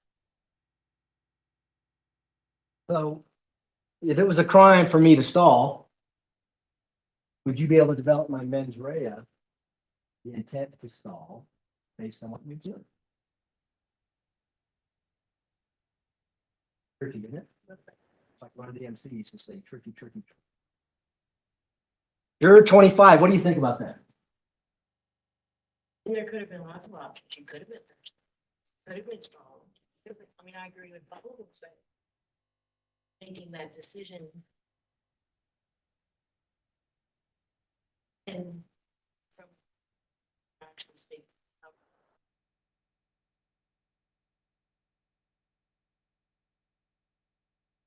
Well, I'll change it on you. You see me going to what grocery street? You're King Soopers, you watch me walk in. See me go in the soup aisle.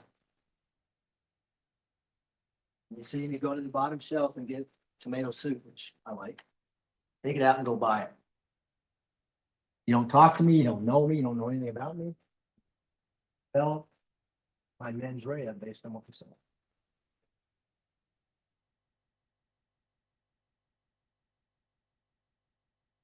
Well, could you say, hey, that guy must have wanted some soup?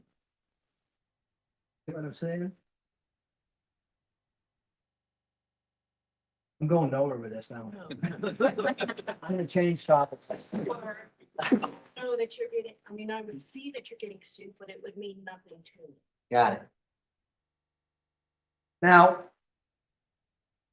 I want to talk a little bit about legal insanity, okay? We talked about that. And I want to pick on a couple people. Juror 64, how are you doing back there? You bet. And you are in that field, right, of mental health. And so do you know whether or not legal insanity is a mental diagnosis? I would say so. Okay, why do you say that? First of all, I do not, my personal opinion, I do not believe in.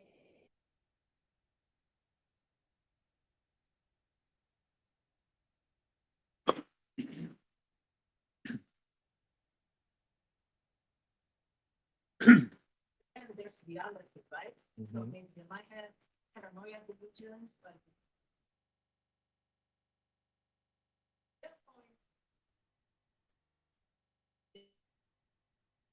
And I probably did a horrible job of asking the question, but legal insanity is a legal term.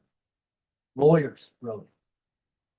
You won't find that in the DSM-5, right? It's not in mental disease or defect or mental disorder.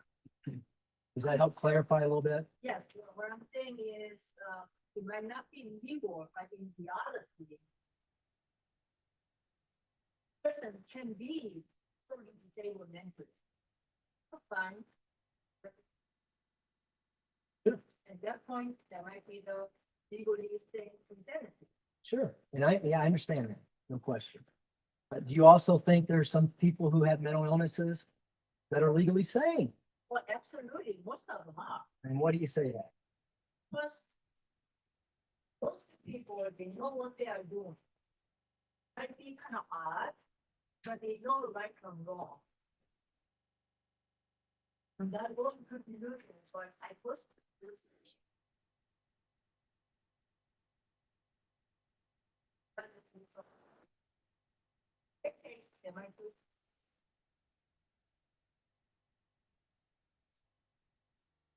And is that something that is obvious when you see it?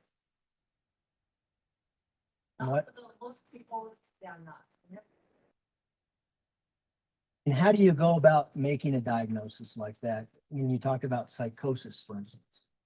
We normally talk to them. First time they're on. I look at their overall appearance, and then they really having psychosis. Severe cases.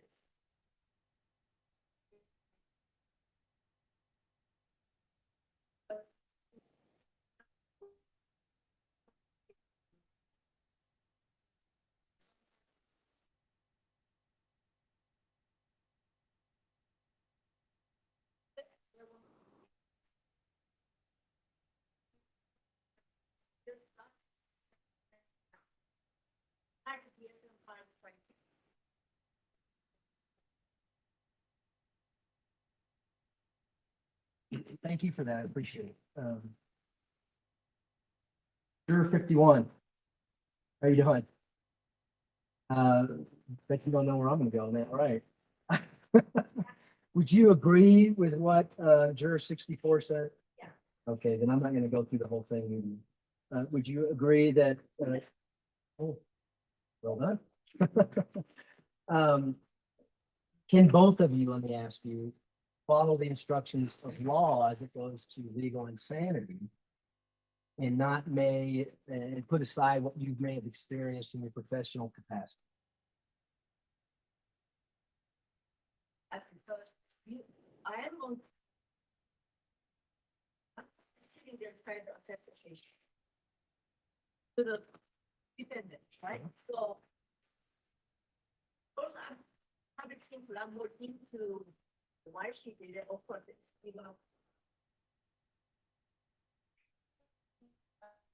my knowledge. I can put aside, I will not put that as the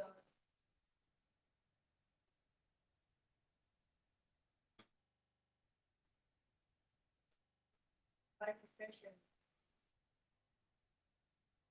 And I'm not asking you, I'm just, the instructions that you get on what legal insanity says in the state of Colorado is instructional law. And I'm just asking if you can follow that despite what you may have heard or read, for instance, in other states or something like that in regards to legal insanity.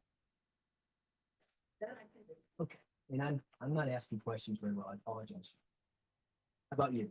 You're 51, so.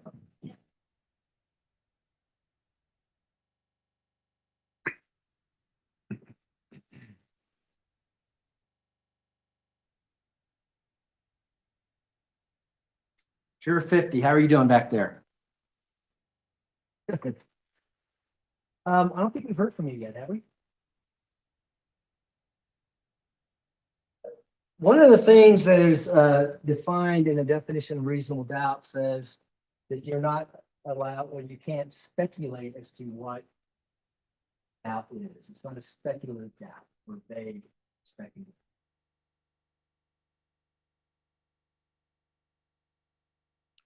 Kimberly, can you hear her? And you can't assume facts that you don't hear about in trial. Okay, you can't say, well, this must have happened. You hear about it, you can't use it. Okay. The reason, well, you tell me, why do you think it's not beyond any doubt? Burden.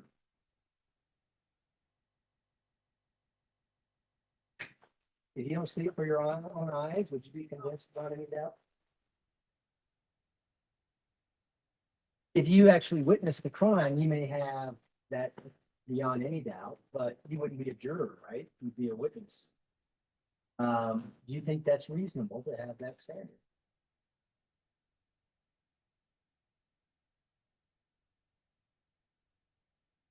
Sure, 50, if you could. Please. You just ask what the best.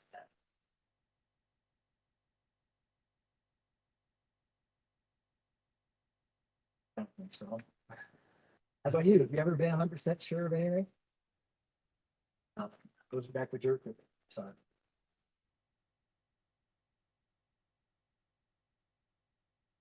Dude, how are you? Probably don't want me to ask you a question, all right? Hey, does 1 + 1 = 2? All right, this happens every time when I pick a juror.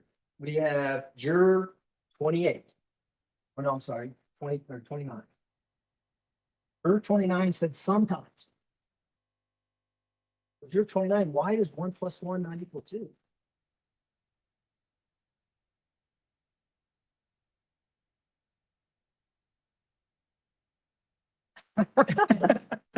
If you saw my math grades.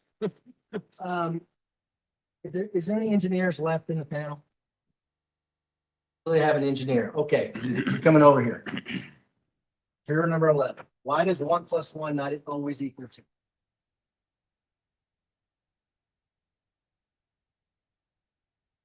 Okay. Well, every other jury I picked, I got this right, but this one I didn't. But even math may not be on a reasonable doubt is the point I'm trying to make. Okay, at least you don't know why, but you may have some doubt as to 1 + 1 = 2. Is that right, juror 29? Think that makes sense why it's beyond a reasonable doubt? Does everyone agree with that? Yes, okay.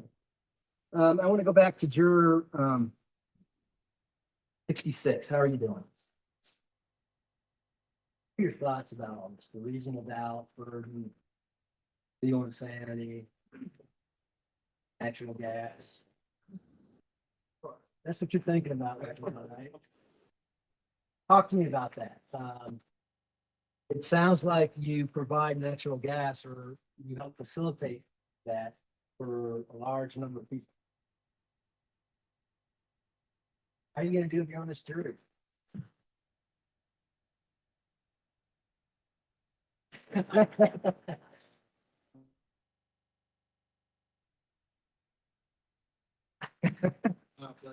I'd take it on what we got right now.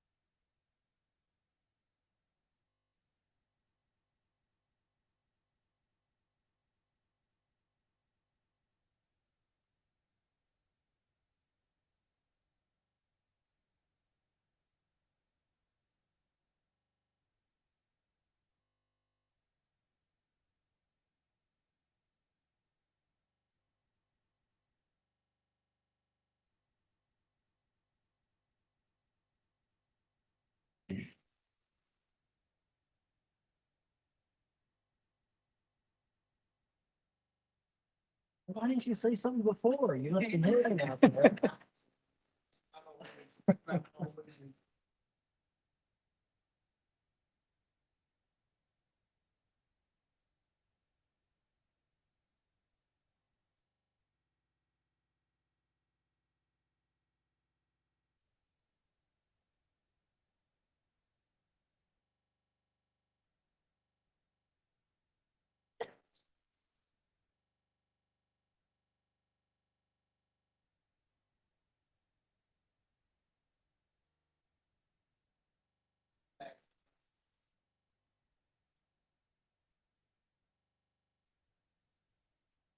Right.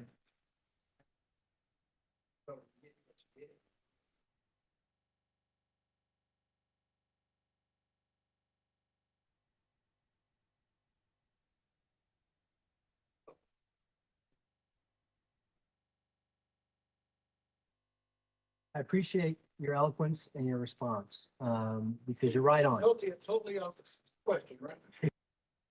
No, that's what I'm looking for, because we need to know that. And, you know, I'm judging any of it.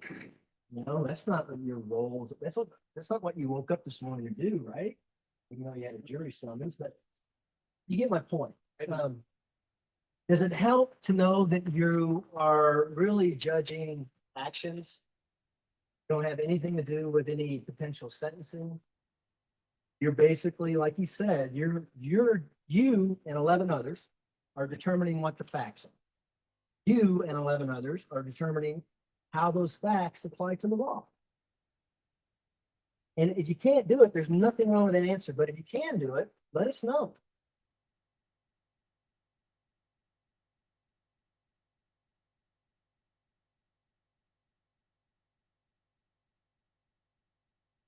That's my understanding.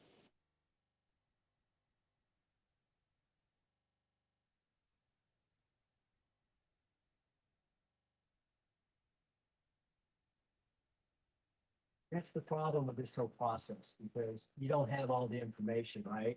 We're asking you hypotheticals, and we're asking you, you know, what your thoughts are. And that's why it's difficult. It's really difficult to pick a jury, because I can't come out and say, hey, here's my facts, here's the law, what do you think? You'd make a fine juror. You know, I can't do that. And so you're the only one who can tell us. I'd like you to think about it. And if my time is out, maybe you can tell someone else what your thought process is. But if you do come to a solution on that, raise your hand, I'll come back to you, okay? You betcha. Juror 69, how are you doing over there? Yeah, that's why I'm calling them. What do you say? Job interview type of situation. It's like getting intense, huh? That's what it seems to me. It's getting more intense to me. It seems like they're, I don't know, they sound kind of restless at the same time. See if I can put up the volume on this thing. Seems so hard to hear them. Why does it say they're muted?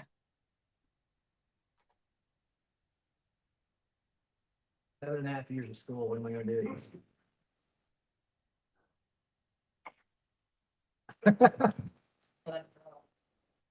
It sounds like it.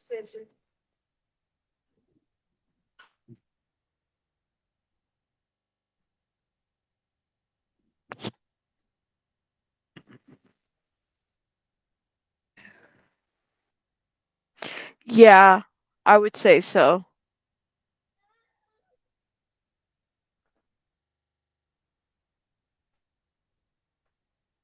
Addie, I hope you're doing well. I didn't know you were in the chat. I see you now. My mom's been complaining about it. She absolutely hates him. Her memory has gone, but she hasn't forgotten how much she hates. Aw. And I just want to clear up for everybody, the fact that she's pled not guilty by reason of insanity doesn't take our burden away for the charges. We still have to prove beyond a reasonable doubt that first the crimes were committed. We also have to prove beyond a reasonable doubt, if those crimes were committed, that she was legally sane at the time she committed the crimes.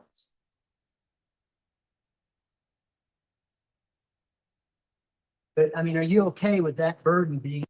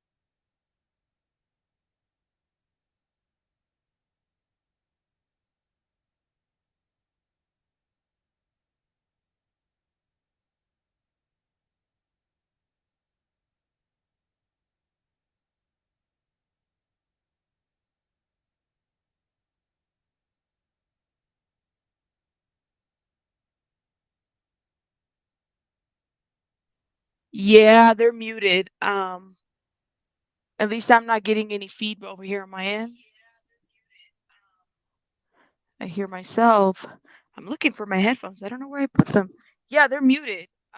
That's what I hear. Nothing. I don't need to do a test. Let's see.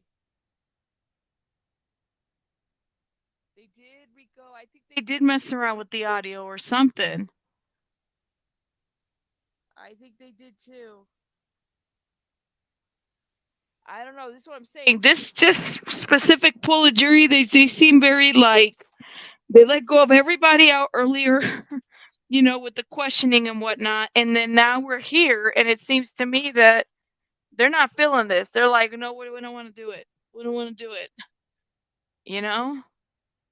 Is getting to the nitty gritty. I mean, they have less than I think they had yesterday. Yeah, today they had like 32, you know, at the lunch after lunch, and now they have less.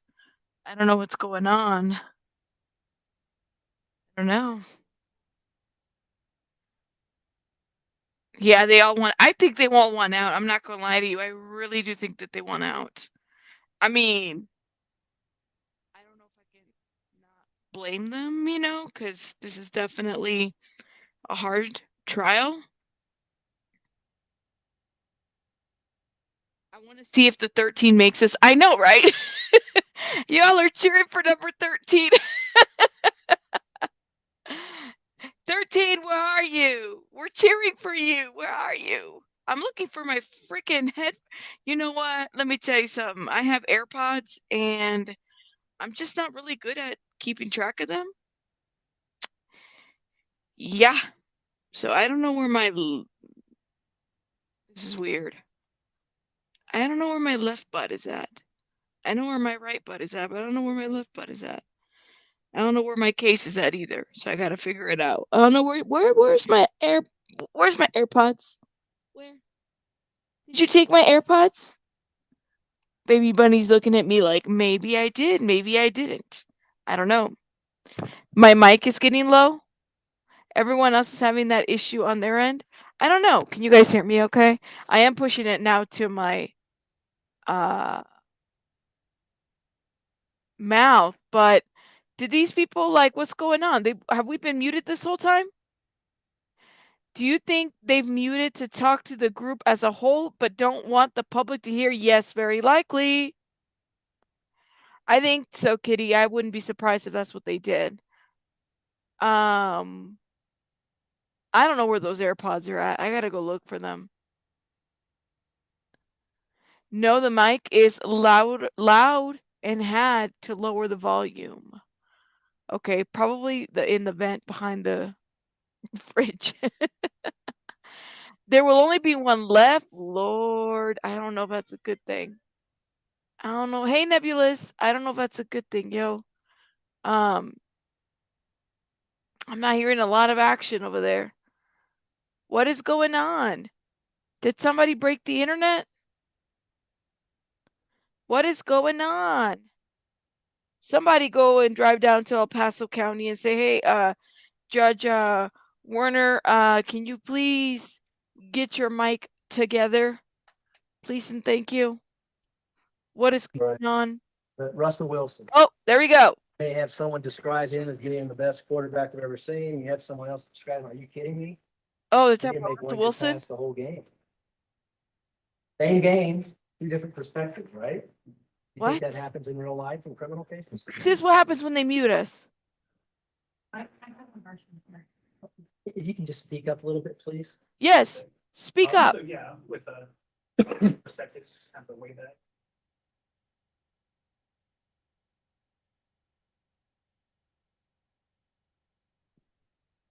And so when you're talking about a I criminal don't case, know, you can look Bunny. at all the evidence. I'll as have a to look into whole that. I think you before have to come in and weigh watch the someone's ads. credibility. Because what happens is we can only call one witness at a time, right? So you may be weighing that witness's credibility each time we call a witness. But you really can't base a verdict until you go back to the rest of your jurors and deliberate and then look at the evidence as a whole. Can you do that?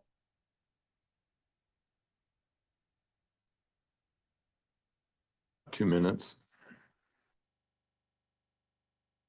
How we doing back there? I forgot your number already. Let me come back to 66. How we doing?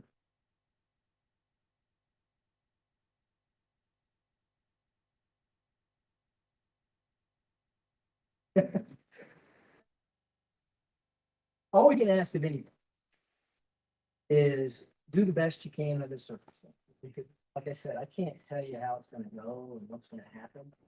You're the only one that can tell me how you're going to react to evidence coming in, applying that evidence to the law.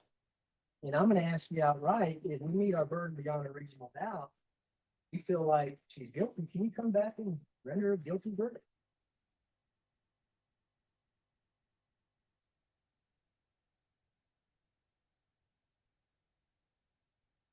Flip of that.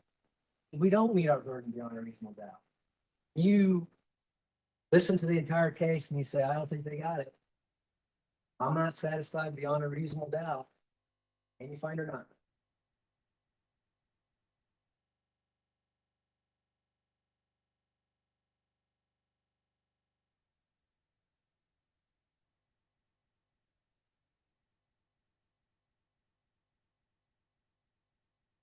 That with an open mind.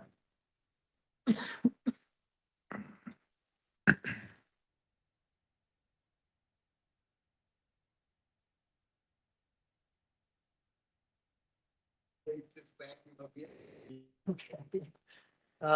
Can everyone do that? That's all we're asking you. If you cannot do that, raise your hand, please. Okay, those are my questions. Thanks so much for your time. I appreciate it. Before we get to defense question, I wanted to do some follow-up on an issue. Juror 56, you had put on your questionnaire that your husband was having some surgery. And you were unavailable on April 3 and April 6. I'm sorry? Okay. And what date is the surgery?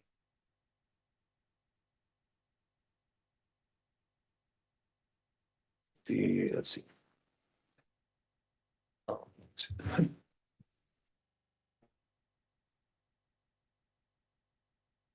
So the 6th is a Thursday. Is he going in for that day or? Okay, and what's on the 3rd? Oh, all right. And is he going to be done on one day or, I mean, I'm trying to stints. Really? But it needs to be done. I mean, just from my perspective, stint sounds bad. Yeah, It it's not. Okay. Obviously we would be starting trial on April 3 if we can, if everything works out the way that we think it's going to, or hope that it does. Are you going to be able to be here on April 3? Okay, the 6th is a Thursday. We don't have trial on any Thursday. But I am a little concerned. Are you going to be distracted on like the 5th or the 7th or anything like that? Wondering about, oh, he's going in or he's just gotten out. I should be home with him, anything like that. Okay. Okay. All right. I just wanted to follow up on that. Okay. Thank you. Mr. Tellini.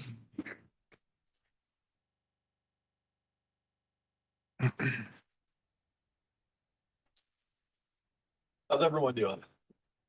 Good, okay? All right, I hate this part of the trial, the beginning part when I can't talk, so I'm glad we're finally to this part. And again, I want to thank everybody in this room for coming back after lunch, after hearing what this was going to be about, and after hearing how long we might keep you. And I want to start off first about talking what this portion of the trial, this portion of the proceeding is, jury selection. That's just lawyers like to use fancy words to make sense, make it seem smarter. Voir dire simply means to tell the truth.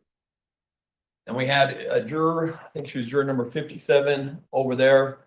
And she kept apologizing because she had these preconceived ideas because of the media and everything, and kept apologizing for not being able to put them out of her mind. But what I want to tell you, ladies and gentlemen, she did exactly the right thing. You guys have no other obligation right now other than to be honest, to talk about where your heart is right now, talk about where you're sitting right now. Nothing else like that. We're not asking you to change views. We're not asking you to do anything impossible. Just tell the truth. Can everyone just be honest and tell the truth? Everyone can do that? All right. A lot of people express this in some different ways. Who has right now, looking over there, at a position where they think Ms. Stauch is guilty? Okay. Well, keep doing it. I'm sorry, could you back up? That you think she's guilty, but as you're saying that right now, you're coming in thinking she's guilty.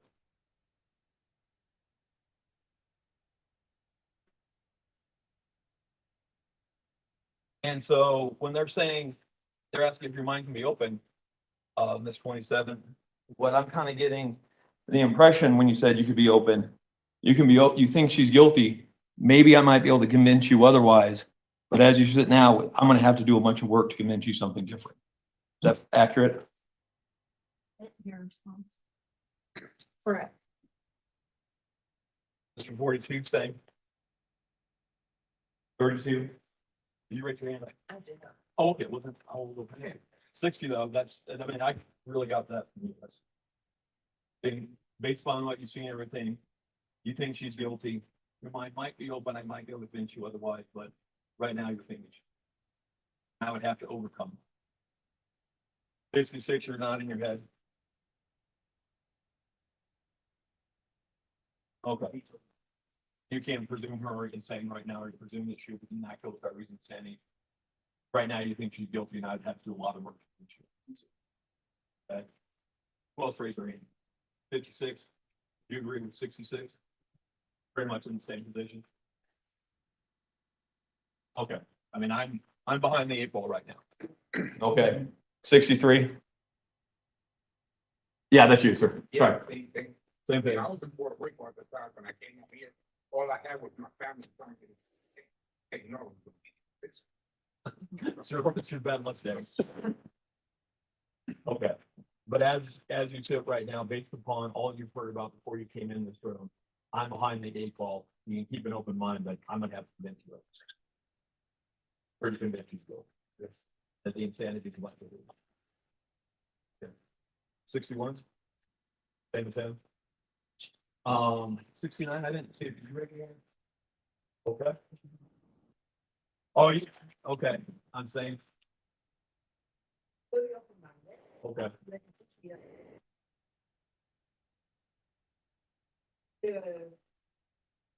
Overwhelming. Okay, I would have to overwhelm you with evidence that you can say it's not, okay. And so if the law was, that it's actually, they have to prove overwhelming that she's saying, you can't apply that law when there's a dead kid. Okay, or at least where you're sitting right now, I would have to overwhelm. I'm gonna have to say overwhelming. Okay, You know what she wants to do. okay. Okay, and as of right now, I mean, it's only if you're not, the presumption of innocence is not there. I have some possible, maybe possible, she might really been insane at that. Because of the brutalness of crime she committed. Yeah. Thinking, how can a person in my mind can do that without any type of that's kind of that aspect.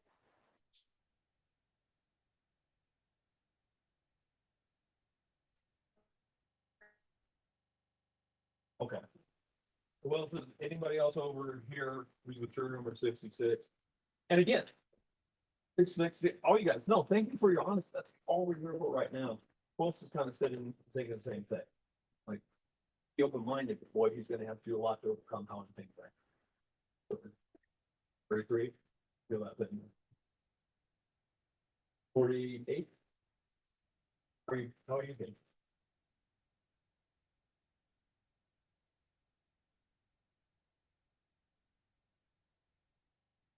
30 feet? 29, where are you at?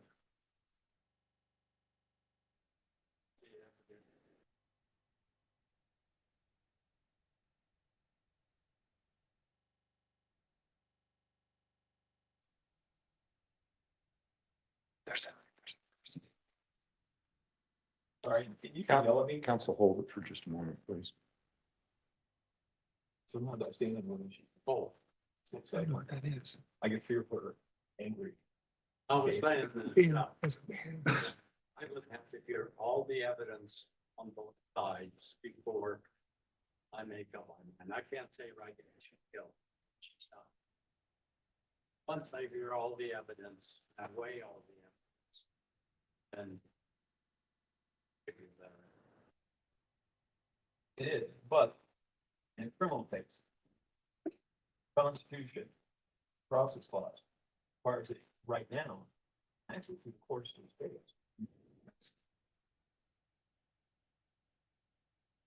28. All right. Like where are you at? Are you, some of the jurors say, right now, based on all that I've come in here with, what I've seen in the media, I'm thinking that she's probably guilty. Maybe you can convince me otherwise, but that's where I'm sitting right now. Or are you in a position, I think she's innocent, I think she's great. I have never heard the media. This is the first time I'm hearing this case. So. Outside. Okay. So I have open mind on both cases. I've heard. So. I'm like, right now.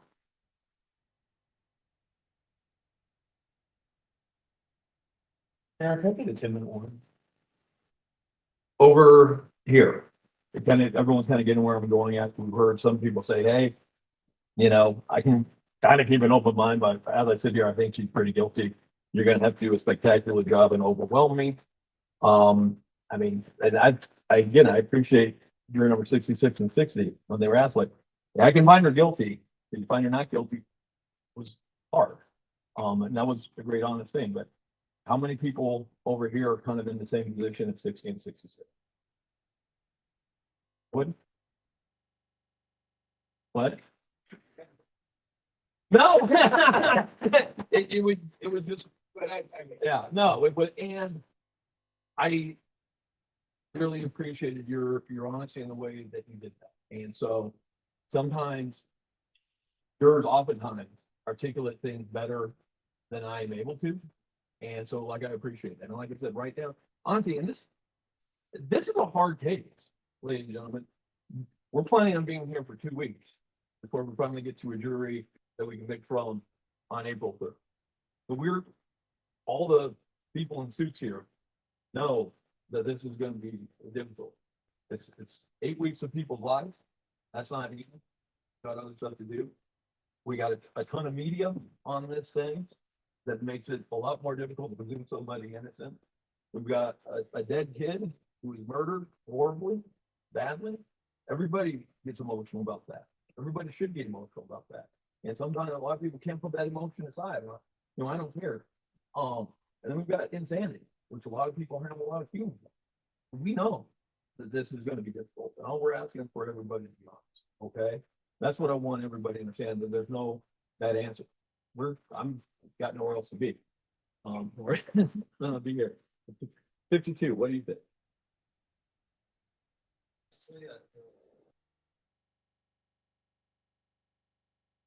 Yeah.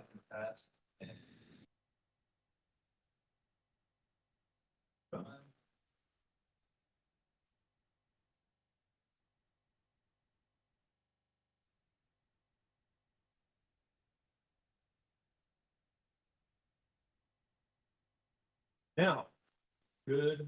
I'm glad that you said that. Okay. Because criminal trial is a little bit different than any other type of case in that the burden of proof. We're out and I'm driving, Mr. Cook, rear ends me from behind, and I said it's my fault, I say his fault, we go to court, it's a civil case. And it's just by what's called a preponderance of the evidence. And you just got to decide, more likely than not, who was, at fault. And that's kind of for a civil case. Then like sometimes when we have, there's an allegation of, of child abuse in the home, kids aren't being fed properly or taken care of properly, what's called a dependency and neglect. And before the kids can be taken out of the home, it has to be proven beyond what's called clear and convincing. You must begin things first. But another thing is clear and convincing is somebody has a strong belief.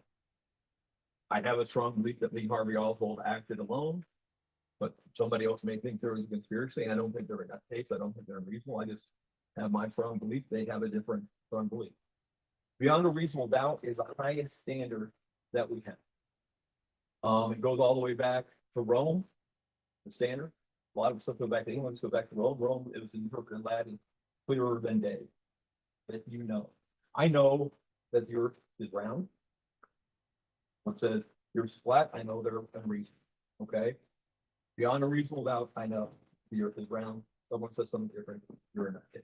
Okay, so this is something I'm sure of. Something I would not hesitate to act in matters of importance to me. With a standard that high, you know what that means. And I've had this happen before to an jurors. They go, you know what? Y'all had a strong belief that your client did it. Weren't sure. They didn't know. They improved beyond a reasonable doubt. And then we had to vote not guilty. Can you do that in a case like this?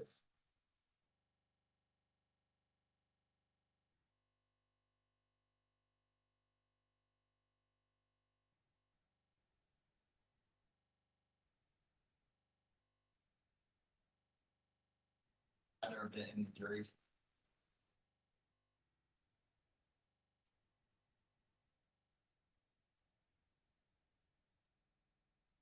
I know it was a long time ago, but I'm sorry. 51. Well, you might go back there and go, boy, I think she was saying, but it's possible she wasn't. If you were in that position, you have to vote not guilty for reason of saying it. Can you do that?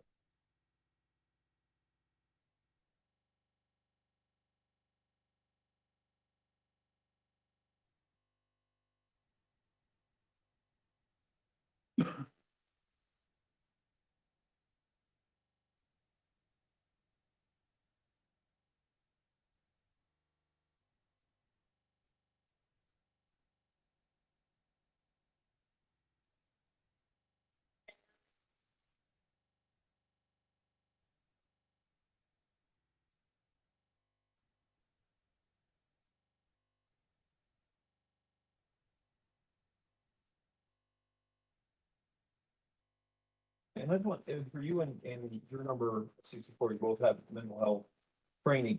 And we don't want you guys just to leave that at the door. I mean, you guys can take that and you guys can use it in kind of, what you think of the expert or the different expert coming. What would not be okay for you to go back in the jury room and say, oh, based upon this textbook that I had reviewed, in school or whatever, this expert is wrong. You can have your opinion, but to tell people tell the jurors what other things from outside the courtroom would not be proper. Are you okay with that? Your chosen 64. Back over here. I know the judge asked everybody what they thought about the not guilty by reason of insanity, and some people were shocked. You're number 2. You indicated on your questionnaire that you feel that not guilty by reason of insanity is an excuse. Well, that was the one thing I wanted to change after listening to everything you guys had to say today. I had mentioned it early to someone that I felt like maybe it wasn't a good idea that I just give it a blanket like that. I've never had, I am unaware of this case completely. I have always felt in my heart that there wasn't such thing as a plea for insanity. I think we're all a little nuts, but I just felt like after listening to everybody and opening my mind up to the possibilities, that it could be something I should be open-minded like everyone is saying. And I would do that. You would do that? Okay. Yeah, I would. I know number 3, you have some issues with the insanity.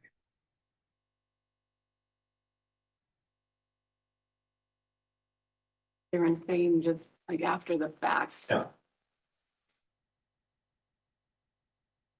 But if they've had serious issues beforehand, then Yeah, and I'm not asking you to prejudge this at all about whether or not you think she's gonna be insane or not. I guess I'm more towards just the defense itself. And I guess here's the thing. It is an affirmative defense in the state of Colorado. It's there with statute. And I think an easier thing to kind of compare to is self-defense. You know, again, if I went up and I just went over there and I punched Mr. Allen in the face, that would be third degree assault. I've done it, okay? But if he had said, you know what, I hate Josh, I'm gonna go punch him in, and I see him walking forward with his fist like that, and then I hit him in the face, that would be self-defense. So it's an affirmative defense, even though I did the actions. The state of Colorado has very specific things for must apply. And if it do, then that's not guilty. And insanity is the same. If we meet these criteria, once we raise it, they have to disprove it beyond a reasonable doubt. They have to prove, you know, she's safe. Are you okay with it? And because and kind of on like the self-defense thing, there's sometimes I'm not okay with that. It's self-defense applies whether it's a man or a woman, okay? I've raised my boys that there is never any justification to hit a woman. That if some woman comes up and hits them, they need to take it and they need to get out of it. There's no excuse for that. And so if I was on a trial where it's a man and a woman and he's claiming self-defense, I'm not going to be the right juror for that because I don't believe him. I don't believe there's ever anything. So kind of what I'm trying to get to the point. I'm trying to find out if there are jurors that feel the same way about the insanity defense as I do self-defense if it's a man hitting a woman. No? Third, okay. You look puzzled. It's gonna be challenging. It is.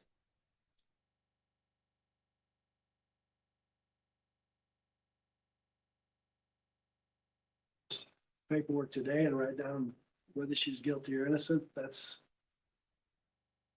Well, I'm struggling with that. It's tough, but. The way I look at it is that's what our country is based on, It is justice. And we have to, whether you like it or not, we have to go in with that view. Well, I guess I think that's a great point and a great thing. You know, we have like Lady Justice and she's blindfolded, you know, and we're supposed to have the same, you know, you'd agree, we're supposed to have the same standard, whether someone's accused of stealing a candy bar or a murder. You know, the two people should stand before that jury the same. And, you know, one of the things they're supposed to stand before is, you know, they're supposed to be presumed innocent, you know, when they come in. And I think it's hard. Everybody knows it's hard when there's this much media. And again, I can tell you, everybody in suit, Mr. Gradiano and the judge, we would all much prefer there had been no media, you know, on this case. Because it wouldn't be this difficult. And I think you understand that she has a right to be presumed innocent. And so I guess when I'm asking you, I'm getting, and again, if I'm misphrasing something, I'm getting from you, I know what I need to do, but because of, I can't help the facts of the accusations or the media or anything like that, you're hesitant to say that you can do it. I like to believe I can. I believe I can put on that mindful of justice. Under the decision line.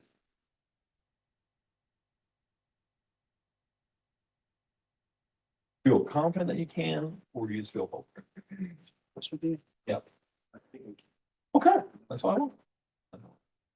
Number 13, I know that you have some issues. Well, now keep the raising and saying. This is crazy, yo. I do. Okay. I mean, to me, it's kind of.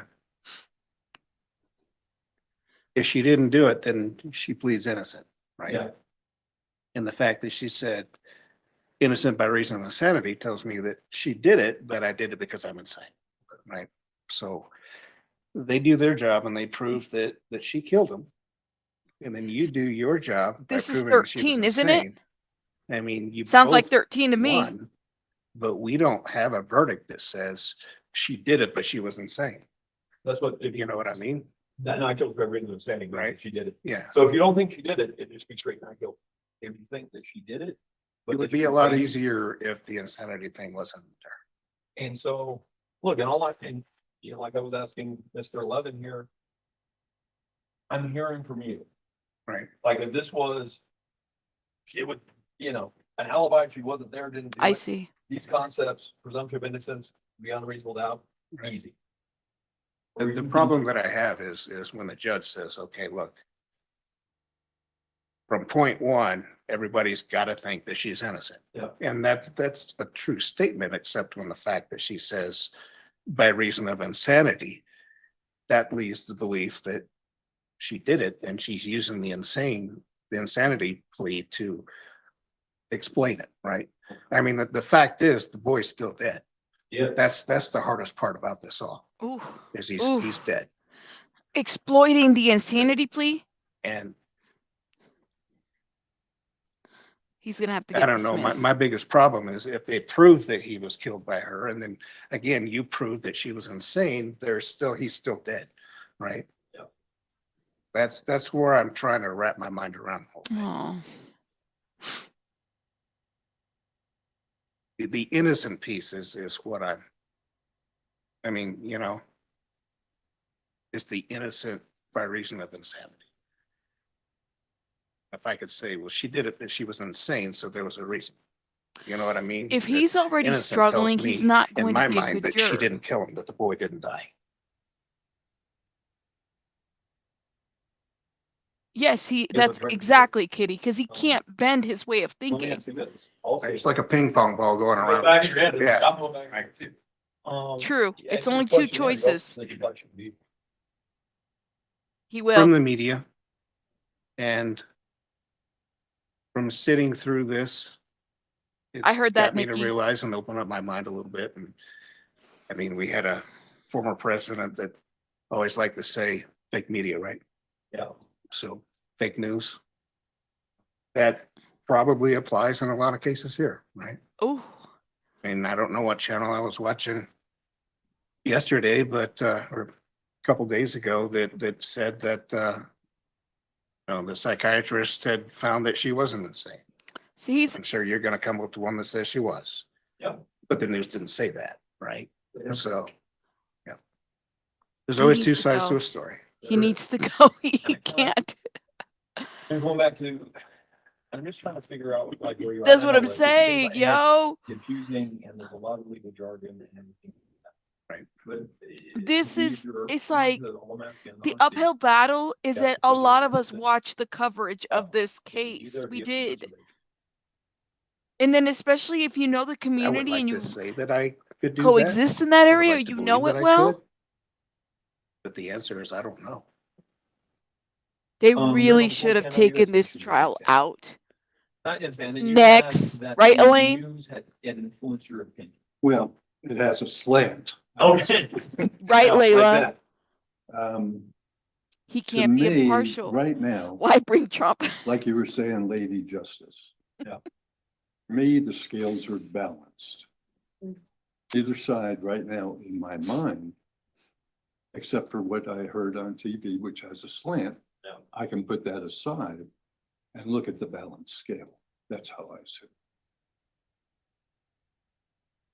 Man, you've Right, Eric? been I hearing believe for you. all about this case. How's that impacted you? There's there's always rehabilitation. I'll explain that in a little bit. I think she would go to the hospital, like institutionalized. That's what she would be. Thank you, LGD3, my love, for the $5. Just because you're here. Chico's like, nada, just go home. Go home. Don't pick Go a on and corner. go home. I worry that you'll worry. Your decision is going to be, second guessed and talked about and everything else. I get, let me put it this way. We've heard from all of the jurors. A lot of people have come in here seeing the media and everything like that. Preconceived notions. She's guilty, sanity's bunk, everything like that. My guess is there's a lot of people in the courthouse who feel that same way, and you're gonna be around them, they're gonna be asking, if you were to come back not guilty by reason of insanity, how could you do that? Is that a weird thing? I think that when you, I don't know. Honestly, we don't talk about. Okay. cases very much. I mean, I know. people, so we don't really talk about. A lot of friends that we talked about with somebody. Yeah. But.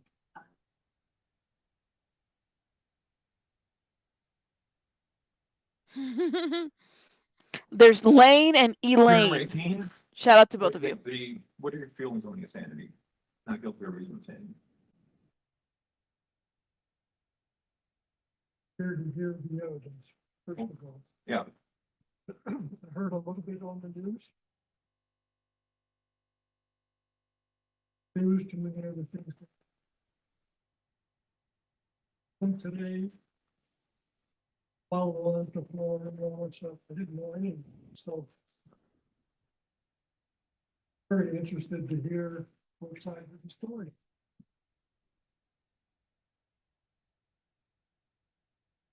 Juror number, where's 24? You put down that you think that the not guilty by reason of insanity is a ploy. Yeah, I did, but you know, as you read through the rest of my stuff. Yeah. you see my background a little bit. I do. It's, I've been on that side. Okay. I'm on this side, been through the system and stuff like that, but when the judge was talking about, you know, the media giving the one side, is the media giving the facts? You know? Yeah. Is that, you're hearing that one side, all that other stuff? It automatically clicked on me, you know, because I teach I'm a superintendent for a construction company. I lead my guys, I lead baseball leagues, I talk in churches, I do all kinds of, from my experiences. For me to put down what I did, I cheated the system in doing that. And went against what I go out there and try to promote by not hearing both sides. Yeah. So, yeah, what was it, the reason I'm saying? Yeah, you get into the Mine, way I look at the reason of insanity, actually kind of elaborate, I think, on what the gentleman down here was kind of going back and forth. Yeah. If you're of your normal mind, your right frame of mind, even doing something like that, you're knowingly, willfully, and you know exactly what you're doing. Yeah. So the insanity plea would come in, I think, you know, if actually did not, you know, understand or know that what she was doing. That's how I differentiate from the two. But I mean, there's been where I've been and seen the actual people inside on the other side of the fence, you know, in the yard and all that stuff. You know, you know, I mean, I'm no expert because of the book. Yeah. But I have firsthand knowledge of seeing these people. Hearing stories. and things like that. But to say, no, she's guilty, And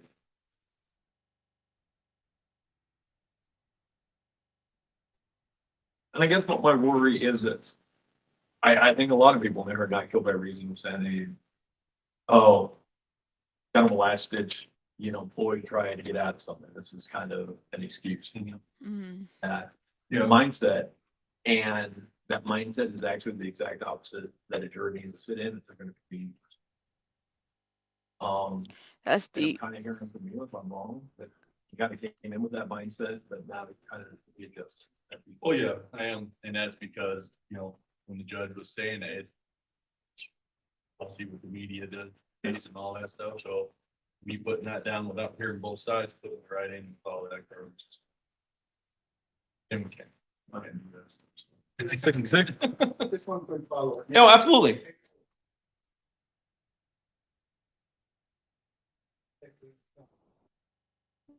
Yeah, I don't. Well, good work. Yeah.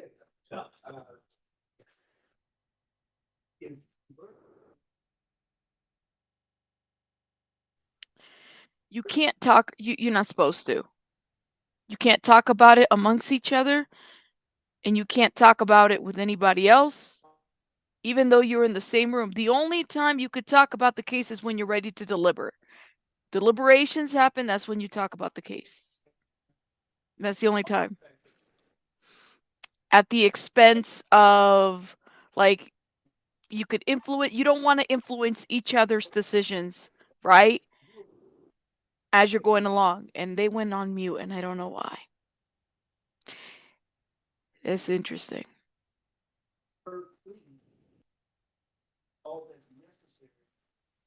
So when I sat in jury duty, couldn't talk about it as much as I wanted to. You can't. We had to wait till the trial was over. Then they send you to your room to go deliberate, and you literally sit there and you deliberate. Legal axioms and everything like that, that are good in books and everything like that, but in practicality. Thank you, Peekaboo. Not the way I work. They're gonna be presenting it. Exactly, generally, Jenny. We're gonna be fighting them too. We're gonna be doing everything that we can, okay? Well, I'm not gonna sit, I'm gonna fight, I'm gonna do everything. The only person, look, I like everybody here, but that's the only person I have to do is right there, and I ain't gonna fall. And I'm gonna do everything I can to help protect it, okay? But the law, what it does is, it kind of like, ground rule for, court, it requires you to start over in this position, way over here, it's not guilty. And it's basically kind of like a football game. They've got to drive the entire length of the field over that goal line. They get stopped, at 90, the 2-foot line, game ends, it's not guilty. It doesn't matter if they drove 98 yards or not, that's what it is. What I'm kind of getting from a lot of people here is that they're not necessarily starting on their goal line because of the media and everything else, whether or the facts or the horrific nature of the charge, everything like that. Maybe they're starting at 30, maybe they're starting at midfield, something like that. Brevin.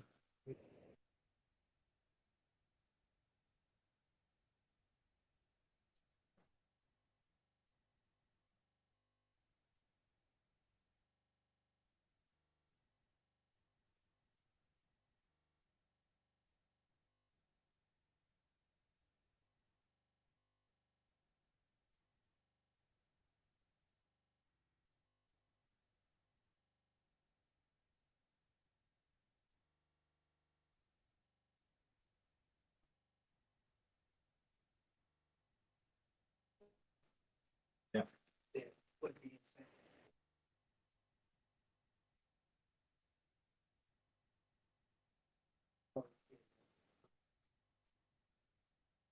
Let me do some stuff.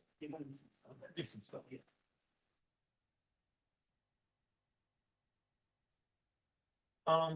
You're number 50.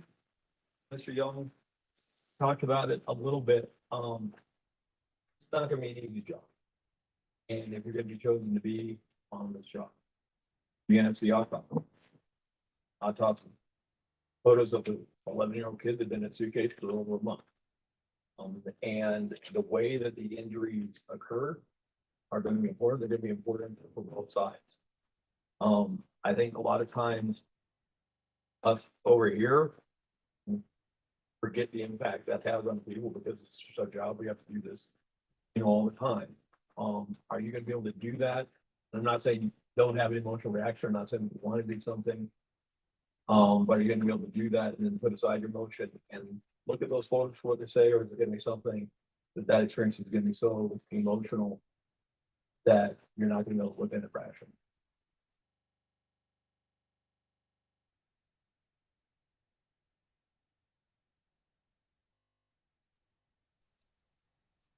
Would you guys be able to look at photos? I'm sorry, out of an 11-year-old, I would have a hard time.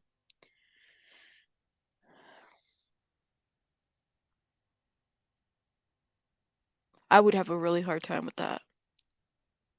75, right? I didn't think I was going to do it either. That's Yeah. right. He's 75. 75. So no one's asking anything. 10 minutes, Mr. Tellini. What do you think about all this? Mr. Tellini? Yes, sir. Thank you. Heard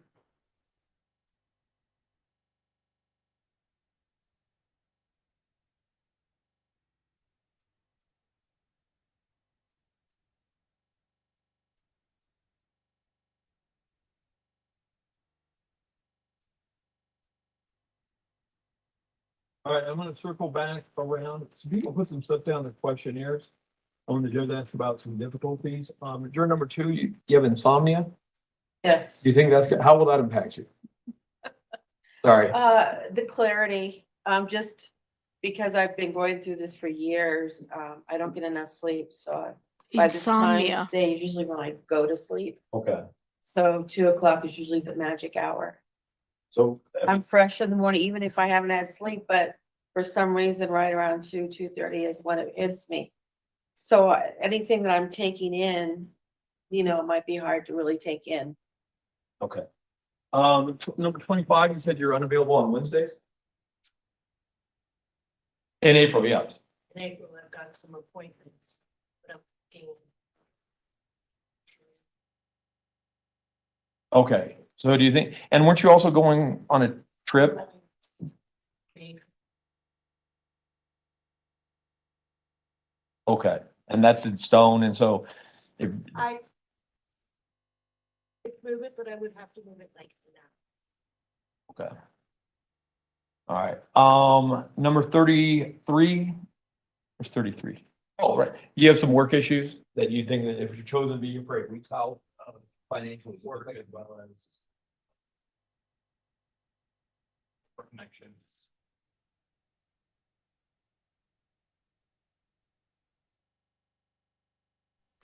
Yeah, I have PTSD too from work. Um,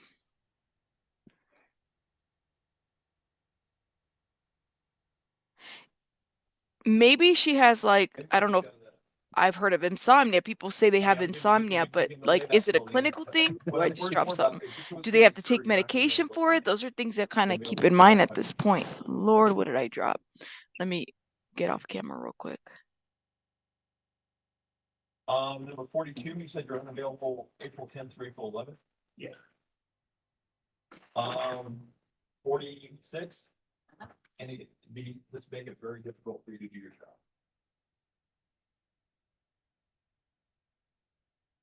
All 10 stores that I supervise. Okay. Each store has. And if I have somebody.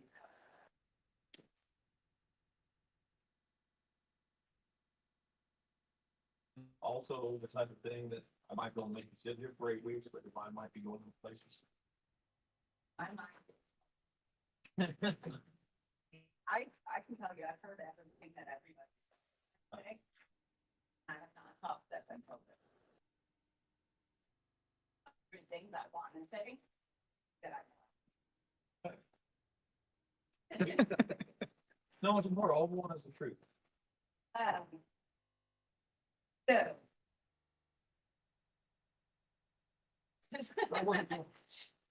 Earlier there was discussion about, judging. I think we all judge people. Extent might differ, but we all judge each other every single. So, to come in and ask. Okay, I'm sorry. Come in and ask questions about whether or not you have or haven't, or will.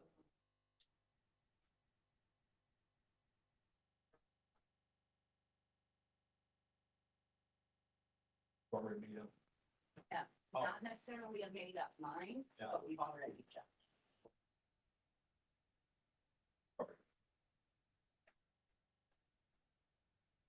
Not just about everything. The judge. I'm not asking good. About each other. Well, what- I think everybody has made the judgment. Judgment thing. I don't know. That you made the judgment. Judgment isn't necessarily about hurting.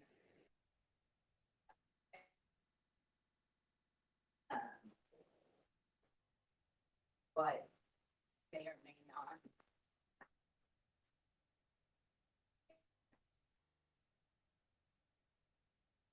Judgment isn't about innocence or guilt. About care. What's your judgment about it? No, I'm not gonna allow that.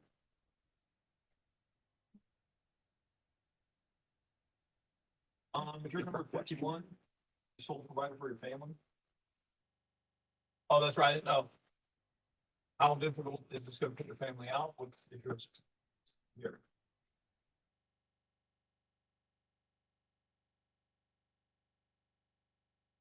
Okay.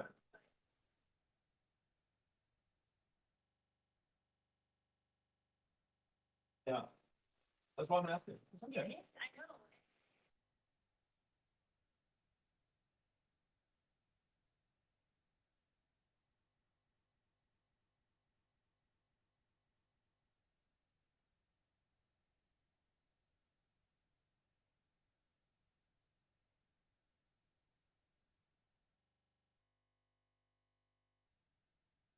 Problem is that you have 69 years scheduled doctor appointments that you've been waiting a long time for. And in New Mexico, you have to like kind of like a special grant to be able to get it done.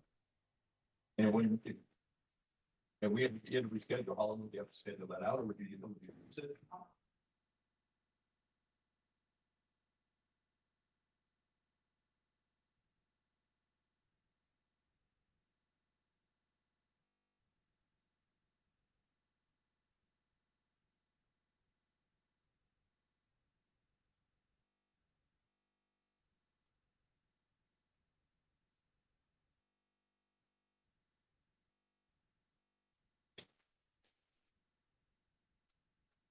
About at a time, anybody have anything? I should know.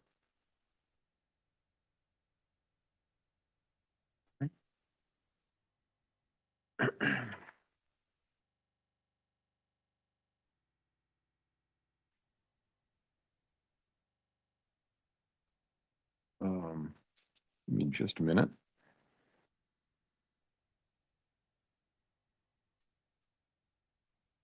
So juror 33, I wanted to talk to you a little bit. What kind of work is it that you do, sir?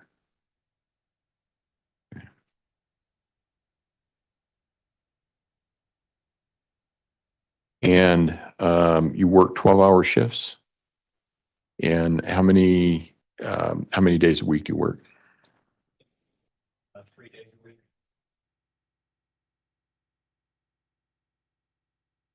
Okay. And then also, in addition to that, every other weekend? Or does that, or those 3 or 4 days include that weekend? Okay. All right. And juror 69, tell me a little bit about this, I guess, analysis that would occur. You're going to New Mexico April 17, and how long is it going to take for them to do what they're going to do?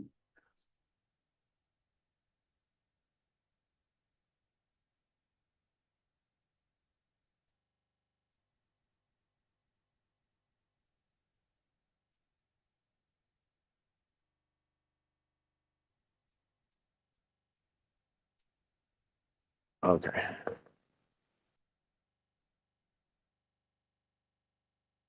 Let's talk about those dates for a minute, because the 16th is a Sunday. Ah, got it. Okay. And then, got it. Okay. I see. All right. So you would be going to New Mexico when? On the 15th, or wait until the 18th? Okay. And do you already have that appointment set? Where is it in New Mexico? So 6 hours roughly? 6 hours roughly driving? Okay. Okay.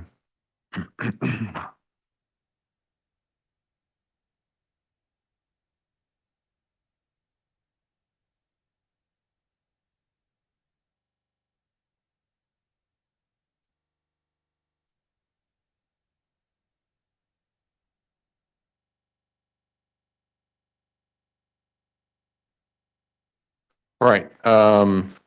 Here's what we're going to do. We're going to take about a 20-minute recess.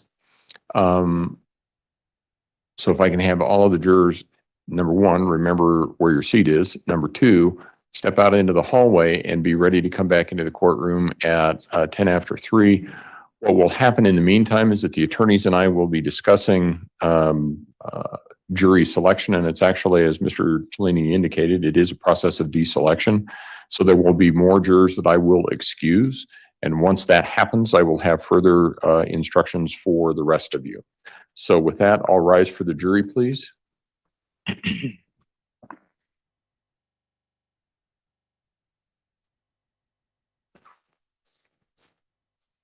So there it is.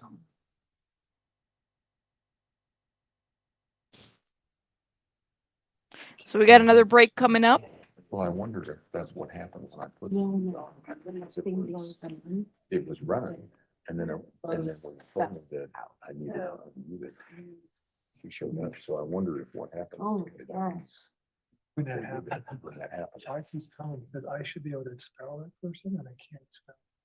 Okay, don't worry about it. Stuck. So they're coming to take a look to see what I see.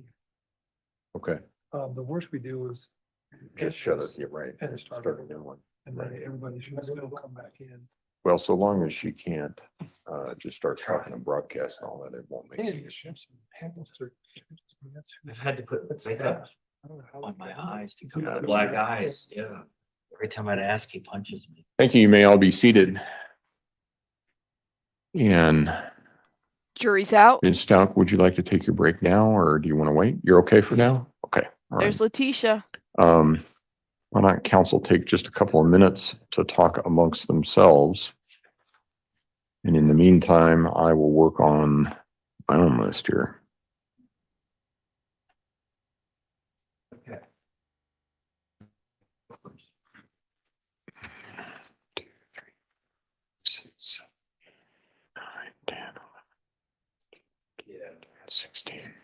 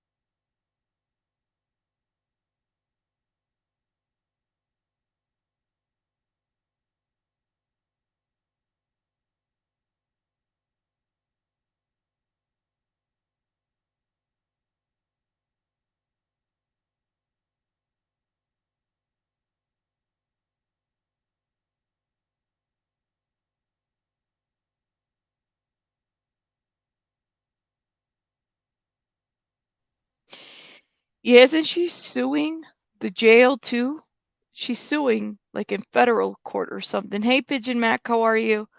That's what I understood is that she filed a lawsuit for something about kosher food or something like that. I really don't know. I didn't look into that. I guess they won't be having a conversation with the attorneys on this one. I heard him count, so I don't know how many people they're dismissing. That's what I remember generally. Something about, I'm just telling you what I heard. I don't quote me on the exact as far as their lawsuit. Oh, okay. I was like, that's what I remember. Something about kosher food or something like that. That's all I remember. But yeah. Chico. Yeah, it was the food for not being wrapped properly or something on her kosher food touching the tray of something else. I remember that. This was like, I want to say a year and a half ago. She put in a lawsuit or something because she felt like her rights were right. Now, I don't know where they're at with that. I'm not following that clearly.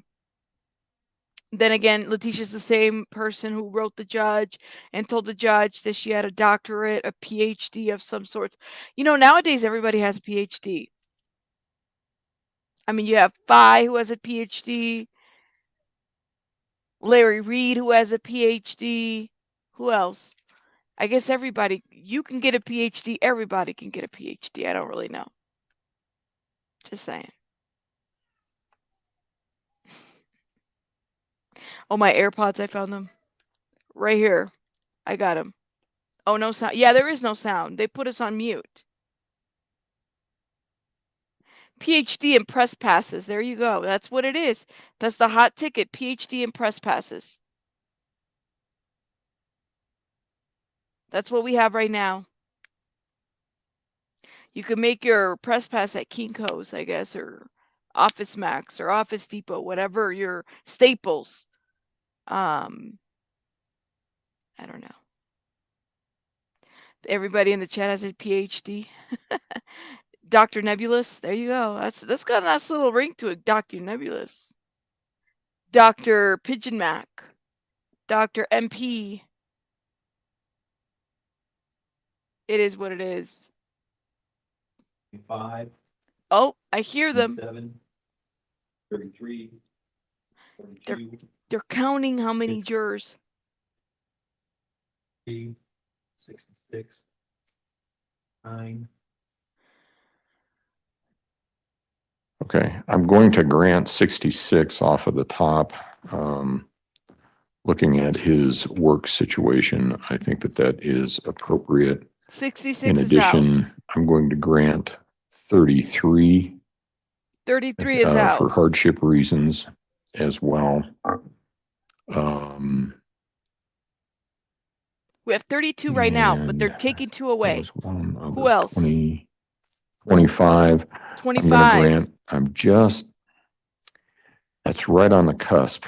Her trip to Hawaii is right on the cusp of maybe ending, and that's probably just a bad She idea. has a Hawaii trip. So I'm going to grant 25 as well. Let's see, who else did you have here? 42. Oh, and 42 for the same reason. Oh, he muted himself. 42?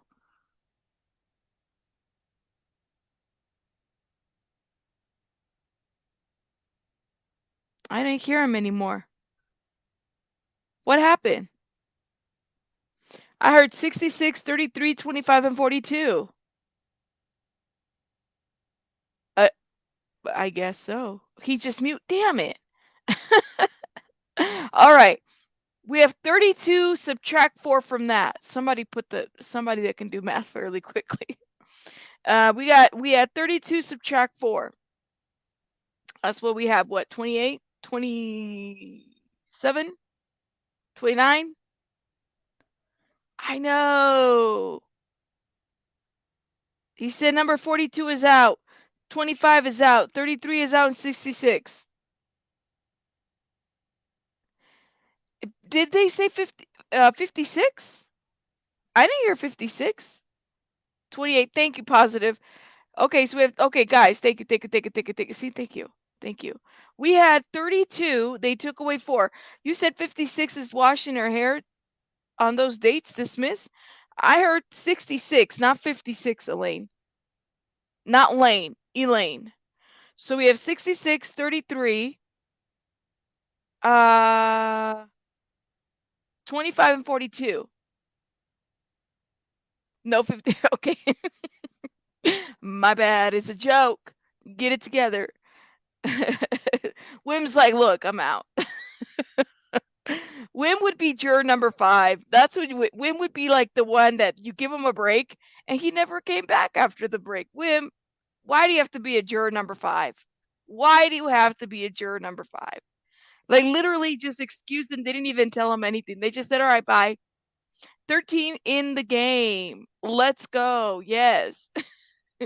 You guys are still waiting for, you guys are still saying that 13's the best? All right then.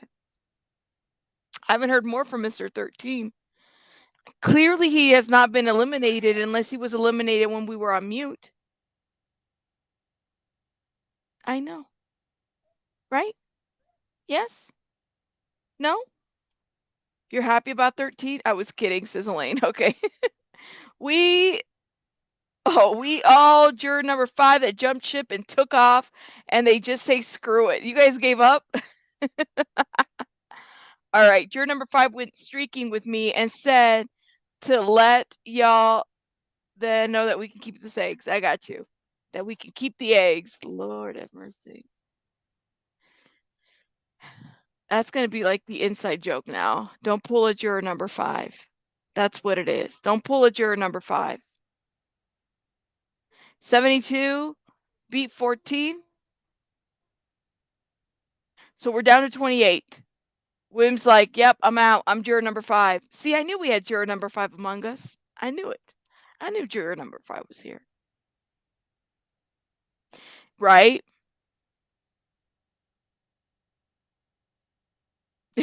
Right?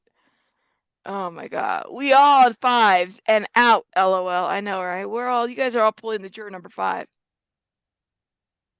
Waiting for somebody to scream bingo. Yeah. SW5 was the one that said they were going to the restroom and they never found it. They probably found the restroom at their house. You know? That's how I see it. Whew, my goodness, man.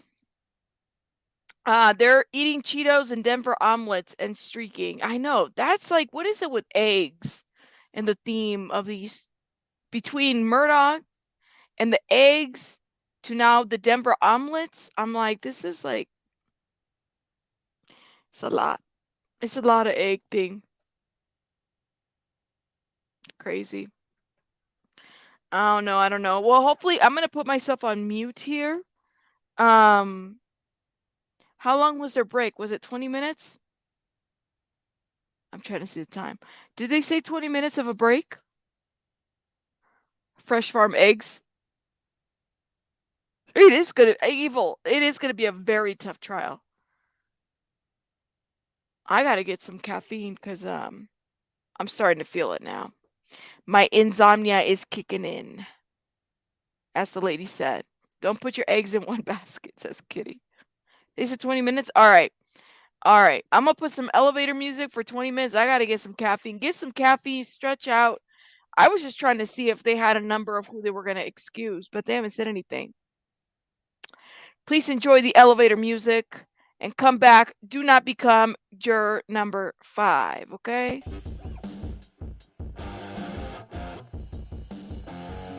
Hold up. Let me get Nancy to watch the chat. Where's Nancy at? Nancy, where are you? Nancy's going to be watching the chat. Here she is.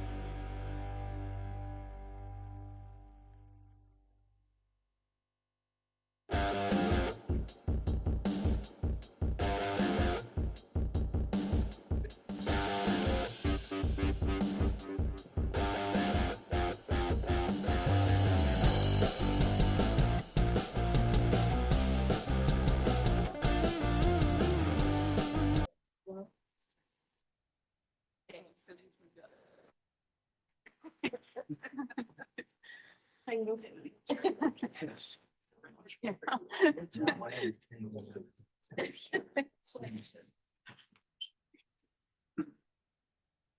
Good luck, you guys. Thank you. Sorry. It's all good. Take your time. Very much.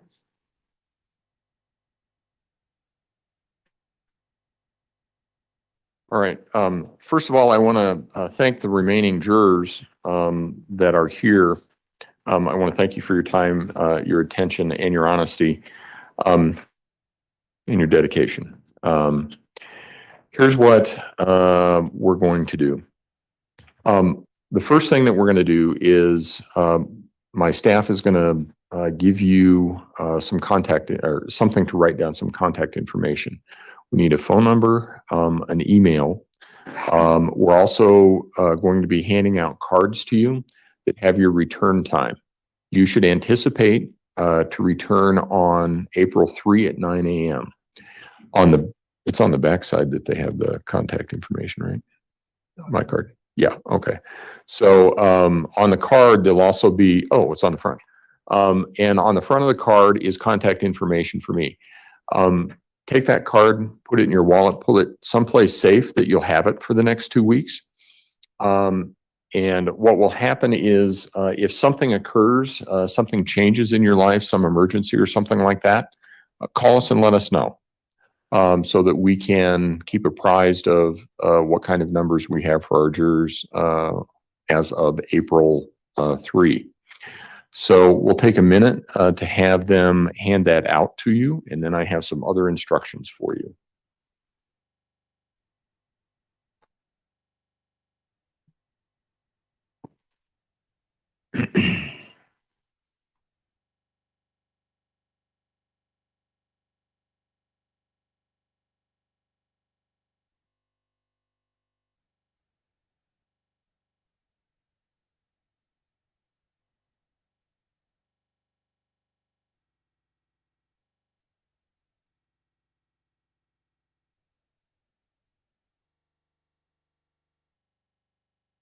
And juror 26, how's your allergies doing? You seem to be doing better. You doing okay?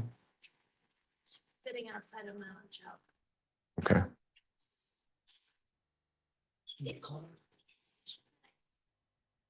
Absolutely. Scan documentate the summons. You know, while they're passing this out, that's one of the things that I can talk about. For anybody who needs anything for your employer to show that you are actually here, you were here today, and you will be with us for 6 weeks or so, starting April 3. Let me know. I can get you a letter. It's from me. It's got our letterhead on it. It explains that you're a juror on this case, what your dates of service are going to be, and that you're not actually on a beach in Cabo somewhere having a great time. So if anybody needs that, or if you need it even before we start on April 3, contact me based on that information. You can send, Jack, does that have your email on it? Okay. You can just call us, leave a message, and we can get a letter to you. So for anybody who needs something like that, let us know. We'll take care of you.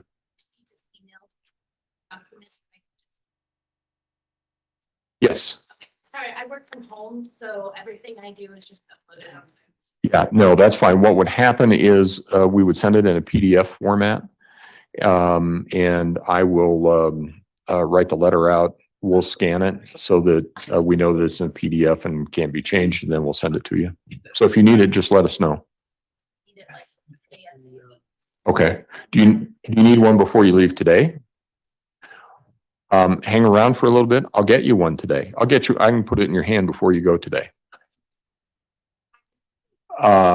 Okay, hold on, because I need to write down the names, because it's bad if I say to whom it concerns and you fill in the blank with the name. That's a bad thing. So, so juror 26, 28, Saw another hand. Yeah. And you are 52 and 22 and 48. Okay, I can get that done. The downside to it is you're going to have to wait towards the end of the day, so you do have to sort of stick around. But I can get you a piece of paper in your hand. You want an email? You just need to, well, you're going to be giving us your email, so just, we'll send it to you. Yeah. Yeah. You guys all wanted email? I got it. I got you covered. Yeah, well, My work schedule is like 3 months out, so. no, it's okay. It's not a problem. It's, I'd forgotten that we were getting all email addresses from all of you folks, so it actually makes it easier for us, so it'll be fine. For those who are wanting the letters, if anything happens and you don't get it by tomorrow or the next day, call and let us know because there's a problem. Okay.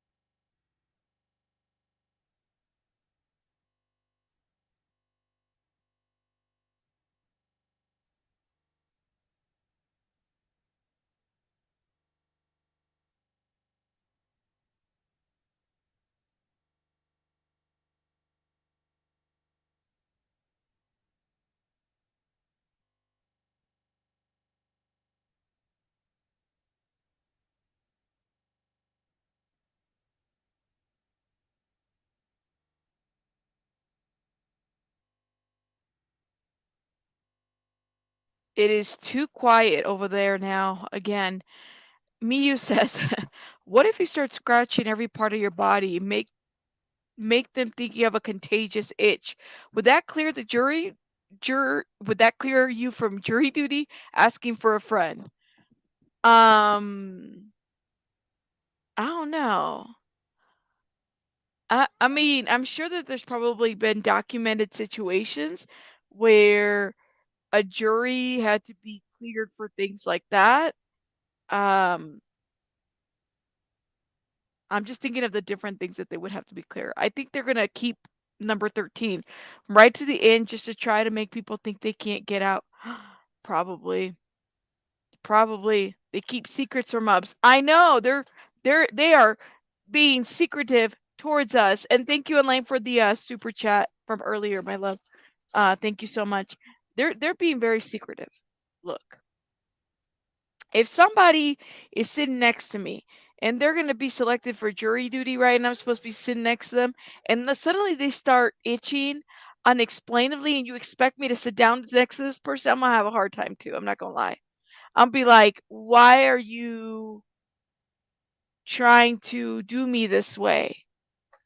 Like, why? You guys know, you all of you guys would do the same too.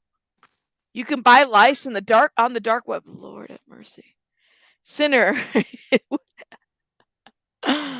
Oh, Jesus.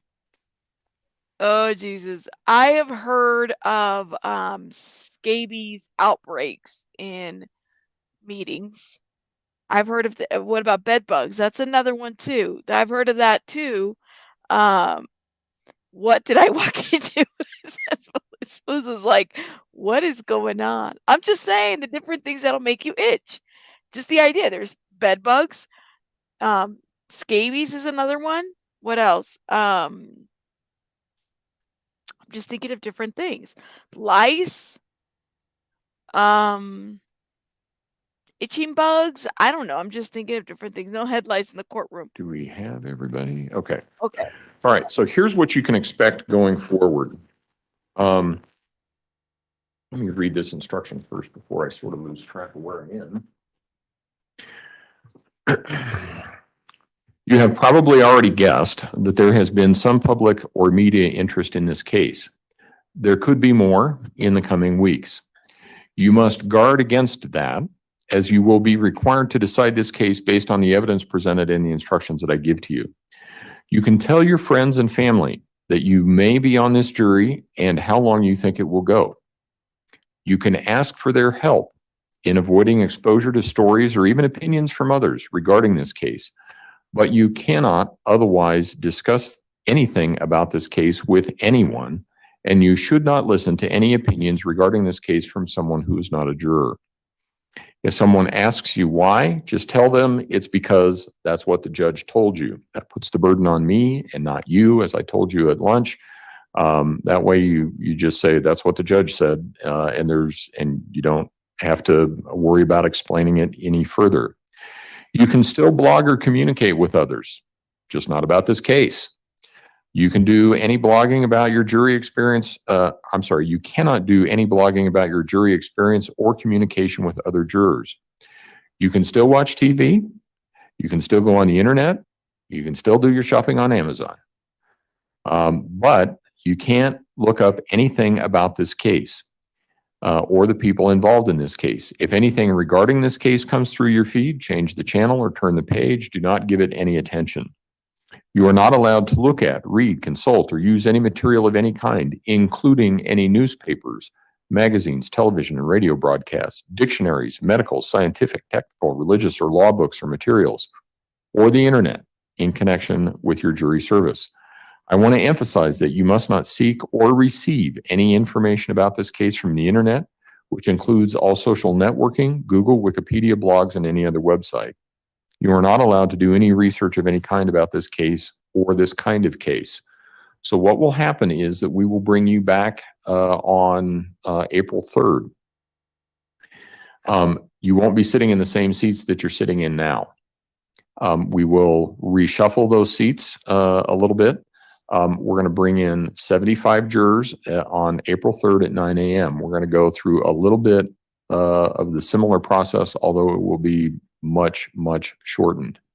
At that point in time, the questions that I'm going to ask are going to be, has anything changed since we were last together? that causes you to think that you could not be a fair and impartial juror in this case? If so, raise your hand and tell me what it is. Sometimes that changes. Sometimes people think about it. It's the enormity of the situation. It is they've heard something else by accident or whatever it is. In addition, circumstances change. I don't wish this on anybody, but sometimes somebody has an adverse family experience. Somebody passes away. Somebody has to move, loses a job or something of that nature. So I ask about those kinds of things because that could impact your ability to continue to serve as a juror in this case. So I will ask about those, and we will ask about the hardship and those sorts of things.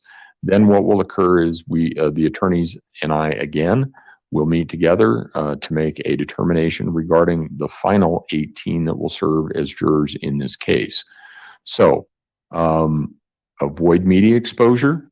Don't do any research about this case. If something emergent comes up, if there's an emergency that occurs within the next 2 weeks that we need to know about, and which perhaps would prevent you from being here on April 3, you need to call us and let us know. That's why you have the contact information. I want to double check.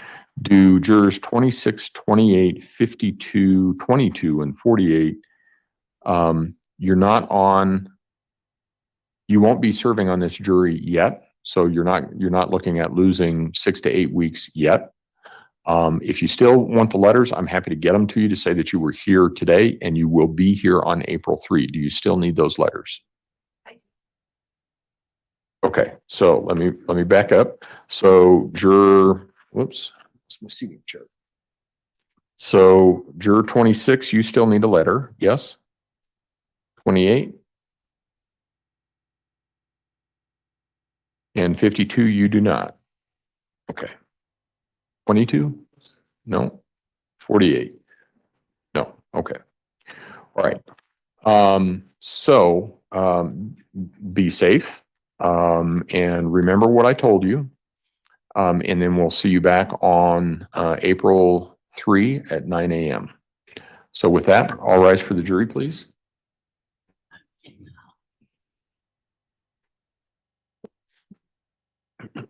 So we just need to email this letters to 26 and 28. And I'll get those out today.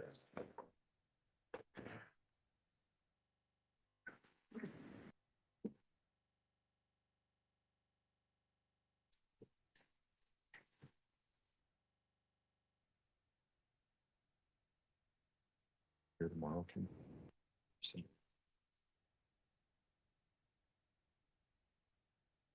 Good, because I need to talk with Becky.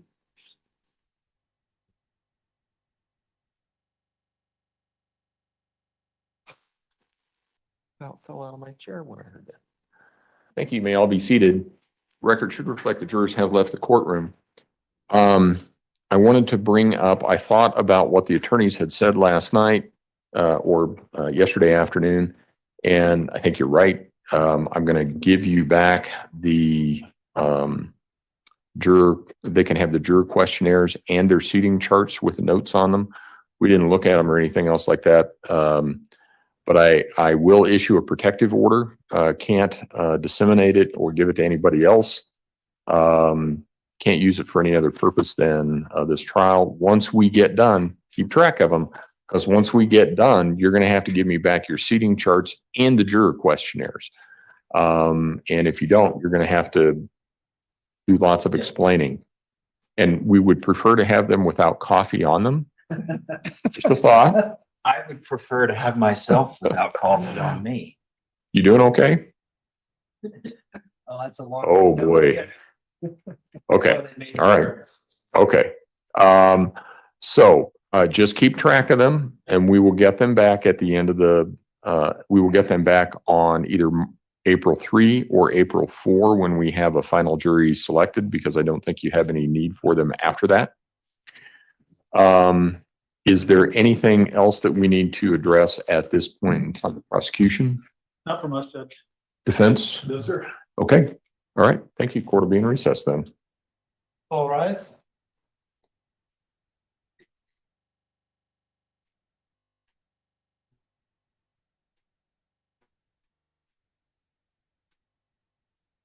Shoes on. Do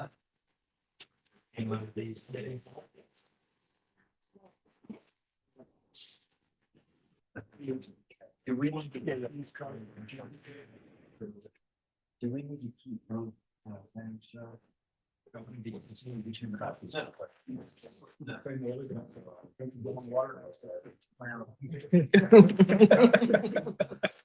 Don't chuck it before you come in here. Yeah, exactly. I was don't, thinking, what if we got I know they said court is a recess. I don't know if they've ended. Ooh, webinar ended. Well, there you go. There you go. Okay. Shout out to everybody in the chat. All right. That was an interesting stream. I don't know if I'll stream again tomorrow. Shout out to everybody that hung out. I think the jury selection process is very interesting. Just to kind of see where everybody's thoughts are at and what everybody's thinking as far as how things go. Today was very quick as opposed to how it was yesterday, in my opinion. But then again, I came later to the stream. They finish as soon as they let the jurors go. Right. So I was trying to figure out how many was it 20 at the end of the day? Because I only knew that they dismissed 4. So did they end up with 28 or 20? Unless they dismiss more. Oh yes, for sure. For sure. I'll think about it. I haven't decided. I feel like I might need to, get a little break here. At the end of the day, this is just jury selection. It's not anything too like crazy. Even hearing their arguments as far as insanity, no sanity, just even that is interesting to me, but this is going to be a very interesting case when they cover it, and it's a very sad one too. Juror seems more open with comments and concerns today, right? I think so too. They have how many hours have been on here? 7. 7. I know. And there's a lot going on too. So I'm looking into Scotty Morris right now. So I want to look into that. I don't know if I'll go live later on. I might. Just to give some content. And then you have this whole thing with my backup channel too. Those that are wondering about my backup channel, let me show you the backup channel because some of you guys don't know. I know I shared the link and I might have to share it again. Where's my screen for the backup? If you don't follow me on the backup, follow me on the backup channel. It's called Rabbit the Blogger. I can't find it. I don't know why. Why can't we find this? Let's see. Give me 1 second.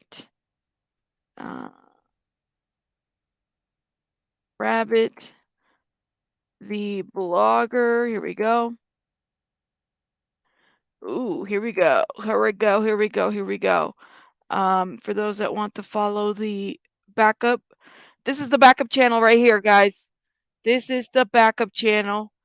Check it out. Okay, let me drop this link over here on the chat if you guys want to subscribe. We are not monetized on the backup channel, so yeah.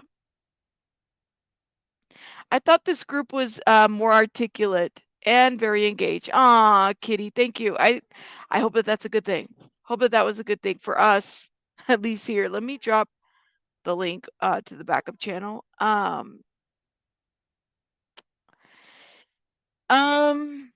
It's just very interesting, you know. Oh, and then the fake rabbit blogger channel, the imposter rabbit. Yeah, this is my fake backup channel because I'm the fake rabbit. I don't know. Yeah, so this is, oh, you were asking, Margaret, this is the backup. The link is in the chat for you guys to click it. But it won't, you can only do it if you're a mod, so you can't really drop it though. But thank you, Aquarius, I appreciate it. Yeah, and this is kind of where I cut up a little bit, so maybe the rabbit uncensored. This is where the rabbit goes a little uncensored, uncut. Of course, we're still PG, obviously, but just saying. Just saying, this is where we talk about the mess of YouTube, or I review different things, or I talk about different things. For those that just want true crime, this is the main channel, so stay in the main channel. For the, very many. We drop the Fs, we drop the bombs. Yes, we do. We drop them all. And I'm not monetized over there, so I need my watch hours. I got the subs, so I got to get monetized over there. And there's just so much going on right now, and I'm like, do I really want to say? Because you guys asked me, what do you think about this? And I'm like, just another day on YouTube. That's all it is. That's all the stuff that's going on. So I might be over there. Thank you, thank you, thank you. 3 months till the trial, and they expect these jurors not to talk or watch. I know, right? The sleepy juror. I would agree. Like that, you expect people not to say nothing? No. Yeah, no.